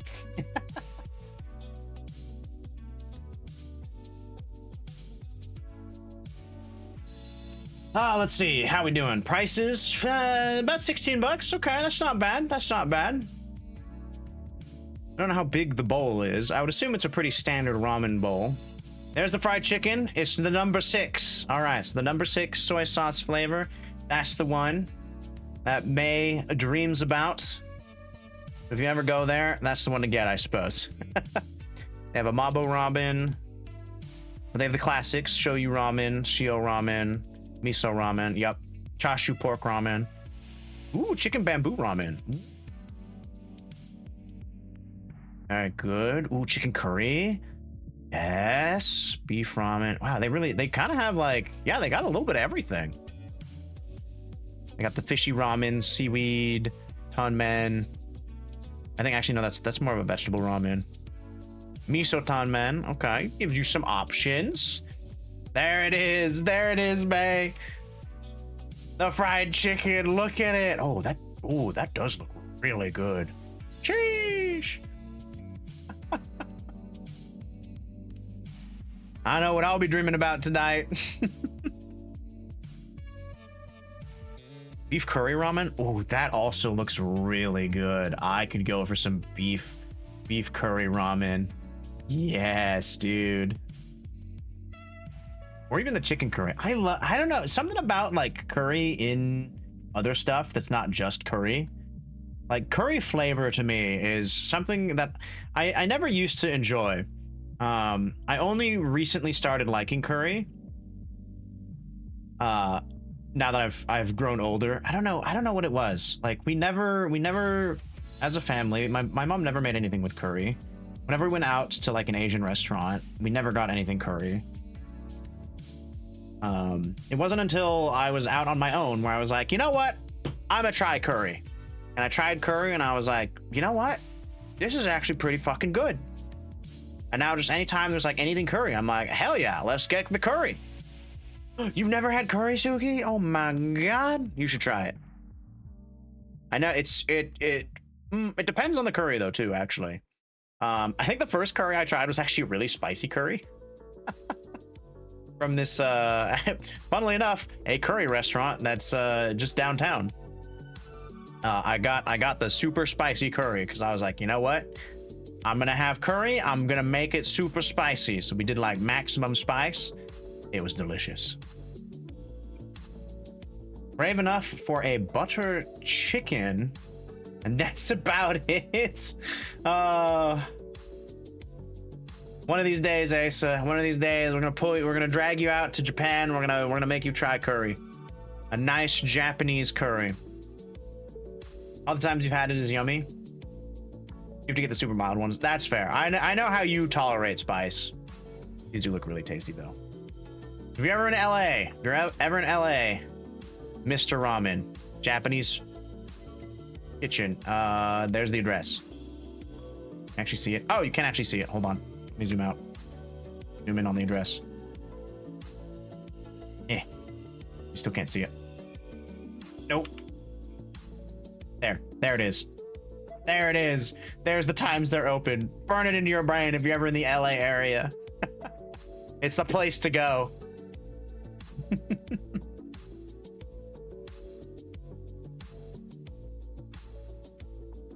You have zero idea when I will ever be there, but God, it's worth it. Right? Like, I don't even know when the last time I've been to... I don't even think I've been to LA. Like, in any capacity other than just, like, driving through it. Or driving around it, even. Right? I'm trying to think. Like, I feel like the closest I've been is maybe San Jose? Which is down there. It's kind of near LA. But I don't think I've ever really been in LA proper.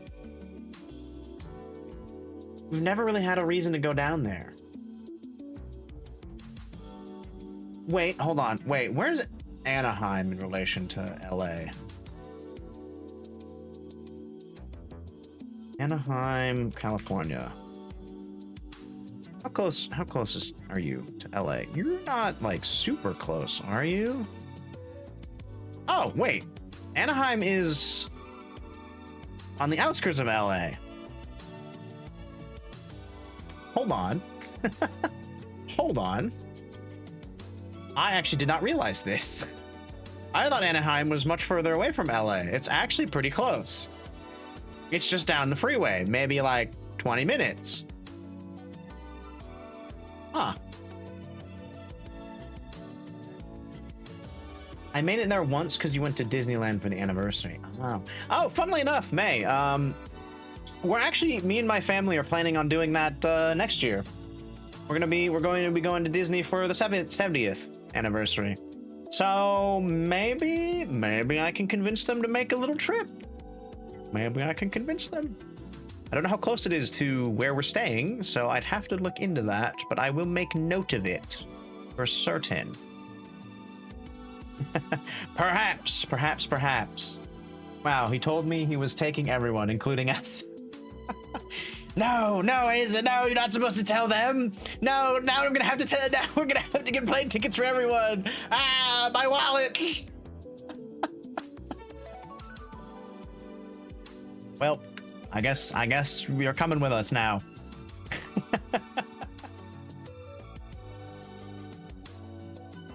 We're all going to Disneyland. 2026. Mark your calendars. It's so fun to theme park with. It do be. It has been a really long time since I've been to Disneyland. When was the last time we went?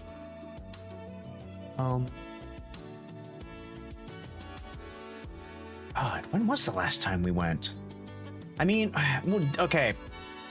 The last time I went to anything Disney was Disney World, which is in Florida, which is similar but different. It's similar but different. The park layout is completely different. The Haunted Mansion is more or less the same. The outside's completely different, though, actually, which I found kind of interesting. There's no Indiana Jones ride in Disney World, which was a huge disappointment, because that ride is crazy good in Disneyland, Anaheim, I should say. Pirates of the Caribbean was more or less the same. Splash Mountain in Disney World? I don't remember. God. Even that was a long time ago. The last time I think I've been to Disneyland proper in California was back in high school, weirdly enough. My parents took me and my bestie at the time, one of my besties at the time, Still is, but I don't talk to him as much anymore. It's a little sad, but it is what it is. He's still a good guy. I still love him. Took him because he'd never been. Yeah, high school graduation. That was back in 2009. Don't think I've been since. That's a long time. That's a hot minute. Yes, this is true. It is also very pricey. It's gotten worse over the years. We used to go as a family actually pretty often. I am blessed to say that I've been to Disneyland as a kid. I want to say at least like 5 or 6 times. My parents would make it a point to like every other year, up to a point, maybe every like 2 years. It wasn't super often, but it was often enough where I remember several times going as a kid. Unfortunately, for the first maybe like 4 or 5 times that I went, I was dog sick as a kid. It was my curse. It was the family joke that we would go to Disneyland and then be like, Zayden's gonna get sick. And sure enough, I would always get sick, and I hated it every single time because it's like, I can't enjoy my time here because I feel like ass. So in my child brain, you know, I wouldn't be saying that. I'd just be like, oh, I want to die. It sucks. I have my throat is sore, my nose is stuffy, and I can't enjoy any of the fun. Without fail. Oh, it was so obnoxious. Like, I was always so excited to go, but at the same time, I was like, please don't get sick. Please don't get sick. And then, yeah, sure enough, I would get sick. It was horrible. We're hopefully going to Disney World with Ray. Oh, exciting! Yes! I hope you guys have a lot of fun there. You were deathly ill on your trip to Disney too, and it was raining. No! That definitely does not help. Made the most of it, but you know the feeling. Yeah. On the one hand, as a kid, right, being sick while going to Disneyland is probably one of the worst things in existence. But at the same time, for a couple of those, it's young enough where I don't really remember it other than like, oh, I was sick because my parents told me I was sick. I do remember one time where I was so sick, I had to get a wheelchair because I could not physically stand. I was so ill. Which on the one hand was kind of obnoxious, but on the other hand, I realized it was a boon in disguise because I was now in a wheelchair, and it was only like if I tried to get up and walk around, I would get so tired, like exhausted to the point of fainting kind of thing. No idea why. To this day, we have no idea what particularly this was illness-wise, whether it was just a really bad flu or a cold. Couldn't tell you. But I felt faint, I would get hives, it was the whole shebang, right? It was all these crazy symptoms. It made no sense. Regardless, I could at the very least function reasonably well, cognitively, as long as I wasn't exerting myself. So I was in a wheelchair, and the best part was I could just cut straight to the front of any ride that I goddamn well wanted. Because I was in a wheelchair, we could just, as soon as we learned, we could just go immediately to the front of the line. We abused the fuck out of that. It was probably the best trip I ever had. I was like, you know what? I may not be able to walk on my own, but I do not have to wait for any of these rides. It was fantastic. As a winter baby, every Christmas was overlapped with your birthday. So pantomime or with pantomime trips. Usually for birthdays. And you were sick as hell. And now as an adult, every job won't give you your birthday because the winter rush.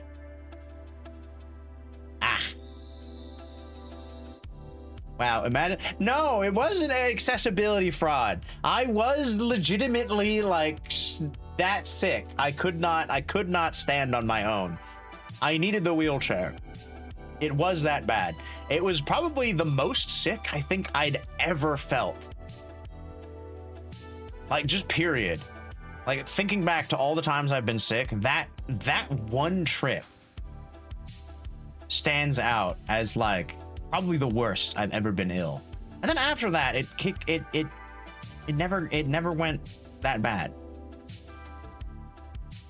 In fact, it's been progressively like getting better, weirdly enough. Like, anytime I get sick, it's always been like kind of like stuffy nose, maybe a little bit of a sore throat at worst, and that's about it. And I guess a cough. That kind of comes with the sore throat, I guess. And regardless, it was legit. It was legit, but we abused it. I won't deny. We were milking it for all it was worth. Straight to the front of Splash Mountain, straight to the front of Pirates of the Caribbean.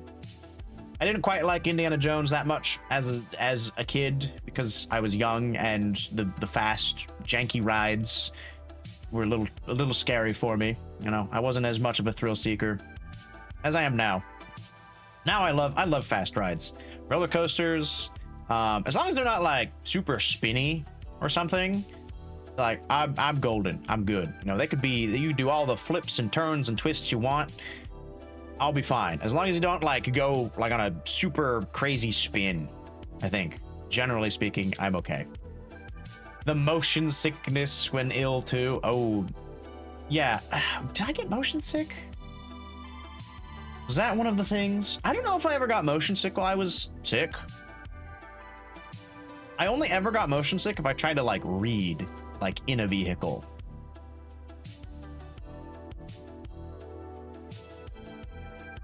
Or do some sort of activity. It's very weird. My motion sickness is like very particular. I do get it, but it's like circumstantial, you know? I haven't had it in a really long time, which is nice. Good thing. I think I've kind of gotten a good handle on what does and doesn't qualify as getting me motion sick while driving or in a vehicle. I think it's only been driving though, actually. I don't know if I've ever gotten motion sick from like any other sort of vehicle. No, that's a lie. Boat, obviously. Seasick. Oh my god. Oh my god, that one gets me. Dramamine. Gotta Dramamine it up. If I'm going out to sea, I cannot on a boat. Well, if it's like ocean boating, I've been like lake boating was fine. I don't think I ever got sick lake boating.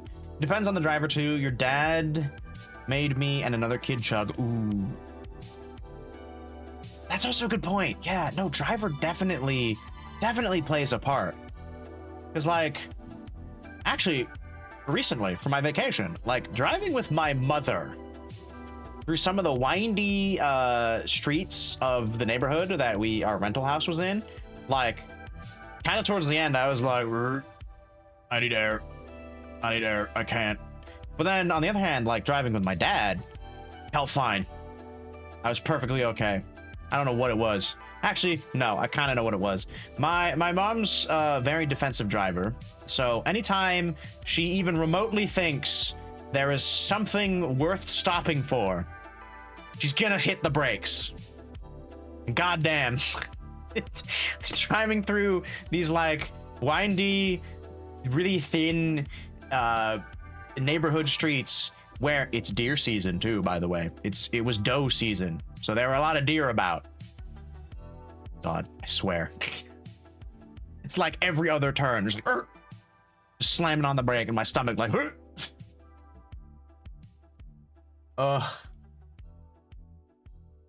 Cousin didn't survive the family fishing trip. It was so funny. Oh man. The one time I think I got like super seasick, it was a family reunion in Oregon. We were all meeting up and we decided to go deep sea fishing off the coast of Oregon.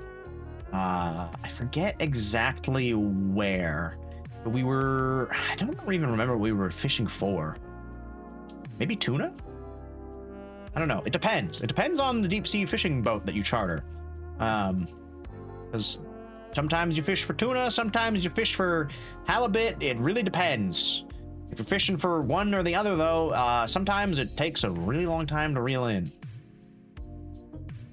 But for the first, I don't know, maybe like hour and a half, maybe 2 of the you know, boating experience going out into the ocean, I felt like death. Absolute death. I wanted to everything around me to just end. If you've ever been seasick before, you know exactly the feeling. It is the most unpleasant thing. I think I can at least honestly say I've experienced. It is one of the most just horrendous feelings. And I mean, luckily we did have some motion sickness drugs that we took beforehand. Unfortunately, we took them right before we got on the boat instead of like, I don't know, maybe a little bit before we got there, so they can like work its way into our system and, you know, actively be effective. So I had to wait for it to digest, and in that incubation period of the medicine doing its you know, thing, it was hell. It was absolute hell. I was just glued to my seat, doing everything in my power to not lose my lunch. Or I guess it was in the morning, so lose my breakfast. Just deep breaths, looking out at the horizon, trying my ever-living damnedest to not focus on the absolute horrendous feeling in my guts. Breathing the final challenge. Exactly. Oh, it was... Never again.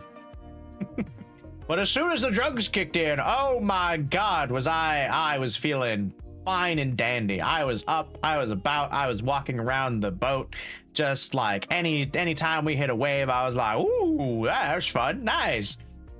Up until that point, it was not fun. If you ever go deep sea fishing and you're worried about motion sickness, take the Dramamine like at least 30 minutes before you go. Let it have time to work its way into your system. Or else feel the wrath of the seas. That's the only time, though. I think the size of the boat definitely matters too. Like, I've been on cruise ships, and I know some people get seasick from cruise ships. Both times I've been on a cruise ship, I was perfectly fine. I was worried because I know how kind of like wavy it can get, depending on where you are on the ship. Like, the higher you go, the more you can kind of feel the sway, I think. Oh god, I actually don't remember. The first one I went on, I was super young. Don't really remember too much of that experience. The second time was in Alaska. Was it super tilty? There were definitely times where you could feel the sway. It definitely wasn't as bad though. I think it was more of like an every so often sort of thing. I think they're kind of built to like negate a lot of it, to be honest. It's when you don't touch land for a few days, but unless the sea is choppy, it's not too bad. Yeah. Choppy sea in a tiny boat, you're gonna die. Your guts are not gonna survive unless you're built like a potbelly stove, I guess. It's worse at the ends, you think, rather than the middle. Ooh, that's a good. That's fair. Yeah, towards like the bow or the stern. I know boats. I know boat terms. I think that's... Yeah. Bow is the front, stern's the back. Port's left, starboard's right. That's kind of all you really need to know, right? Those 4 things. Be a sailor. That's about it. You don't really need to know anything else. Oh wait, no, the aft. Aft is the back. Or is aft behind? Wait, shit. I'm getting confused.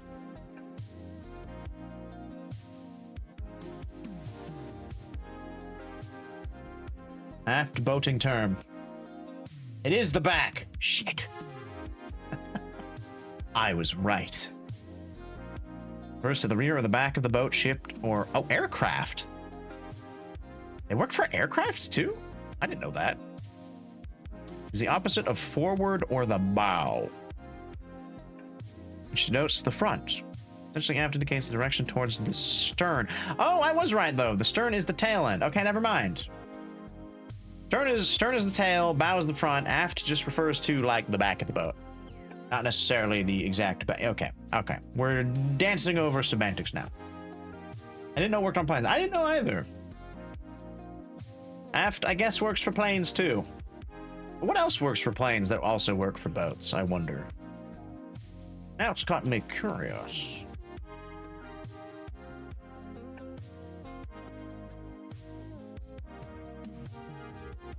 What boat terms also work for planes? Apparently many of them do, according to Google.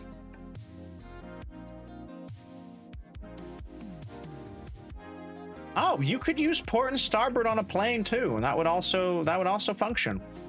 Huh.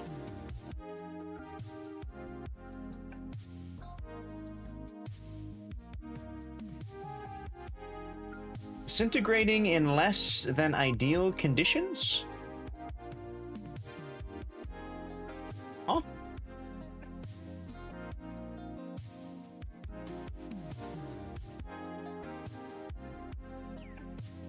Disintegrating in less than ideal conditions? I'm confused. What they have in common? Oh! True. So true. Yes. They are meant to be good at staying in their element, but as soon as their element has been snatched away from them, they crumble like tissue paper. Very true. A lot of the time.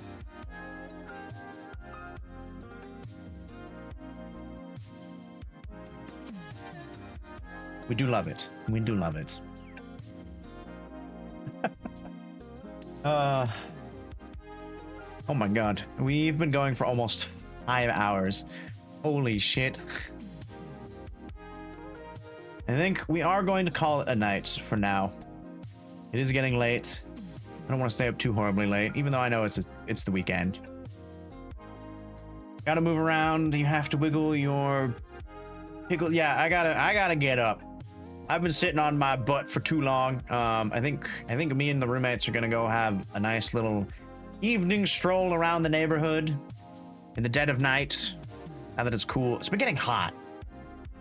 Ugh, I hate how it's getting hot. I hate it. Hate it.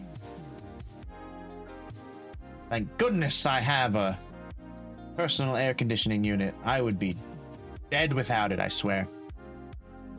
Thanks for the stream. Yeah, thanks for May. Thanks for the raid. Thanks for all you raiders for coming in and hanging out and lurking. I appreciate you for being here. Good for you. It's 11C here. 11C. Oh, I would love that. That would be ideal. Oh, give me that weather. You can take my like 25 to 30C that I'm going to be dealing with tomorrow and the next day. No, you wouldn't. It's cold. I like the cold. Give me the cold.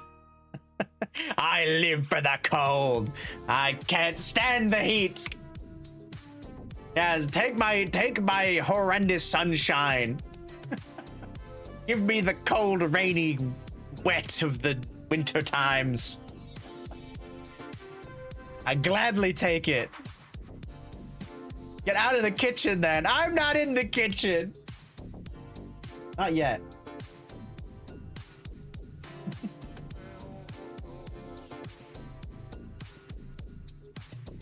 Let's see. Is anybody? Oh, excuse me. Who's awake? Who's awake? Who's awake? Who's awake? Who can we raid? Have a lovely time with the pals. Thank you. Appreciate it. Oh, I know. I do feel kind of bad. We're gonna go raid Ia. They've been going for a little while, but I think they'll probably still be going for a little while. They usually go for a bit. They're playing Metroid Prime. Usually like to play kind of the classic retro-y games. But yeah, I actually accidentally scheduled a collab with them for their birthday, and I forgot that that's when I'd be going on vacation. So I feel really bad. So I want to try to make it up for them as best I can. So we're gonna go raid them. That's what we're gonna do.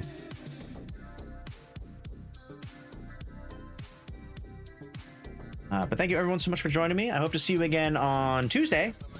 We'll be starting up a brand new game since we finished our old game that we were playing on Tuesday. We're gonna be playing the Red Strings Club.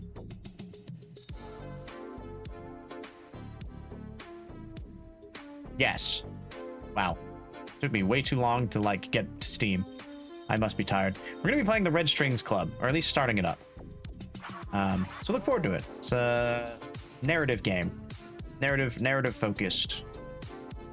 So I'm gonna be doing a lot of voices, probably. Hope to see you then.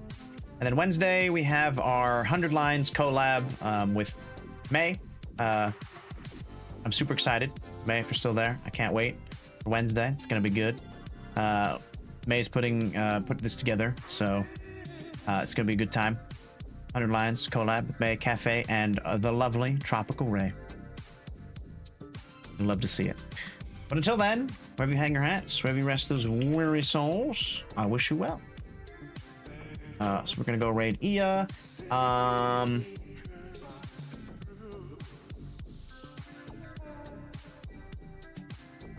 We're gonna bring the snacky vibes raid. Yes. Cake, perfect. There's our raid message for the evening. Hell yeah. The snacky vibes. Let's bring the snacky vibes to Ia and their Metroid. Classic Samus. You guys have a wonderful rest of your weekend. Wherever you hang those hats, wherever you rest those weary souls. I wish you well. Until next time, ciao for now. Yeah, Suki, the queen of snacky vibes.